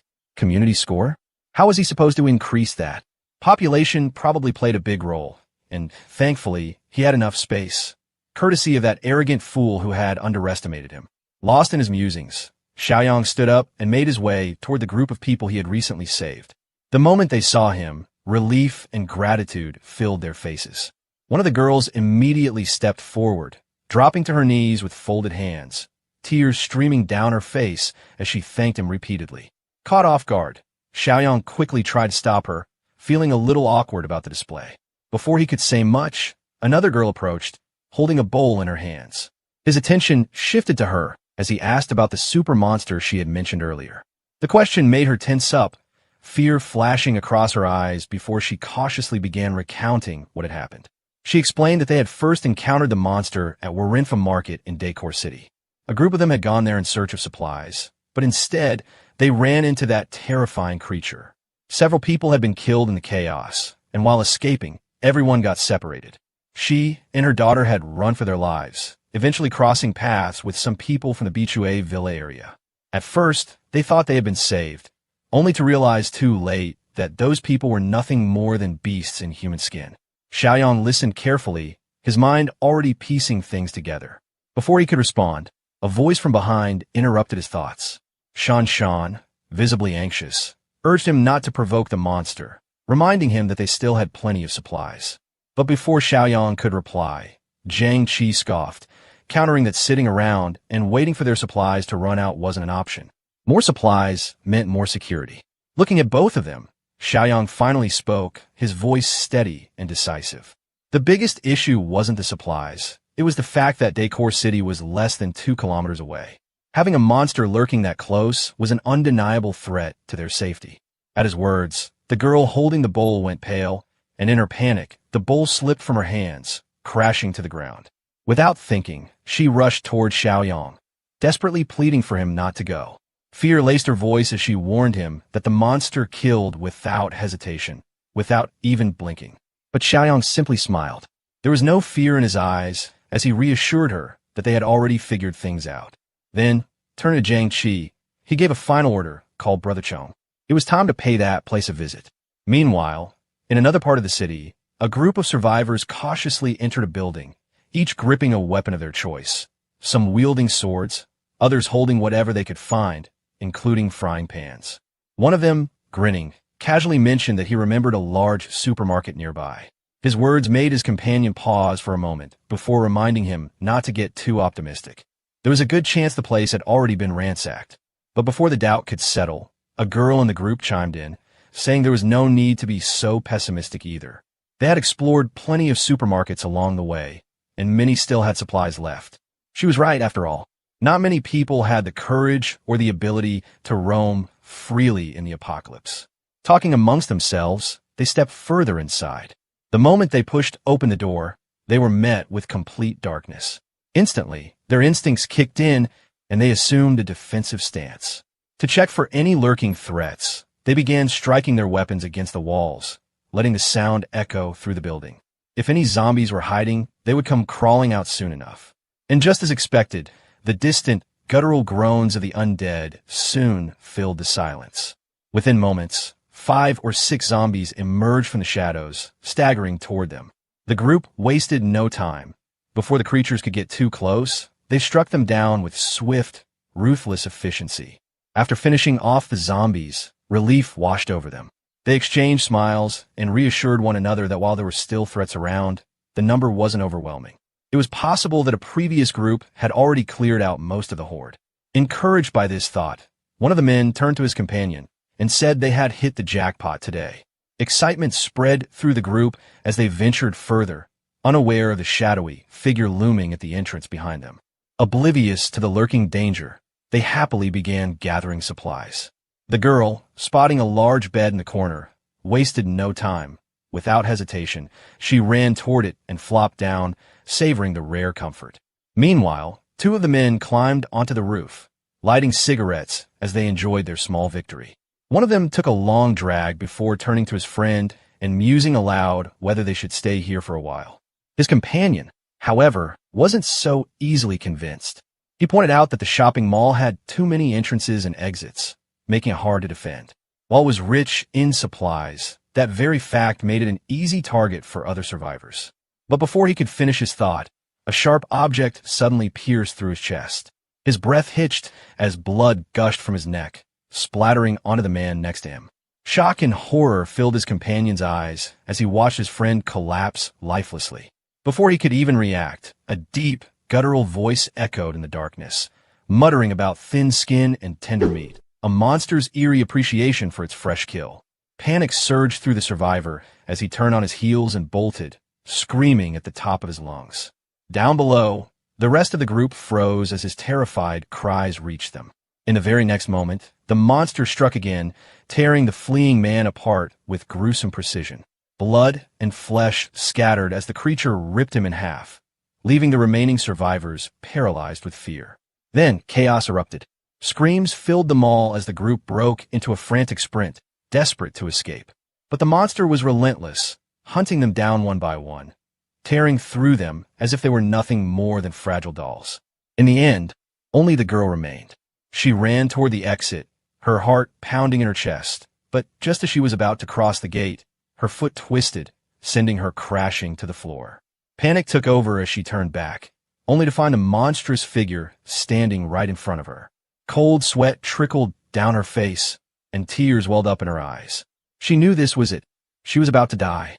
But just then, another figure appeared. From the darkness, our zombie buddy, Chin Chong, emerged. The moment she saw him, terror gripped her even tighter. Trembling, she pleaded that she didn't want to die, but Chin Chong paid no attention to her words. His focus was locked onto the monster ahead. After all, this was the very reason he and their leader had come here. And then a familiar voice rang out. "Don't be afraid." The girl's body stiffened. Sweat dripped down her forehead as she turned her head, her wide, disbelieving eyes locking onto the figure approaching them. In an instant, recognition set in. Their leader had arrived. Extending a hand toward her, he helped her to her feet, casually recalling that she was that real estate saleswoman. Ning Wanwan, wasn't it? But she had no time for introductions. Clutching his arm, she frantically screamed about the monster, urging him to run. However, he remained unfazed. With a calm yet confident tone, he assured her that there was nothing to be afraid of. They would take care of it. At his words, Ning hesitantly turned her head, and when she did, her breath hitched in her throat, because right in front of her, their zombie ally was already engaged in a fierce battle with the monster. As the monster lunged forward, Chong effortlessly stopped its attack with just one hand. Watching this, Ning's eyes widened in surprise. Before anyone could react, Xiaoyang's voice rang out from behind, asking if Chong could handle it alone. Hearing this, Zombie Buddy confidently assured him that he'd give a shot. Without hesitation, Chong grabbed the monstrous zombie, lifted it, and hurled it across the air. The creature landed with a thud, steadying itself while licking its lips. With a twisted grin, it muttered that this was the first time meeting one of its kind and what a joy it was. Without wasting another second, it shot into the air, rushing toward Chong at full speed. The moment it reached him, it launched a devastating attack, cracking the ground beneath them. But Chong was faster. He dodged effortlessly, soaring to the other side. Seeing its attack completely avoided, the monster's face darkened with irritation. With a sinister smile, it charged forward again, its claws outstretched, tauntingly wondering if devouring a fellow kind would speed up its evolution. Before it could finish its gloating, Chong struck first. His punch slammed into the creature's face with such force that it was sent crashing to the ground, its head smashing deep into the dirt, leaving the earth beneath it shattered. As the dust settled, the monster regained consciousness and admitted that Chong was stronger than expected. But before it could react further, Chong had already moved. Appearing behind it in a blink, he delivered a brutal stomp, burying the creature completely into the ground. For a moment, Chong believed it was over, until he noticed something strange. The ground had cleared, but the zombie was nowhere to be seen. His instincts kicked in, and as he looked up, there it was, clinging to the wall above, a sinister grin stretching across its face. With excitement dripping from its voice, it declared that the power it had been accumulating from hunting was finally going to pay off. In an instant, it shot toward Chong with incredible speed, launching a flurry of relentless attacks. From a distance, Jiang Qi, witnessing the intense battle, turned to Xiaoyang, alarmed. He couldn't believe it. Chong was actually struggling. How is this monster so strong? Xiaoyang, however, remained unfazed, remarking that if they had left it to hunt a little longer, it might have become truly unstoppable. Without wasting any more time, he activated his spatial powers and summoned a gun. The sight of this left Ning completely stunned, her mouth hanging open in shock. Meanwhile, Xiaoyang smirked as he took aim at the monster. With a teasing grin, he called out to Chong, promising that if he could hold the creature still for just 1 second, he wouldn't mess with him later. Chong didn't hesitate. He grabbed the monster with all his strength, locking it in place. The creature thrashed, demanding to be released, but before it could escape, Xiaoyang fired. The shot hit dead center, a perfect headshot. The monster staggered, nearly collapsing to the ground. But instead of dying, it let out a furious roar, its eyes burning with rage. It snarled in pain, cursing Xiaoyang, vowing to tear him apart for actually managing to hurt it. Jiang Qi, watching in disbelief, exclaimed that even after a perfect headshot, the monster was still alive. But Xiaoyang wasn't interested in his concerns. Without hesitation, he continued firing, his bullets piercing through the creature's body, tearing through its flesh. Within moments, blood poured from its wounds, and finally, with a last agonized screech, it collapsed dead. As the battle ended, everyone cautiously approached the fallen monster, confirming that it was truly lifeless. Breaking the silence, Xiaoyang turned to Chong with a smirk, casually suggesting that he should try eating the monster. It might make him stronger. Just as he finished speaking, a sudden notification popped up in front of him. The words Mission, Utopia Light flashed across the screen. The objective was simple: expand the community and improve its score as much as possible, with a reward of 10 points. Xiaoyang blinked, momentarily surprised. Did this really count? A sly grin formed on his face as he turned to the group. Since they were here, they might as well not leave empty-handed. Without wasting any time, they got to work, gathering everything useful from the supermarket. Xiaoyang used his spatial powers to store all the supplies effortlessly, earning cheers from Ning and Jiang Qi, who watched in amazement. With everything secured, Xiaoyang glanced back at the fallen bodies, deep in thought. In the end, he figured the best option was for Chun Chong to consume them. The moment shifts as a car comes to a stop outside a building. A voice breaks the silence, casually instructing the driver to halt. It belongs to none other than Rui. Without missing a beat, she continues speaking, turning to the man beside her and asking what's on his mind. The man doesn't answer immediately. Instead, he gazes out at the scenery, his eyes settling on a large building where a girl stands on the watchtower. Inside, a handful of people can be seen moving about. Taking all in, he finally chuckles and remarks to Rui that their numbers are decent, but their weapons are pathetic. Their only real advantage is the sturdy structure of their warehouse.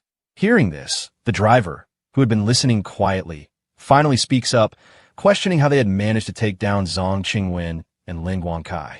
Rui, amused by the conversation, flashes a knowing smile. The answer, after all, was obvious. With a sly tone, she explains that they had used sneaky tactics, luring a horde of zombies in. She had warned them before. The Villa District was never a safe base. Now, heaven itself seemed to be blessing them, sending both prey and a new stronghold their way. It was almost enough to make her feel guilty, almost. The driver then asks if they should strike now, but Rui dismisses the idea. Instead, she instructs them to retreat, regroup, and attack before their enemies have a chance to react. Without hesitation, they take their leave. Meanwhile, on the other side, Xiaoyang and his group gather their supplies and begin their journey back to their hideout. The mood inside the car is light, filled with casual conversation and occasional laughter. But suddenly, Xiaoyang's expression shifts. Something catches his attention. His voice turns serious as he warns everyone to be prepared. Jiang Qi tenses up instantly, gripping his weapon. And then, it happens. A car crosses their path. In an instant, Xiaoyang and Rui find themselves face to face, their pays locking onto each other. A moment of tension lingers in the air, silent yet heavy. And just like that, Xiaoyang receives a new mission. Right after Rui's car disappeared down the road, a sudden notification popped up on Xiaoyang's screen. The system message was brief but clear. New mission, Villain Nemesis, Volume 1. The objective is to resist the invasion, with 50 points as reward. As his eyes scanned the message, Xiaoyang's expression slowly shifted. Thoughts of Rui swirled in his head. Was this all connected? Were these people part of the same game? The more he thought about it, the heavier the feeling in his gut became. Something wasn't right. His face turned stone-cold serious. He could feel danger creeping in like a shadow. A moment later, the scene shifted. Xiaoyang had arrived at his destination. Without wasting a second, he headed straight toward Shan Shan. His tone was sharp and focused as he asked her if any strangers had been lurking around recently. Shan Shan, caught off guard by how dead serious he looked, blinked in confusion at first, but she quickly gathered herself and began explaining. She mentioned that not long ago, she'd seen a car passing by in the distance. It didn't come their way, so she assumed it was just the others returning. Her voice was casual as she asked what was going on, if something had happened. But before she could finish the thought, Xiaoyang cut in. His voice was low but urgent. He told her to call everyone, right now. Uncle Sheng, Brother Li, everyone. He had something important to announce, and it couldn't wait. The scene shifts to the south suburb coal plant, an area buzzing with the low hum of machinery and scattered factory buildings. A few vehicles rumbled in the background while a small group of people stood around, clutching walkie-talkies. Suddenly, a voice crackled through the static. Survivors were being called to gather at the coal plant. A settlement was being established here, but manpower was short. That was all the group needed to hear. They headed in the direction of the transmission. One of them pointed out the location, saying this must be the spot. Just then, a car screeched to a halt in front of them. One man lit up with a relieved smile, raised his hand, and muttered that it looked like they'd finally found other survivors. The car door swung open. Out stepped Rue and her two underlings, calm and composed. Rue's eyes scanned the group as she walked forward, her tone casual as she said they must have heard the broadcast and come to join. The group nodded eagerly. As Rue moved closer, her presence started to take effect. Her confident posture, the curve of her figure. It was more than enough to send a few of the men blushing. She smiled, almost knowingly, and told them they'd arrived just in time. Without hesitation, they began thanking her and obediently followed. One of the guys in a yellow jacket turned to his buddy and said it wasn't far now. Since the car couldn't fit everyone, they'd walk from here. His friend agreed, and together, the group continued following Rue toward a large building up ahead. As they stepped inside, the man in the yellow jacket froze. His mouth dropped open in awe. The place was massive, and for the first time in a long while, it felt like they'd finally found shelter. But then his mind wandered. A grin crept across his face as he muttered to himself that he needed to use the restroom. Said he'd head out real quick and come back. Rue, still smiling, stopped him right there. No need to go outside. There was a bathroom inside. She offered to show him, and of course, the guy's thoughts immediately took a sharp turn. His grin widened, his imagination kicked in, and he eagerly followed her inside. Soon enough, he was in the bathroom, doing his business, while Rue stood nearby, calmly watching. As he adjusted his pants, he turned to her, smirking, and said he knew what she was thinking, told her not to be shy. That big bro here was plenty strong. But the confidence didn't last. A second later, his expression shifted. The smug grin disappeared. His eyes went wide, sweat sliding down his temple. Rue was right there, hand wrapped tightly around his neck. A blink later, he was on the ground, blood seeping from a fresh wound across his throat. Rue looked down at the body, a little disappointed. She had hoped he'd be a better catch. Oh well. Outside, one of her underlings approached with a grin and confirmed that the rest had been taken care of. Rue nodded, satisfied, and told him to drag the body from the bathroom out with the others. It was all clear now. Rue and her crew had lured the survivors in only to slaughter them. One by one, they fell, and soon, every single newcomer lay lifeless on the ground. Rue looked over the carnage and gave the order. Time to call in number 2 and number 3. On the other side of the chaos, Xiaoyang had gathered everyone for an emergency meeting.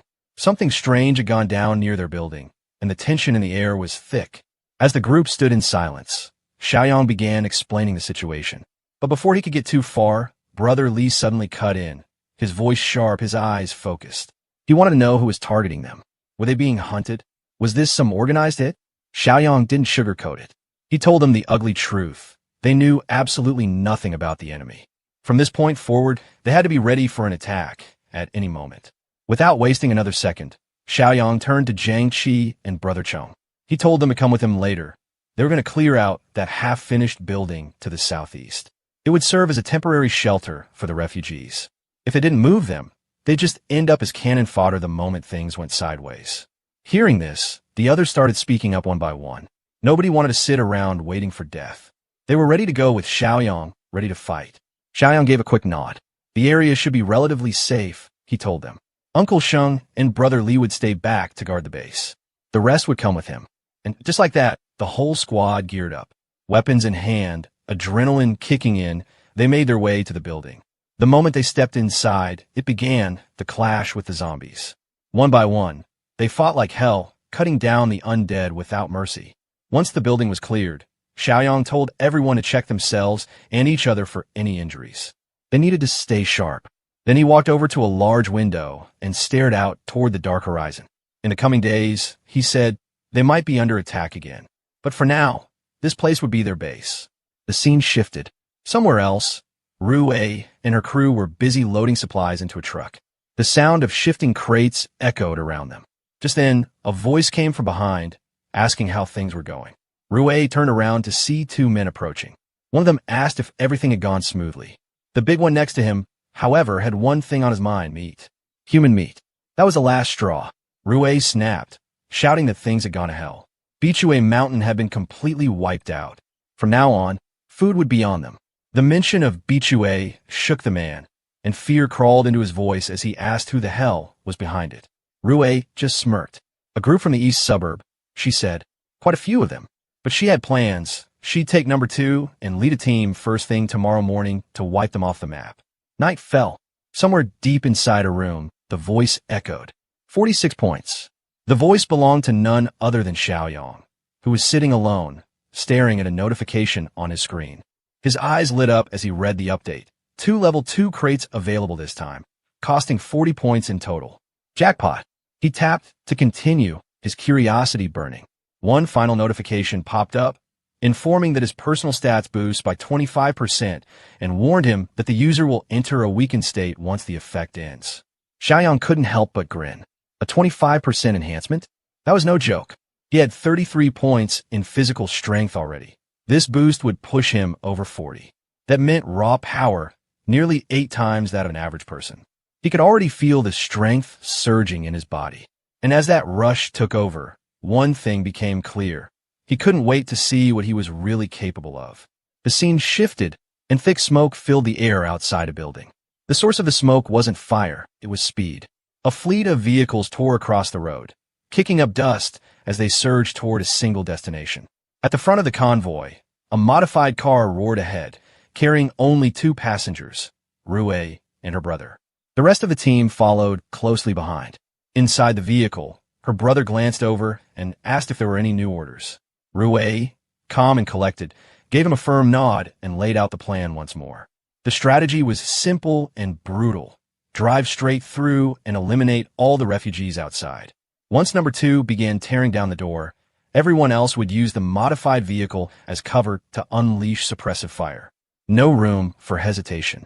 The moment number 2 heard his name mentioned by Rue, he practically lit up. Like a beast off the chain, he chuckled with a twisted grin and muttered that he was starving, his way of saying he was more than ready. The maniacal laughter that followed made it clear this wasn't just a mission for him. It was a damn feast. With the plan locked in, the team surged forward with ruthless momentum. Meanwhile, elsewhere, the scene cut to a quieter moment. Xiaoyang and Brother Li stood on the rooftop of a building. Brother Li's eyes scanned the surroundings with a strange seriousness before he muttered that while this spot was better hidden, the view was terrible compared to the watchtower. The wall had massive blind spots, but Xiaoyang didn't seem too concerned. He told him not to worry. Being here wasn't about the view. That response caught Brother Li off guard, and with a confused look, he asked what the real reason was. Xiaoyang smirked and reminded him of something he'd once said, that he used to be a sniper in the military. Brother Li chuckled, placing a hand on his head, and corrected him. It wasn't years, just a few months, and only as a temporary replacement. Still, the memory lit something up in him. When Xiaoyang asked if he could still shoot accurately from 100 to 200 meters, the man's eyes sparked with pride. Puffing his chest a bit, Brother Li laughed and confidently declared that as long as the wind wasn't wild, he could land shots clean it up to 500 meters. Xiaoyang seemed pleased. Just then, a voice called out from behind, announcing they brought the requested item. Whatever it was heavy, obnoxiously heavy. Xiaoyang stepped forward, crouched down, and started opening the box. Brother Li leaned in, curious, but what he saw next nearly made him break a sweat. Inside the box was a sniper rifle. Not just any rifle. This one was serious firepower, the kind that didn't just fall into anyone's hands. Brother Li stared, stunned, and asked where the hell Xiaoyang had managed to get it. Still smiling, Xiaoyang calmly explained that they only had 2 magazines, 10 rounds total. He told him to use them wisely. As the sniper was handed over, Brother Li's demeanor changed instantly. The grin faded, replaced with a focused intensity. This wasn't a game anymore. Xiaoyang turned his attention to Jiang Qi, asking if everyone was in position. Without missing a beat, Jiang Qi confirmed. They were all ready. Xiaoyang gave a nod of approval and ordered him to alert the entire team. The enemy could show up at any moment, and when they did, they'd be ready. After a tense stretch of silence, it was Shan who spotted something first. She quickly informed the team, her voice sharp with urgency. Something wasn't right. The moment her words came through, Brother Lee, already positioned on the other side in sniper mode, confirmed her suspicion. He was watching too. They were about to be attacked. His warning was clear and direct. Everyone needed to get ready. Meanwhile, on the other side of the battlefield, Rue and her crew were approaching in a car, planning their ambush. Her brother peered through the window, scanning the area. But something felt off. There were no signs of the refugees who'd been outside the wall earlier. Puzzled, he muttered that maybe they'd already been butchered for meat, just like the rest. His companion in the driver's seat suggested stopping the car to investigate, but Rue immediately shut that idea down. She snapped, saying they were already close enough. If they hesitated now, the element of surprise would be gone, and attacking would become a hell of a lot harder. With that, she ordered everyone to move up and take cover near the wall. Back on the defender's side, Jiang Qi and the rest of the team braced themselves as they spotted Rue's squad creeping closer. Shan gave the signal to open fire. In an instant, a hail of bullets tore through the air. The defenders' barrage slammed straight into Rue's convoy. Their car took heavy hits, and several people inside were shredded before they even had a chance to react. Smoke and flames started curling up from the vehicle as explosions followed, and chaos erupted. Rue's comm started to crack. Sweat trickled down her face as she realized, damn it, they'd been spotted. That wasn't supposed to happen. Her squad turned to her in panic, asking what now, and Rue barked back that they had to keep pushing forward and get behind the dam wall. But her plan was already falling apart. Under relentless gunfire, her companions struggled to move, dropping one after another. Somehow, the survivors managed to scramble behind the wall for cover. Then number 2 stepped out of the wrecked car, carrying a massive cutting tool. Without hesitation, he charged toward the gate, bellowing like a beast, and began sawing through the metal barrier. From her vantage point, Shan spotted him immediately. Someone was trying to break down the gate. She yelled the update to the team and turned to those nearby, urging them to take that monster down before he busted through. But Rue and her team weren't going to make it easy. They retaliated with a wave of gunfire, forcing the defenders into cover. Even the fat guy took a hit, and as they tried to help him, Jiang Qi shouted over the noise, warning the others that Rue's side had serious firepower, maybe even as much as theirs.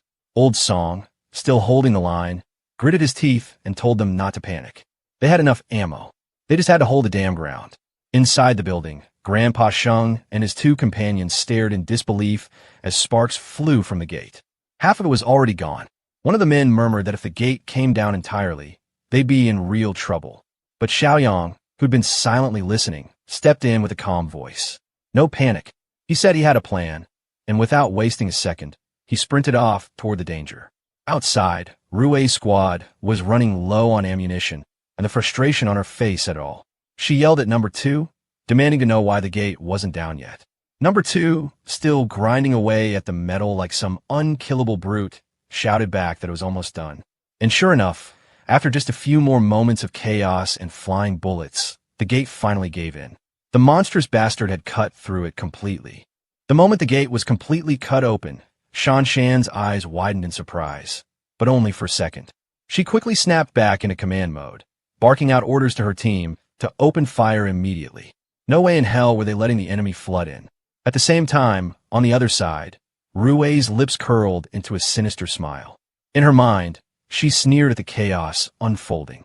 Let's see how these rookies handle a real nightmare. Let's see how they deal with an evolver. As her squad charged in, Rue shouted for her group to stick close. She told them to follow her lead and stay behind number 2, ordering them to secure cover as soon as they got inside. Meanwhile, Xiaoyang wasn't wasting time either. Watching the gate open, he quickly signaled Brother Li to get ready. No unnecessary talk, just precision. Brother Li, understanding the weight of the situation, braced himself, his fingers itching on the trigger. Xiaoyang calmly pointed out the real threat, the big bastard. He wanted that thing down.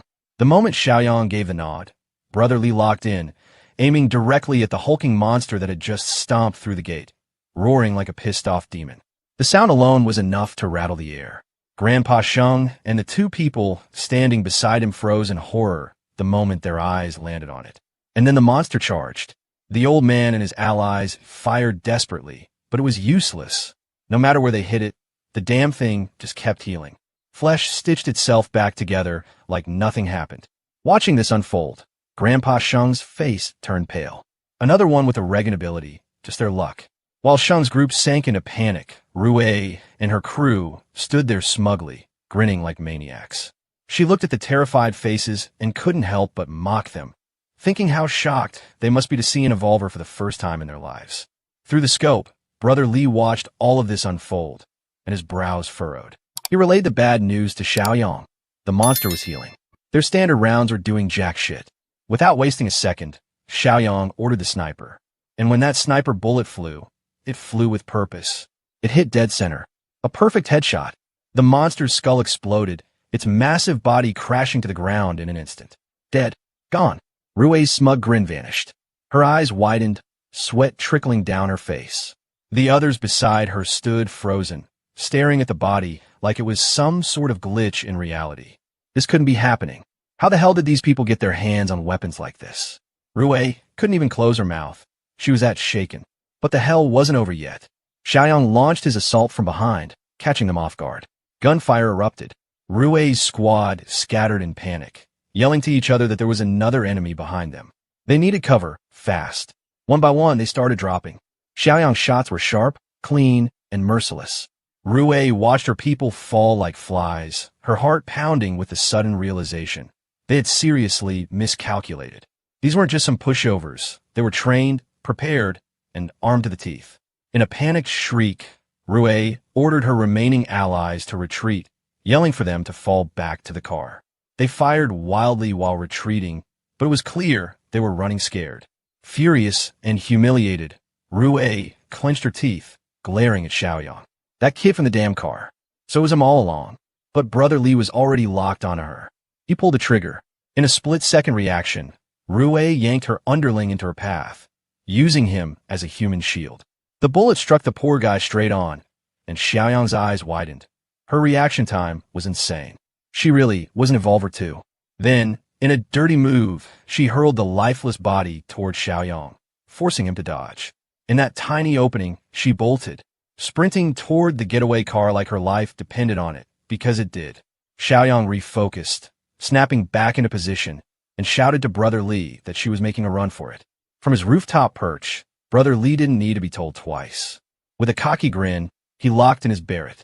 Try running all you want, but under heaven and earth, my Barrett answers to no one. Boom! The bullet ripped through the air and hit Rui's leg. It tore straight through, slicing her limb in half mid-run. Her face contorted in agony as she collapsed just in front of the car, blood spraying the ground. Even Brother Li looked stunned for a second. He hadn't expected that kind of precision. But before he could follow up, Rui's brother reached out from the car, grabbed her, and yanked her inside. The engine roared. Tires screeched. And just like that, they were gone. As the car sped off, Xiaoyang's Bluetooth crackled to life. A voice asked what they'd do if those people came back for revenge. Xiaoyang didn't flinch. He simply said it didn't matter. Right then, a notification popped up on his system screen which confirmed the task named Nemesis of Villains is complete, offering 50 reward points. He smirked, said it again, louder this time, let them come back. He knew who they were now. Then another notification flashed. New task unlocked. Nemesis of Villains, Volume 2. The objective is to infiltrate enemy base and eliminate the cannibals. With 50 solid reward points. While Xiaoyang was busy reading through his latest system notification, the rest of the team had already burst into celebration. Cheers echoed through the air. They had won. But amidst all the shouting and joy, Xiaoyang's voice cut through with a calm but firm question. Had anyone been hurt? Has anyone died? One of the companions quickly responded that, thankfully, no one had died, just a few minor injuries here and there. Without wasting a second, Xiaoyang shifted into command mode. The injured needed to be sent to the medical room immediately, disinfected without delay. Enemy corpses were to be moved into cold storage, ready for Chun Chong to deal with later. And the refugees? They needed to be brought back from the abandoned building. It was finally safe enough. Orders given. He turned and walked back into his room, eyes locked on the screen that flickered to life before him. The corners of his lips curled into a satisfied grin. This wave had earned him 76 points. Not bad at all. Tonight, He was definitely going to splurge. The scene shifted. Outside a different building, Rue's car had pulled up, and a few people stood waiting. A moment later, her two companions helped her out of the vehicle, her body clearly bruised and battered. One of the men, tall, sharp-eyed, and holding a metal rod, stepped forward the moment he saw her condition. His expression darkened with concern, but before he could speak much, Rue snapped. Gritting her teeth, she blamed their carelessness, furious that they hadn't anticipated heavy weapons on the enemy's side. But when the man just stood there, silent and unflinching, her temper flared even more. She barked at him to stop staring and bring her some damn human meat already. Still, he didn't move. Instead, a faint smile curled on his face. That smile pushed her over the edge. She pointed at him, spitting insults, calling him useless, not even worth a toe of number 2. That was the last straw. The man's smirk dropped, and anger flashed in his eyes. With a sharp glare, he pointed right back at Rue, accusing her of falling so low and still having the audacity to speak like a queen. That's when Rue made her final mistake. She ordered her underlings to punish him. But no one moved. That silence told her everything. She looked around and realized what had happened. Every one of them had turned against her. The man grinned again, colder this time, and reminded her that she was injured and number 2 was dead, which made him, by default, the strongest one left. He spoke loudly, turning to the rest, asking if the brothers agreed. And they did. One by one, they began to surround Rue. She backed away, panic rising, but it was far too late. The man raised his rod, and with that, they all pounced. Screams of rage mixed with the sound of metal striking flesh. Rue shouted, cried, begged, but it didn't matter. The same people who once followed her now took turns beating her down, and worse, they enjoyed it. The twisted joy on their faces made it clear. This wasn't justice, it was payback. It didn't take long. Rue was gone. As her blood cooled on the ground, the man who led the attack calmly wiped his hands clean. But before he could leave, another guy approached from behind and called him third boss. That single phrase lit a fire in his eyes. Furious, he shoved the guy and demanded what the hell he just said. The poor fool dropped to his knees, stammering apologies, too scared to look him in the eye. Finally, the man told him to speak if he had something useful to say. And he did. Rue was dead. Number 2 was gone. Their forces had been torn apart. They'd lost too many brothers. And what if they ran into that guy again? At the mention of him, the tentacle man, a cold sweat broke across the man's forehead. His smirk faded. Without another word, he turned and said they'd head west. The West Steel Group. Maybe they'd find refuge there. The scene shifted. Xiaoyang's car came to a slow stop outside a suspicious-looking facility, and both his companions stepped out, their faces tense. Jiang Qi, standing close to him and clearly rattled, muttered that Brother Yang had been right. This place really was a base. Hearing that, a small smile crept across Xiaoyang's face. The others moved off a bit to scout the area, and once they were far enough, Xiaoyang signaled them with a sharp hand gesture to keep quiet. They moved forward, Jiang Qi and Brother Li wondering if the enemies had already escaped. They muttered about how there was no movement, no sign of anyone, and figured the cowards had probably run off in fear. But suddenly, they froze. Rue's corpse was lying right in front of them. Brother Li stared, wide-eyed, then said it was that same woman he'd shot.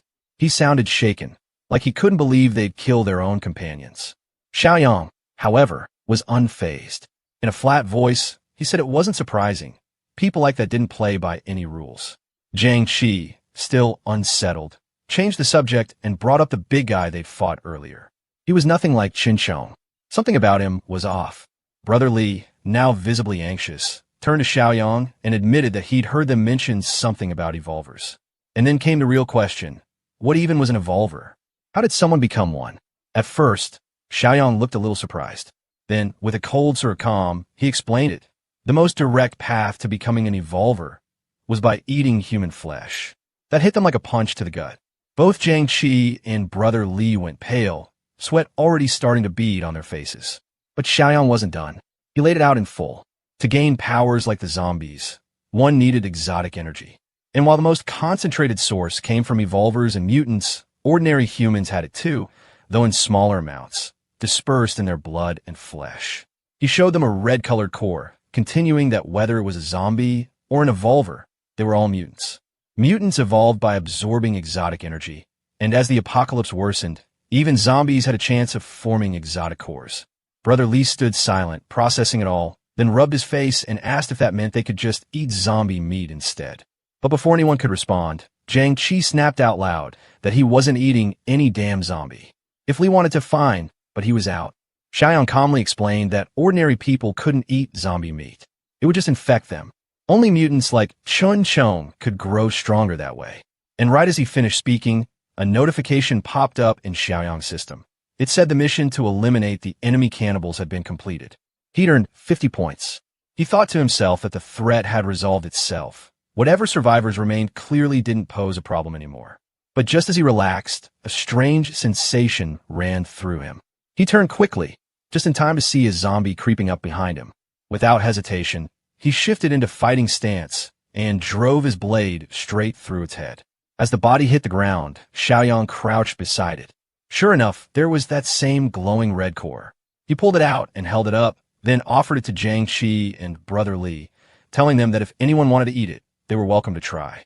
Jiang Qi recoiled instantly with a grimace, but Brother Lee didn't flinch. He took both cores in his hands and swallowed them without a word. Within moments, his body began to change. His muscles firmed, power rippled through him, and a strange glow flickered in his eyes.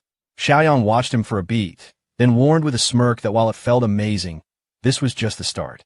He might be an evolver now, but his strength still wasn't enough to survive in this hellscape if he got careless. With that, the three of them turned to leave.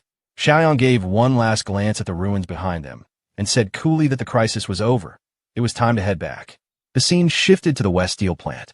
A few cars pulled in, people stepping out and heading toward the entrance. But before they could make it inside, a man blocked their way, narrowing his eyes as he asked who the hell they were. One man stepped forward, cool and composed, claiming to be the third boss. The guard froze for a moment, confused. Third boss? He told them to wait and rushed off to get the leader's permission. A few minutes later, with clearance granted, the group was allowed inside. Waiting for them was Baldy, the leader, standing squarely in their path with arms crossed and a scowl on his face. He demanded to know what the third boss was doing there. Beside him, a woman coldly asked where Rue and number 2 were. With a grim look, the third boss broke the news. They were ambushed. Rue and number 2 didn't make it. Hearing this, Baldy immediately ordered his men to escort the third boss to a secure place. As they moved through the facility, one of the guards tried to lighten the mood, casually calling him third boss again. That triggered something. The third boss turned on him sharply, snapping, asking what the hell he just called him. The man apologized quickly, saying he just didn't feel right. When asked why, he pointed at the steel doors and barred windows, nervously saying the place felt more like a damn prison than a hideout. Before the third boss could respond, Li Chung showed up and began escorting all of them deeper into the facility. They were taken to another chamber, where Baldy stood waiting, flanked by his crew. The moment the third boss entered, he sensed something was off. He asked Baldy what the hell was going on. That's when the woman beside Baldy stepped in, her voice sharp and laced with venom. She questioned what should be done to a man capable of killing their leader. The mood changed instantly. Every person in the room turned, surrounding the third boss and his men like wolves. Realizing the danger, the third boss panicked, fumbling through excuses, trying to explain. But the woman only smiled, cruel and mocking, and gave the order to Li Chung to let them know exactly why they were going to die. Li Chung, dead serious now, told the third boss that he had visited the coal plant. Rue's corpse was lying in the courtyard. Number 2 was gone, not dead, not alive, just missing. And strangest of all, the entire plant looked untouched. No signs of a fight. According to Li Chung, the most likely explanation was brutal. Things went sideways, and they turned on each other. Rue had been taken out by his own people. The third boss went pale. Sweat poured down his face as he desperately claimed they had no proof, no real evidence he did anything. But Baldy just laughed loud and bitter. Evidence? He scoffed. You think this world runs on evidence? He made it clear, if it weren't for Rue and number 2's power, they would have wiped out the third boss and his crew long ago. Then Baldy's face darkened, and with a nod, he gave the final order. End it. That's when one of the third boss's companions panicked, stepping forward with folded hands, begging for mercy. He claimed to have information, real, useful stuff. The woman raised an eyebrow and asked what kind. The man spilled everything. There was a settlement east of the city, packed with people and supplies. That's who had taken down Rue and number 2. He swore they didn't know how to become evolvers, He hadn't seen a single one among them. Baldy raised an eyebrow. If they had no evolvers, how the hell did they lose? The man nervously explained, they had heavy weapons. Normal bullets couldn't hurt number 2, but these guys brought him down in one clean shot. The woman smiled again, genuinely impressed. She told him it was good, very good information. The man relaxed, thinking he was safe now. He even asked, almost with a hopeful grin, if he'd be spared. That same smile still on her face. The woman turned to her men and gave a soft command. Kill them all.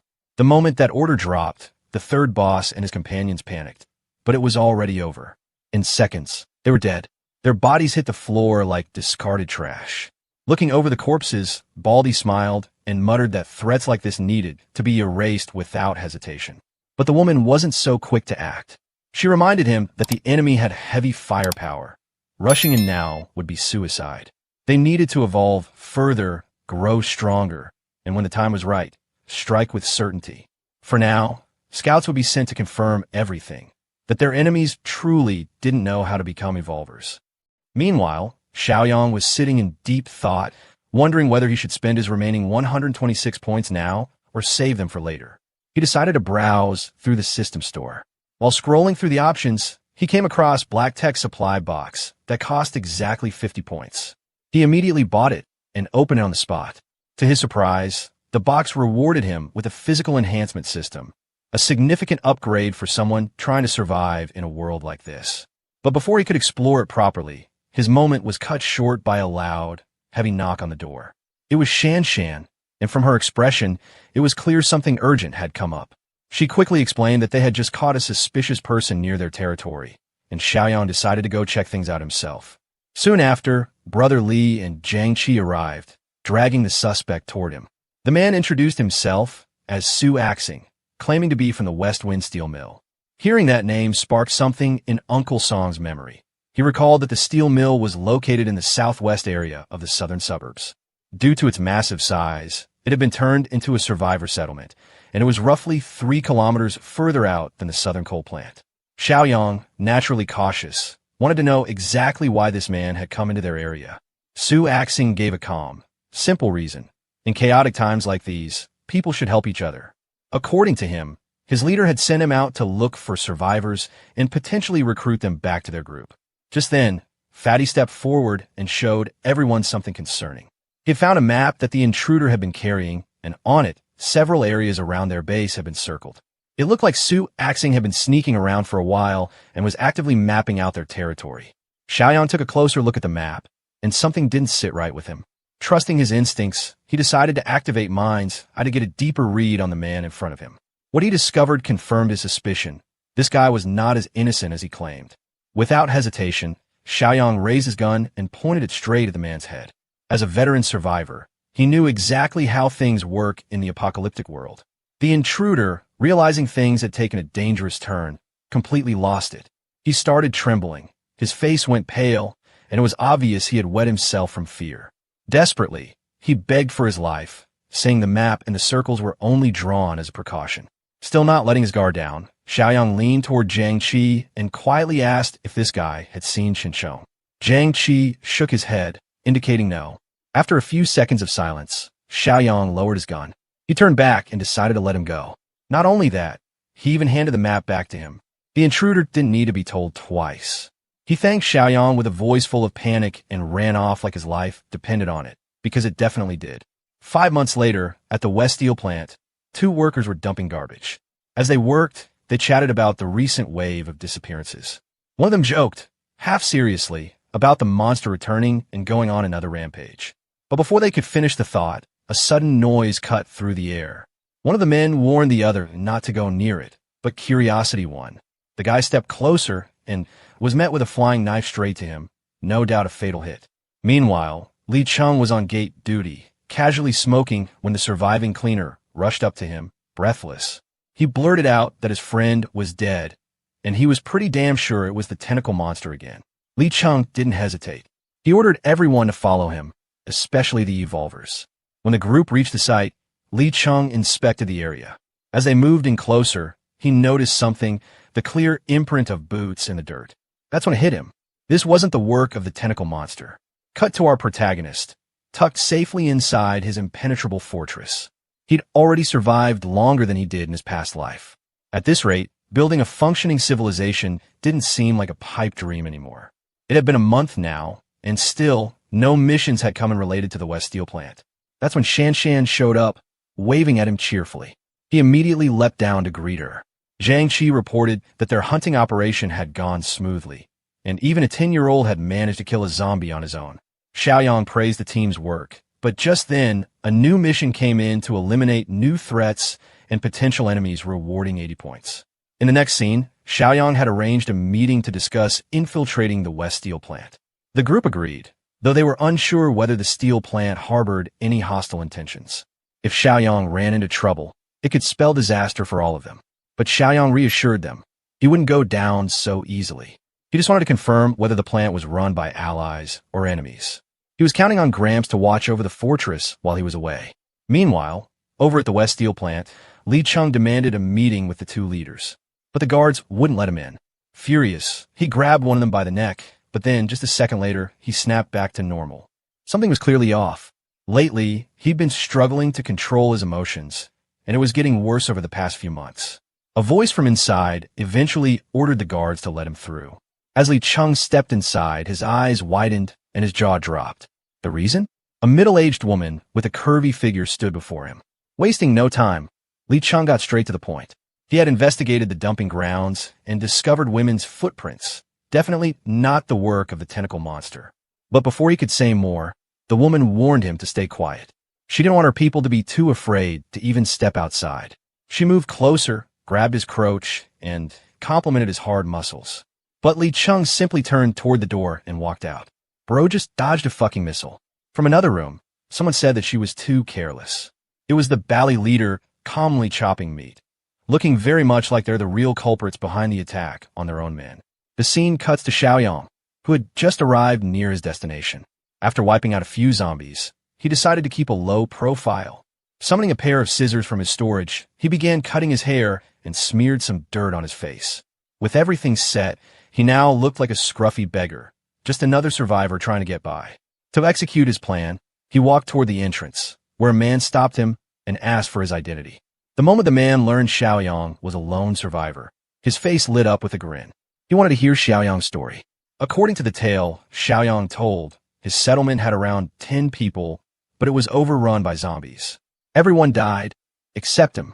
He claimed to have gained enough experience fighting zombies and said he'd be useful to their group. The man seemed to believe the story and showed him the way in, but warned that Xiaoyang would have to pass a test first. As expected, Xiaoyang knew these people weren't the kind-hearted type. Just then, they were interrupted by someone. It turned out to be Li Cheng. He asked the man about the unfamiliar face. The man had been planning to take Xiaoyang to some secluded spot, but Li Cheng said, if you want to search him, do it here. Xiaoyang quickly picked up the scent. This guy had been planning to kill him. Li Cheng told Xiaoyang to hand over his weapons and come inside. But he also said, if Xiaoyang don't want to hand them over, that's fine. He won't force you, and can leave peacefully. After a moment, Xiaoyang decided to hand over his weapons. Li Cheng started searching for Xiaoyang. Our boy was impressed after seeing someone who still had some moral boundaries. Li Cheng wanted to know how Xiaoyang had survived with just a single weapon. He asked if Xiaoyang was an evolver and told him to follow. He left Xiaoyang in a room that felt more like a prison cell. After a while, a Baldy entered, asked for Xiaoyang's name, and wondered if he was an evolver. When Xiaoyang confirmed, an axe suddenly came flying toward him, but he dodged it with ease. Clearly, the Baldy was testing him. Keeping up his act, Xiaoyang began whining about how dangerous that was. But the Baldy, now excited to meet an evolver, asked if he knew how to become one. Then he warned him, if word got out, he'd kill anyone who spread the knowledge. Even Xiaoyang had to admit the bald guy's speed was impressive. He wondered, if he killed him now, would he still get those reward points? Meanwhile, the Baldy was impressed by Xiaoyang's reflexes and how sneakily he'd brought weapon inside. Still, he warned him about the difference in strength between them. Then he told his underlings to take Xiaoyang to clean up and bring him to the meeting room.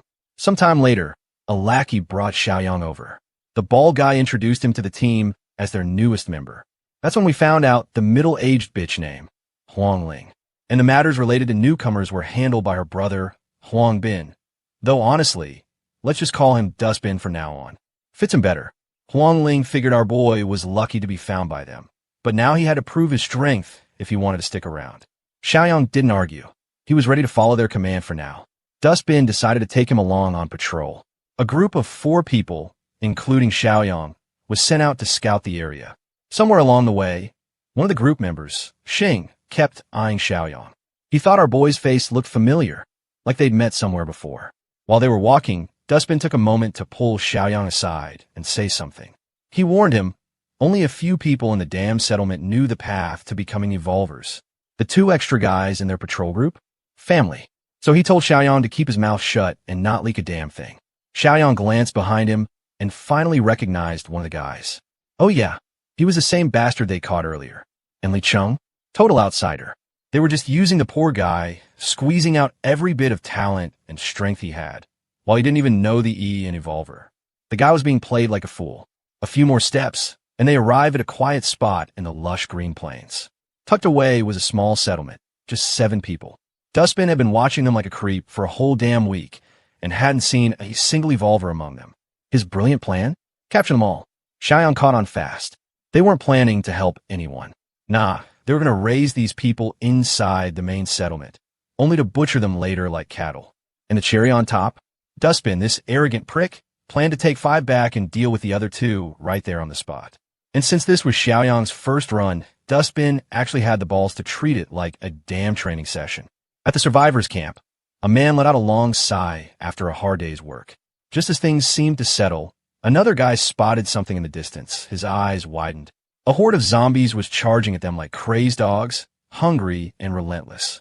The survivors scrambled, grabbing whatever they could to defend themselves. But the undead just kept coming. Some people were so terrified, they couldn't even move. It was chaos. And this was all part of Dustbin's brilliant little plan to clean up the survivors. A goddamn setup. Now, those trash bags were ready to swoop in and play the heroes. One woman was completely overrun, screaming as the zombies closed in. And then, slash, in the blink of an eye, the monsters were cut down. The bastard saved her just in time, and his 2 teammates jumped in to help wipe out the horde. They introduced themselves as Evolvers from the West Steel plant. The survivors, desperate and shaken, were nothing but grateful. In the middle of all this, Xiaoyang suddenly froze. He felt something. His eyes snapped to a nearby building, a chill running down his spine. There was nothing there. Or at least, that's what he told himself. Maybe it was just his imagination. Dustbin barked at him to stop spacing out and help with the cleanup. But deep down, Xiaoyang knew what he felt wasn't nothing. It was real. Something disgusting, a gross, writhing tentacle monster lurking nearby. The bastards managed to convince the survivors from the camp to come with them. Xiaoyang, of course, was told to stay behind and gather the loot. Dustbin, being the trash he was, went off to arrange a small transport truck. And naturally, he didn't forget to pile up the dead bodies too. Got to keep up the hole where the good guys act, right? Once the group left, Xiaoyang summoned his knife and started collecting the loot himself. Some of the survivors stuck around, grateful for the help. One of the women seemed especially concerned about one thing: hot water for a bath. And just like the scumbag the bastard wasted no time shooting his shot, offering her bath access under certain conditions. Yeah, typical. But while he was being a creep, axing, one of the group members felt something was off. Real off. Dustbin noticed the guy getting twitchy and told everyone to stay alert. Still wearing that smug-ass grin, the bastard turned to the woman and told her to be ready at night. He'd protect her, of course. Then he started mocking Axing for being paranoid. But before Axing could clap back, something stabbed him. Fast. Silent. And just like that, he dropped. Dustbin's face turned pale as it hit him. They were under attack. Not just by anything, but the tentacle monster. Cut to the next second. The grotesque creature was already an inch away from his damn face. Meanwhile, Xiaoyang was still busy gathering zombie cores when he heard the loud commotion. He turned, frowning as the sounds grew more violent. Dustbin? Yeah, the bastard was now completely wrapped up in tentacles, flailing like a caught fish. And judging by the scream he let out before being crushed, yeah, he was officially fucked. That horrifying scene sent a chill straight through the rest of the so-called rescue squad and the survivors. Then the monster shifted its focus. It locked eyes with the bastard, the next victim. Panicked, the guy hurled the woman toward the monster, hoping to distract it. But the creature didn't give a single damn about gender. It started squeezing the woman just like it had done to Dustbin. And just when things looked over for her, slash, she fell to the ground, gasping, with pieces of tentacles scattered around her. Our boy had arrived. Xiaoyang finally stepped in to save their sorry asses. Now standing tall, he asked the bastard if this was the infamous tentacle monster they kept whispering about. And the guy, trembling, confirmed it. Yep, this was the son of the tentacle monster. The tentacle monster itself kept muttering, son, son, over and over again. It had the freakish ability to mutate ordinary zombies into twisted versions of itself. Yeah, real nightmare fuel. According to the bastard, even their strongest leaders had a hard time dealing with this abomination. He said they needed to run and bring reinforcements. But Xiaoyang? He wasn't buying that crap for a second. He knew exactly what kind of shit this guy was planning to pull. The tentacle monster lashed out, wrapping Xiaoyang tightly in its slick, squirming limbs. But instead of panicking, the guy just smirked. Son of the tentacle monster, huh? Interesting. With a flex of his muscles, Xiaoyang yanked the creature toward him. The monster thrashed and twisted, but it was no match for his strength. Xiaoyang pulled harder, then snapped. His bare hands tore through the monster like it was made of wet paper. In seconds, its entire body was ripped apart, scattered like some grotesque jigsaw puzzle. Back at the coal plant, the bastard who ran away finally showed up. He laid out the whole shit show to the baldy leader. The moment the guy heard what happened, rage exploded out of him. Without thinking, he killed one of the survivors on the spot, just pure fury. People scrambled to calm him down, but that's when a wet thump landed in front of him. A bunch of bloodied tentacles. And right behind them, Xiaoyang walked in. The old bitch's eyes went wide. She couldn't believe it. This guy actually avenged their people, slaughtered the monster they were all too afraid to face. Both leaders went dead silent, realizing just how dangerous this kid really was. Later, Baldy started thinking, could this monster have been strong enough to kill Li Cheng? But the bastard who witnessed it firsthand wasn't convinced. His own uncle and brother were wiped out in seconds, and honestly, he didn't think even Li Cheng could pull that off. Hell, he even doubted that both leaders combined could handle that thing. The old hag brushed it off, saying the monster probably just relied on ambush tactics. Baldy agreed, but deep down, both of them knew the truth. Either way, they couldn't let Xiaoyang and Li Cheng grow too close. That much was clear, and right then, as if summoned, Li Cheng strolled in with a proposal. He wanted to promote Xiaoyang, make him an officer. Said his strength was on par with his own. Baldy scoffed, ready to shoot it down, but the old hag cut in. She was willing to give Xiaoyang the position, if he managed to kill the actual tentacle monster boss. Right. These trash leaders, who couldn't even take out the monster's kid, now wanted Xiaoyang to risk his neck to kill the real deal, just to become their underling. What a damn fair world. Still, thanks to Li Cheng's request, they at least agreed to send backup. Some kind of gesture. After a while, the leaders met with Xiaoyang again. They offered him the position of third leader, if the mission succeeded.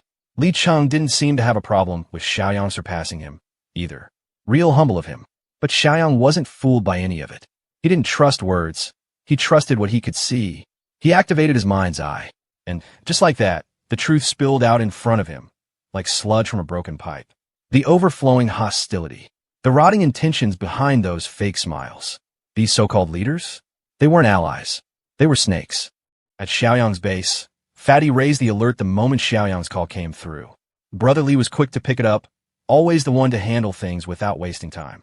Meanwhile, Xiaoyang was out there, standing like a boss on top of a bulldozer, acting like it was his personal throne. He dropped the orders straight, bring Chun Chong and a few of the heavy hitters, and meet at South Suburban Park the day after tomorrow. The mission was to wipe out the entire gang to the ground. Brother Li, solid as ever, didn't hesitate. He handed base control to Gramps and told him to hold it down while they were gone. Then he handpicked 7 of the toughest guys they had, clean, efficient, no baggage. But of course, nothing ever goes that smooth. Q Xiaoyu, the kid with more guts than sense. He wasn't letting them roll out without him. The moment he caught wind of the plan, he was ready to throw hands just to tag along. His mom tried to drag him back, but the kid dug in like a little beast. That's when old Song stepped in to he backed Xiaoyu up without skipping a beat, probably just vibing with the kid's reckless energy. Brother Li didn't push back. He gave a green light, promised they'd keep the kid safe, and made it clear everyone was in this together. The scene cuts. Cars come to a halt at a single spot. Members of the West Steel Plant Gang. Today's mission was clear: hunt down the tentacle monster. The plan? Keep it simple. Xiaoyang would handle the kill solo. Perched on top of a tall building, Xiaoyang spotted something. His team had arrived, landing right on time. Still, no signal came from him. The rest of the gang held position, waiting it out. Brother Li, ever cautious, reminded everyone to stay alert. Meanwhile, the lady chief noticed a small kid nearby and motioned him over. Without hesitation, she ordered the boy to head into the park. The kid hesitated, annoyed. His only job was to carry the loot, nothing more.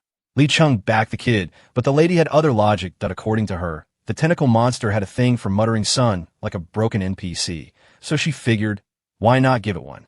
Classic bait strategy. And with their numbers? She was convinced this would be a quick sweep. The kid finally realized what was happening. He was bait. His protests got louder, but the noise didn't sit right with the Baldy. Without a word, he lifted the kid and shoved him forward.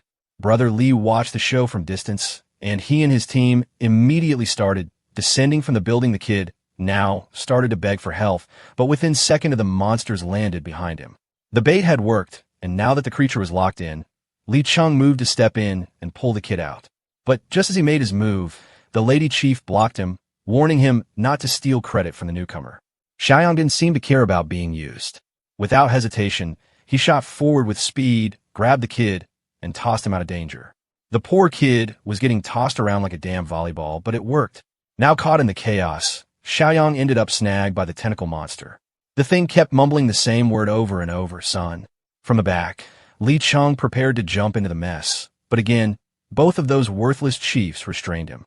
He couldn't figure out why his own leader was holding him back, but the woman just laughed it off. Saving the weak clearly wasn't part of her agenda. That's when it clicked. Li Cheng started to put the pieces together. He asked what they were up to, but before they could respond, a voice cut through the tension. It was Xiaoyang. He laid it all out. He knew their secret, the fact that they'd been eating humans. Li Cheng was stunned. Everything froze for a second. Then, both trash chiefs get caught up in an ambush. Brother Li and his crew came in hard, splitting into two groups. Another team charged straight toward the monster. The kid, small but fearless, lit up a molly and hurled it at the monster. But the thing barely flinched, swatting it away with one of its tentacles. Still, for the first time, its expression cracked. The monster looked completely shaken and called the kid his son. Xiaoyang was caught in the monster's grip, completely unfazed, watching the beast's reaction calmly. The kid whose Molotov had just flopped started hurling curses at the creature, spitting out foul words like it was personal. That's when the monster let out a furious roar. It clearly didn't appreciate the kid's mouth. The rest of the team finally caught on. This wasn't some low-tier mutant. Perfect. Time to see what happens when mutant goes up against mutant. Chen Cheng didn't waste a second. Our zombie charged straight at the tentacled freak, slipping past its wild strikes with ease. His leader being tangled up in those limbs didn't sit right with him. On the other side, the gang was getting lit up by a hail of bullets. In the chaos, the sudden appearance of a mutant zombie fighting on Xiaoyang's side left everyone stunned. No one could make sense of it. A zombie helping a human? It didn't add up. Chen Cheng, meanwhile, was snatched by a tentacle monster, but he broke free like it was nothing. The creature struck again, this time landing a clean hit that knocked him back a few steps. Xiaoyang, still half-wrapped in tentacles, didn't waste the opportunity to throw some shade at him, which only made Chen Cheng more pissed. Even Baldy found it hard to believe how this random newcomer was cracking jokes mid-fight. But Xiaoyang was done playing around. With a quick move, he shredded the tentacles and stepped out clean. That's when the brown-haired bastard noticed something. The little kid had just called the newcomer Uncle Xiaoyang, and suddenly it clicked. This was the same guy who had taken down Xing earlier. Baldy realized they'd been set up. So did the lady chief. The gang spraying bullets? That was Xiaoyang's crew. And the real monsters here weren't the ones with claws and tentacles. It was Xiaoyang and that freak mutant zombie standing beside him. The lady chief realized things had gone south and immediately started crafting an escape plan. She barked out a command, telling the Baldy to buy them some time. And like a good little chaos gremlin, Baldy didn't disappoint. He hurled his axe, now glowing with some weird energy, straight into a giant rock. The impact shattered it, sending debris flying and throwing the battlefield into chaos. Using the distraction, the lady chief launched herself at the kid, Xiaoyu. Fatty tried to jump in and be the hero, but got kicked so hard he practically teleported halfway across the field. Within seconds, The lady chief had the kid in her grasp. Xiao Yu tried to resist, but all he got in return was a brutal punch straight to the face. The tentacle monster saw it all. Rage surged through its body as it let out a furious roar. Chun Chong didn't waste the opening. He moved fast, climbed onto the monster's shoulder, ready to take its head off. But just as he was about to strike, Xiaoyang stopped him, ordered him to let the creature go. Chun Chong froze, completely thrown off. They'd been risking their asses the whole time, and now they were supposed to play nice with the angry spaghetti monster? Make it make sense. The lady chief made her move, threatening to take the kid's head off unless everyone dropped their weapons. No bluff, just cold resolve. That's when Brother Li stepped forward, offering himself up in Xiao Yu's place. If anything happened to the kid, he knew he wouldn't be able to face the mother. The lady saw the desperation, grinned like she just won the jackpot, and barked her order again. Drop the weapons, or things are going to get messy. Li didn't wait. He dropped his gear and signaled the others to follow. Reluctant or not, they complied. Then came her demand, more like an order. She wanted their mutant to handle the tentacle monster. Too bad the universe had other plans. Tentacles lashed out without warning, fast and brutal. The lady's reflexes saved her, barely. She dodged, but in doing so, lost the hostage. Her men weren't as lucky. They were impaled on the spot, turned into skewers in a blink. Straight up one shot. Baldy somehow lived, probably out of sheer dumb luck. Nothing made sense for the lady chief. The monster shouldn't even be able to move, let alone attack. It was supposed to be restrained. But then she saw him, Xiaoyang, standing there, still as stone, calm as ever. And right next to him, Chun Chong was casually messing with a fly like none of this chaos was worth his attention. Meanwhile, the tentacle monster had locked eyes on Xiao Yu. That alone was enough to send Brother Li into panic mode. But Xiaoyang stayed calm and told him the kid wasn't in danger. Naturally, that only added to Li's confusion. The monster had completely shifted its attention to the boy. No hesitation, no aggression. And that's when the truth dropped. The tentacle creature was Zhang Xingji, Xiao Yu's father. The kid stood frozen, eyes wide, staring at what was left of the man he once knew. Even so, a kid's heart doesn't care about logic.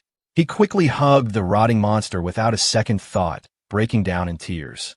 Meanwhile, our bald-headed wannabe boss stood frozen, watching a literal zombie family moment play out like he accidentally walked into the wrong genre. But survival instincts kicked in fast. The guy took off, hoping he could still outrun karma. Too bad Zhang Xingji, or Tentacle Monster, had no intention of letting anyone walk away. One swift move from a tentacle, and the Baldy was already caught. Panicking, the Baldy called out to his lady partner, but she was gone. She'd already made her choice. No way was she going to fight that thing. Not with Xiaoyang's faction either. Running was her only shot. But luck didn't care. A tentacle caught her mid-escape, and as she tripped and slammed into the ground, all she could do was scream. Before the curses left her mouth, she was already being dragged across the dirt. The Baldy was secretly enjoying the fact that she got snatched too. Misery loves company. He turned to Li Cheng for help, hoping he would pull him out of this mess. But Li Cheng couldn't even move. Xiaoyang had already blocked his path. That speed caught Li Cheng off guard. Xiaoyang didn't say much, just made one thing clear. He wasn't going to let him die. Zhang Xingji was done playing games. He hoisted Baldy into the air and slammed him into the ground with bone-cracking force. Without hesitation, he unleashed a barrage of tentacles, finishing him off for good. On the other side, the woman was screaming, begging to be let go, but the monster had no mercy left. Anyone who tried to kill his son wasn't walking away. The tentacles wrapped tighter, bones popped, and within seconds, she was crushed like a toy in its grip. Xiaoyang got a system notification right after. Mission access granted, 80 points earned. His attention shifted to Li Cheng, who was already giving off that look, curious, suspicious. Xiaoyang could sense the questions coming, and he was right. Li Cheng was trying to piece it all together. He asked if Xiaoyang's team was from Easy City and still couldn't wrap his head around the earlier comment about eating people. Xiaoyang cleared it up. Being an evolver wasn't about luck. That's when something clicked in Li Cheng's head. A memory came rushing back. Back then, he had been handed some meat, and a little girl nearby had asked for some. Her mother refused, panicked. Li Cheng, being the decent guy, had offered it anyway. The mother didn't take it. A few days later, the girl went missing. Rumors blamed the tentacle monster, but no one had seen it with their own eyes. Now, in the present, it all started making sense. The truth hit like a punch to the gut. Li Cheng doubled over and vomited. Disgust twisted into fury. He snapped. In a burst of rage, he shot toward Baldy's mangled corpse and began smashing what was left of it into the ground.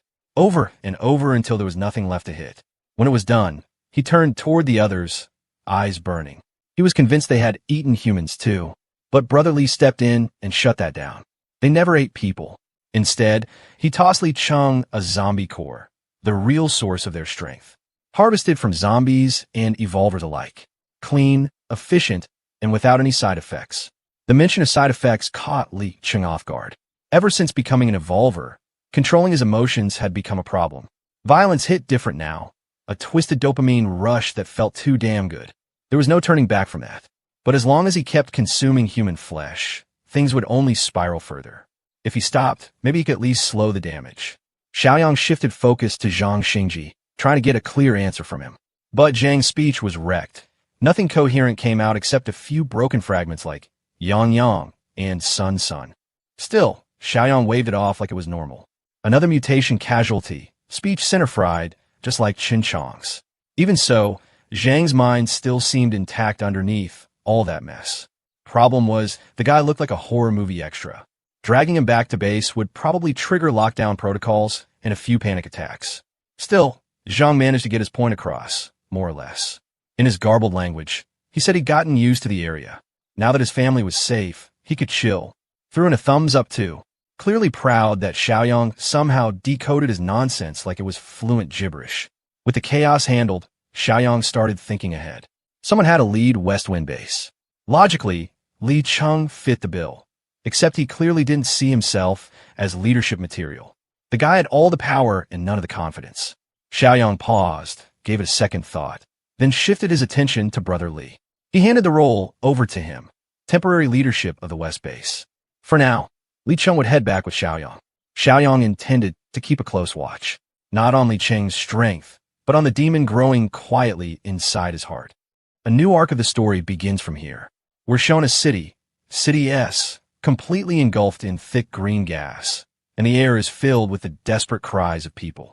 They're screaming, sobbing, and running in panic, trying to escape something deadly. That danger turns out to be terrifying plant-like monsters. One member of a group falls victim to these creatures, while the rest have no choice but to run for their lives. The entire swarm of monsters closes in, ready to finish off their prey, and within moments, they do exactly that. But what follows is even more horrifying. The man who just died is now covered in those same plants, and turns into one of those creatures himself. A girl from the group that had escaped was exhausted and stopped to rest. Her simp best friend asked if she was okay and offered to carry her. But another guy in the group told him to shut up and listen carefully. It was the sound of wind.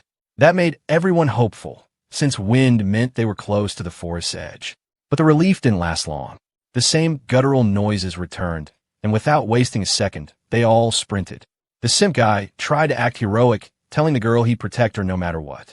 After running for a while, they spotted some nearby buildings, and the girl finally felt safe and relieved, thinking they were saved. But it was way too early to celebrate. A huge plant suddenly grabbed her and ended her life in the next second.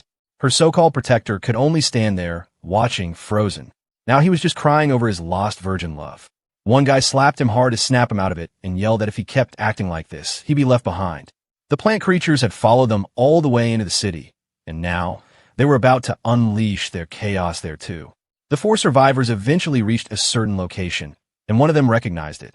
They had arrived in M City, but the others felt uneasy. The place looked abandoned, and they figured the city must have been evacuated. That's when the simp guy noticed something, a figure that looked like a human, hiding behind a large pole.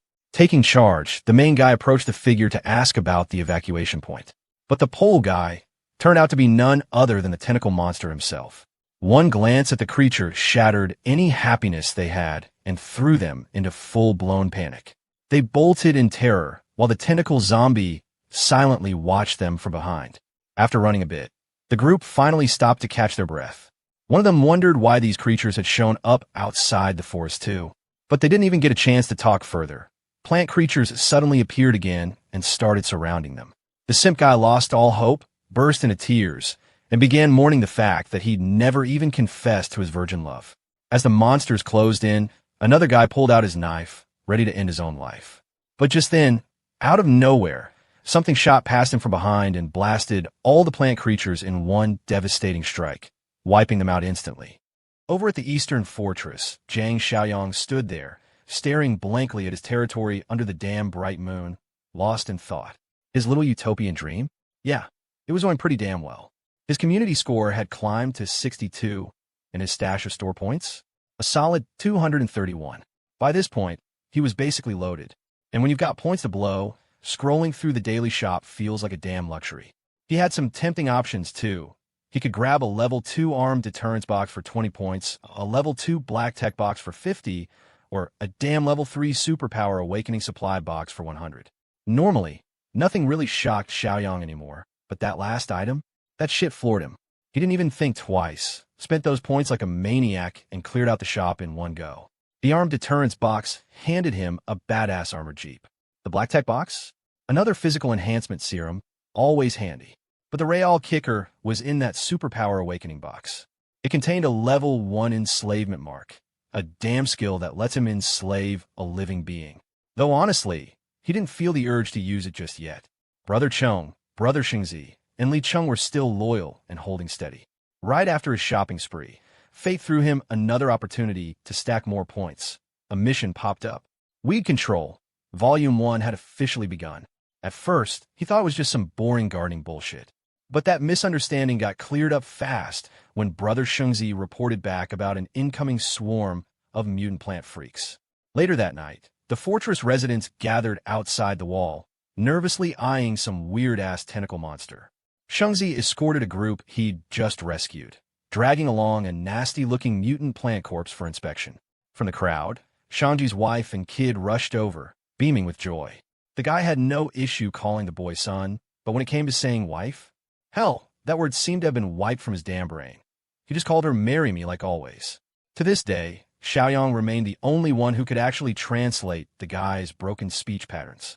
The reunion was awkward as hell, but also kind of heartwarming. There were tears, tight hugs, and plenty of weirdness. Xiaoyang, though, didn't waste a second. He got straight to work, examining the withered mutant corpse. Shangzi tried explaining what had gone down, but the poor guy barely had enough words to string a proper sentence together. Eventually, the leader of the survivor group had to step in and explain. They came from City S, forced to flee because of those creepy, mutated plants. Sure, City M wasn't exactly safe either, but compared to the absolute shit show in City S, it was paradise. On their way to the fortress, they'd even passed through zombie-infested zones. Without wasting time, Xiaoyang sent one of his men to go fetch his new armored jeep, which he'd parked 2 blocks from the base. He wanted to see the goddamn border between the 2 cities himself tonight. With the survivors guiding the way and the armored jeep clearing the path, they reached the spot without much trouble. But shit had gotten worse already. In just a few hours, those damn vines had grown taller, spreading even farther. Xiaoyang realized he needed to get inside that jungle to fully grasp the threat. Of course, Survivor Bro wasn't thrilled. After barely escaping the hellhole, no sane person would be eager to march back in. Still, pretending the problem didn't exist wasn't going to cut it. If this kept up, even the nearby Westwind Steel Mill would get swallowed whole, and once that happened, their production and daily lives would take a serious hit. Before diving into that nightmare, though, Xiaoyang figured it'd be smarter to do something else first. His people needed to get stronger so they could handle the shitstorm themselves. Gramp Lee and his new steel mill crew were tagging along too. For the next few days, no more waiting around. It was about to be a full-on hunting spree. Grinding time, baby. Speaking of the steel mill, there's another damn mutant causing problems nearby. This one's been munching on zombies like it's some kind of buffet. Luckily, though, no one had a look at that ugly bastard for long. Xiaoyang was in full-on Assassin's Creed mode tonight. With one clean, badass slash, he took down that zombie-eating freak without hesitation. With the big bastard out of the picture, the rest of the crew finally got some breathing room and went all out with their guns. They didn't hold back, unloading their clips like maniacs, letting bullets rain down on the clueless zombies shambling through the city. Under Xiaoyang's command, they hunted down mutants and collected their cores from the bodies. Again and again, they repeated this routine, slowly stacking up their supplies.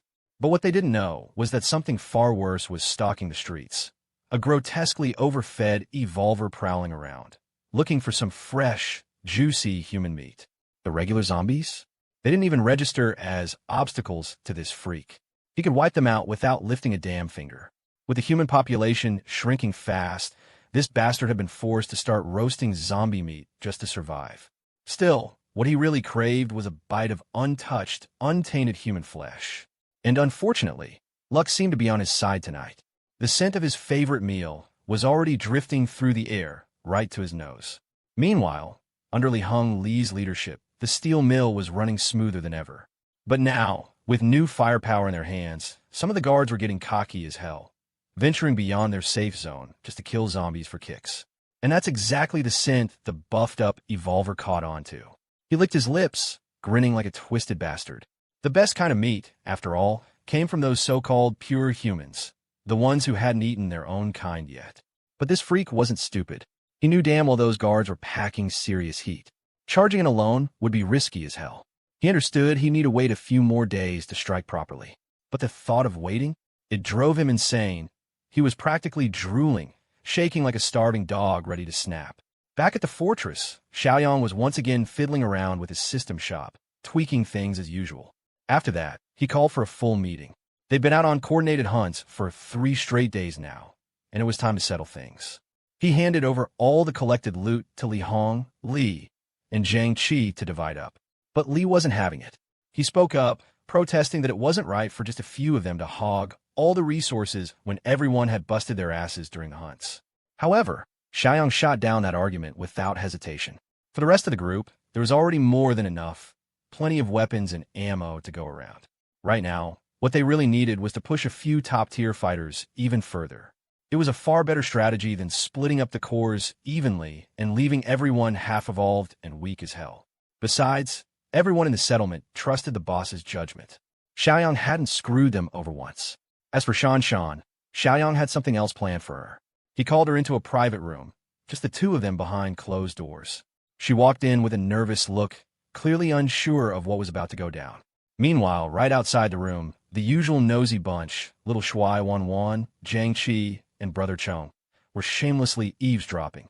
All they could hear was their boss telling Shan Shan to just endure the pain. A few minutes later, strange noises started leaking out from the room, making it sound even more suspicious. Suddenly, the door swung open, catching the eavesdroppers in the act. Zhang Qi gulped awkwardly, muttering that damn, Brother Xiaoyang sure finished fast. Judging by the sounds, they honestly thought Xiaoyang had been clapping Shan Shan's ass for real. But it turns out, the situation was something else entirely. Good thing Zhang Qi was there anyway, because Shan Shan was now sitting calmly, gently holding her arm, while an empty syringe sat right there on the table. Yep, she really did get penetrated, just not in the way they were thinking. After absorbing a ridiculous number of mutant cores, Zhang Qi had basically become one of the strongest fighters in their entire settlement. Right now, Xiaoyang wanted to set up a spar between the ever-humble Zhang Qi and the fiery Shan Shan. Of course, Zhang Qi wasn't too thrilled about it. He flat-out refused, saying he wasn't about to hit a girl. Hearing that, Xiaoyang just smirked and gave Shan Shan full permission to slap the hell out of him. No holding back, she could go all in. Zhang Qi, cocky as ever, figured he could tank anything thrown his way. After all, with all the mutant cores he'd absorbed, he was damn confident about his durability. But before he could even finish bragging, Shan Shan let loose a slap so vicious it almost knocked his damn jaw out of place and nearly rearranged his whole face. Brother Chong and Xiao Kai had to jump in and stop him from falling over. Shan Shan, on the other hand, was just as shocked by her sudden burst of power. Xiaoyang had injected her with a physical enhancement serum, boosting her up to a level just under Brother Chong's. Zhang Qi, meanwhile, was still sulking, realizing he wasn't sitting as high on the power ladder as he thought. Naturally, Xiao Kai couldn't resist throwing some trash talk at him, teasing him for being such a whiny little bitch about it. Once everything was ready, Xiaoyang started handing out roles for their upcoming expedition into the woods. He picked his best fighters to join him and chose the leader of the new recruits to act as their guide. But Mr. Leader wasn't having it. He immediately refused the job. Hell no, he wasn't going back there. He'd escaped that nightmare once already and had sworn never to set foot in that damn place again. Li Chung mocked him, calling him a coward for backing out, but honestly, Mr. Leader was being pretty damn reasonable. He had no family or friends in the nearby city. He was perfectly fine staying behind, working as a laborer in the safety of the fortress, far from all the madness. That's when the guy who'd lost his girl, yeah, the one who'd been heartbroken, stepped up and volunteered to lead the way. Meanwhile, over in the western suburbs, some bulky evolvers were searching through abandoned buildings, looking for someone specific. But things are going downhill fast. His brain was slowing down more and more each day. If he didn't get his hands on fresh human meat soon, he'd completely lose it. His pounding headache was suddenly interrupted by the sound of loud, filthy moaning nearby. He quickly followed the noise, drawn in by the lustful sounds. When he pushed open the metal door of an old building, he was greeted by a goddamn wild scene. Two couples tangled together, going at it like animals in heat. Buff Evolver cleared his throat loudly to get their attention and, well, to stop the fucking in progress. The foursome froze the second they saw him, and they clearly weren't happy to see his sorry ass again. He quickly assured them that he wasn't there to rob them this time. In fact, he was here to share some information. Of course, the women weren't buying his bullshit for a second. Everyone here had already accepted their fate, half human, half monster. So what was the point in lying? But Buff Evolver swore he was telling the truth. He'd discovered a community of pure humans, fully armed and ready for war, and now he wanted their help to go hunting. The half-monsters slowly surrounded him, their bulky bodies closing in, watching his every move like hawks. After a tense moment, they agreed to trust the bastard, just this once. And if he was lying, well, they could always eat his ass later. Just like that, he was allowed back into their group. And to welcome him properly, the redhead half-monster, with everything hanging out, offered him something tight and warm. Buff Evolver wasn't the type to turn down an offer like that, and he gladly took her up on it. While all that freaky shit was going down inside the city, Xiaoyang's group had finally crossed into the forest border. Their guide for this dangerous mission? None other than the heartbroken Zhu Xingkai. Xiaoyang praised his guts, and Xingkai declared that he wanted revenge. He wasn't about to forgive those mutant plants that killed his girl. Plus, his parents were still trapped somewhere inside that cursed jungle. The boss took the lead. Li Cheng handled the rear. Brother Cheng and Shang Jie Shengzi took the left and right flanks, and Xingkai stayed secured in the middle. Xiaoyang was only risking this insane expedition to stop the jungle from spreading any further into his territory. Saving people was just a bonus. Then, out of nowhere, a wet vine suddenly dropped down, splattering sticky goo all over his face. Xingkai's instincts kicked in immediately. He'd seen that nasty shit before. He shouted at Xiaoyang to get the hell out of the way, but it was too damn late. The vine whipped around Xiaoyang's neck like some crazed python, tightening fast. Suddenly, the massive Venus flytrap appeared, the same monstrous plant that had ripped Xiao Tong in half before. No one had ever survived that thing's jaws. But today, that record was about to be broken. Xiaoyang didn't hesitate. He grabbed the slimy vine with both hands and yanked it with all his strength. He pulled so damn hard that the creature's disgusting guts spilled out everywhere. Xingkai stood there, completely stunned, unable to even speak. The grotesque pile of innards landed with a sickening thud right in front of the boss, squirming like a sack of nasty, slimy grapes. The Venus flytrap must have realized it fucked up, because it immediately tried to flee. But Xiaoyang wasn't about to waste his time chasing after it. He ordered Shengzi and his mutated tentacles to handle it. Shengzi didn't disappoint. His freakish tentacles shot out, grabbed the plant, and reeled it back in like some nasty-ass fishing line. But just when they thought it was over, the plant let out a sudden blast of green, toxic fumes. Strangely, nobody seemed alarmed by it. In fact, the gas smelled weirdly pleasant. Xiaoyang's senses instantly went on high alert. Breathing in that strange, sweet-smelling smoke? Yeah, that definitely wasn't a good sign. He was about to yell at everyone to cover their damn noses, but suddenly, all the lights around them just vanished into thin air. Meanwhile, everyone else was going through their own bizarre nightmares. Xingkai felt this sharp, pounding sensation hammering inside his skull. He glanced around, only to see the rest of the crew standing stiff as statues, completely frozen in place. But then, something else grabbed his attention, a faint rustling sound from the nearby bushes.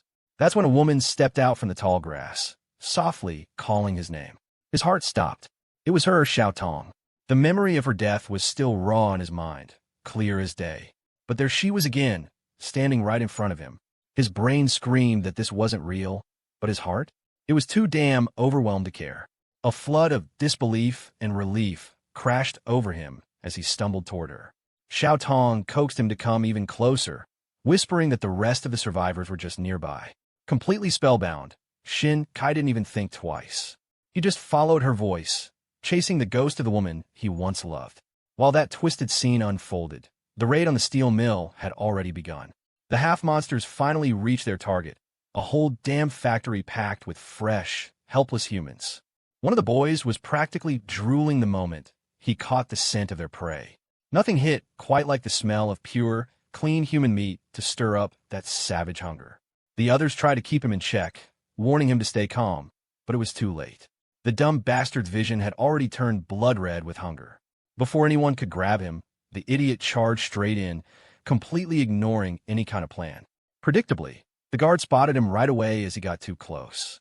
But these poor bastards weren't fast enough to react. Before they could even raise their rifles, one of their own had already been ripped apart and devoured. The gunfire erupted in an instant, alerting Brother Lee. The guards had dealt with plenty of brainless zombies before, but this was way beyond their pay grade. Their AK-47 rounds were completely useless here.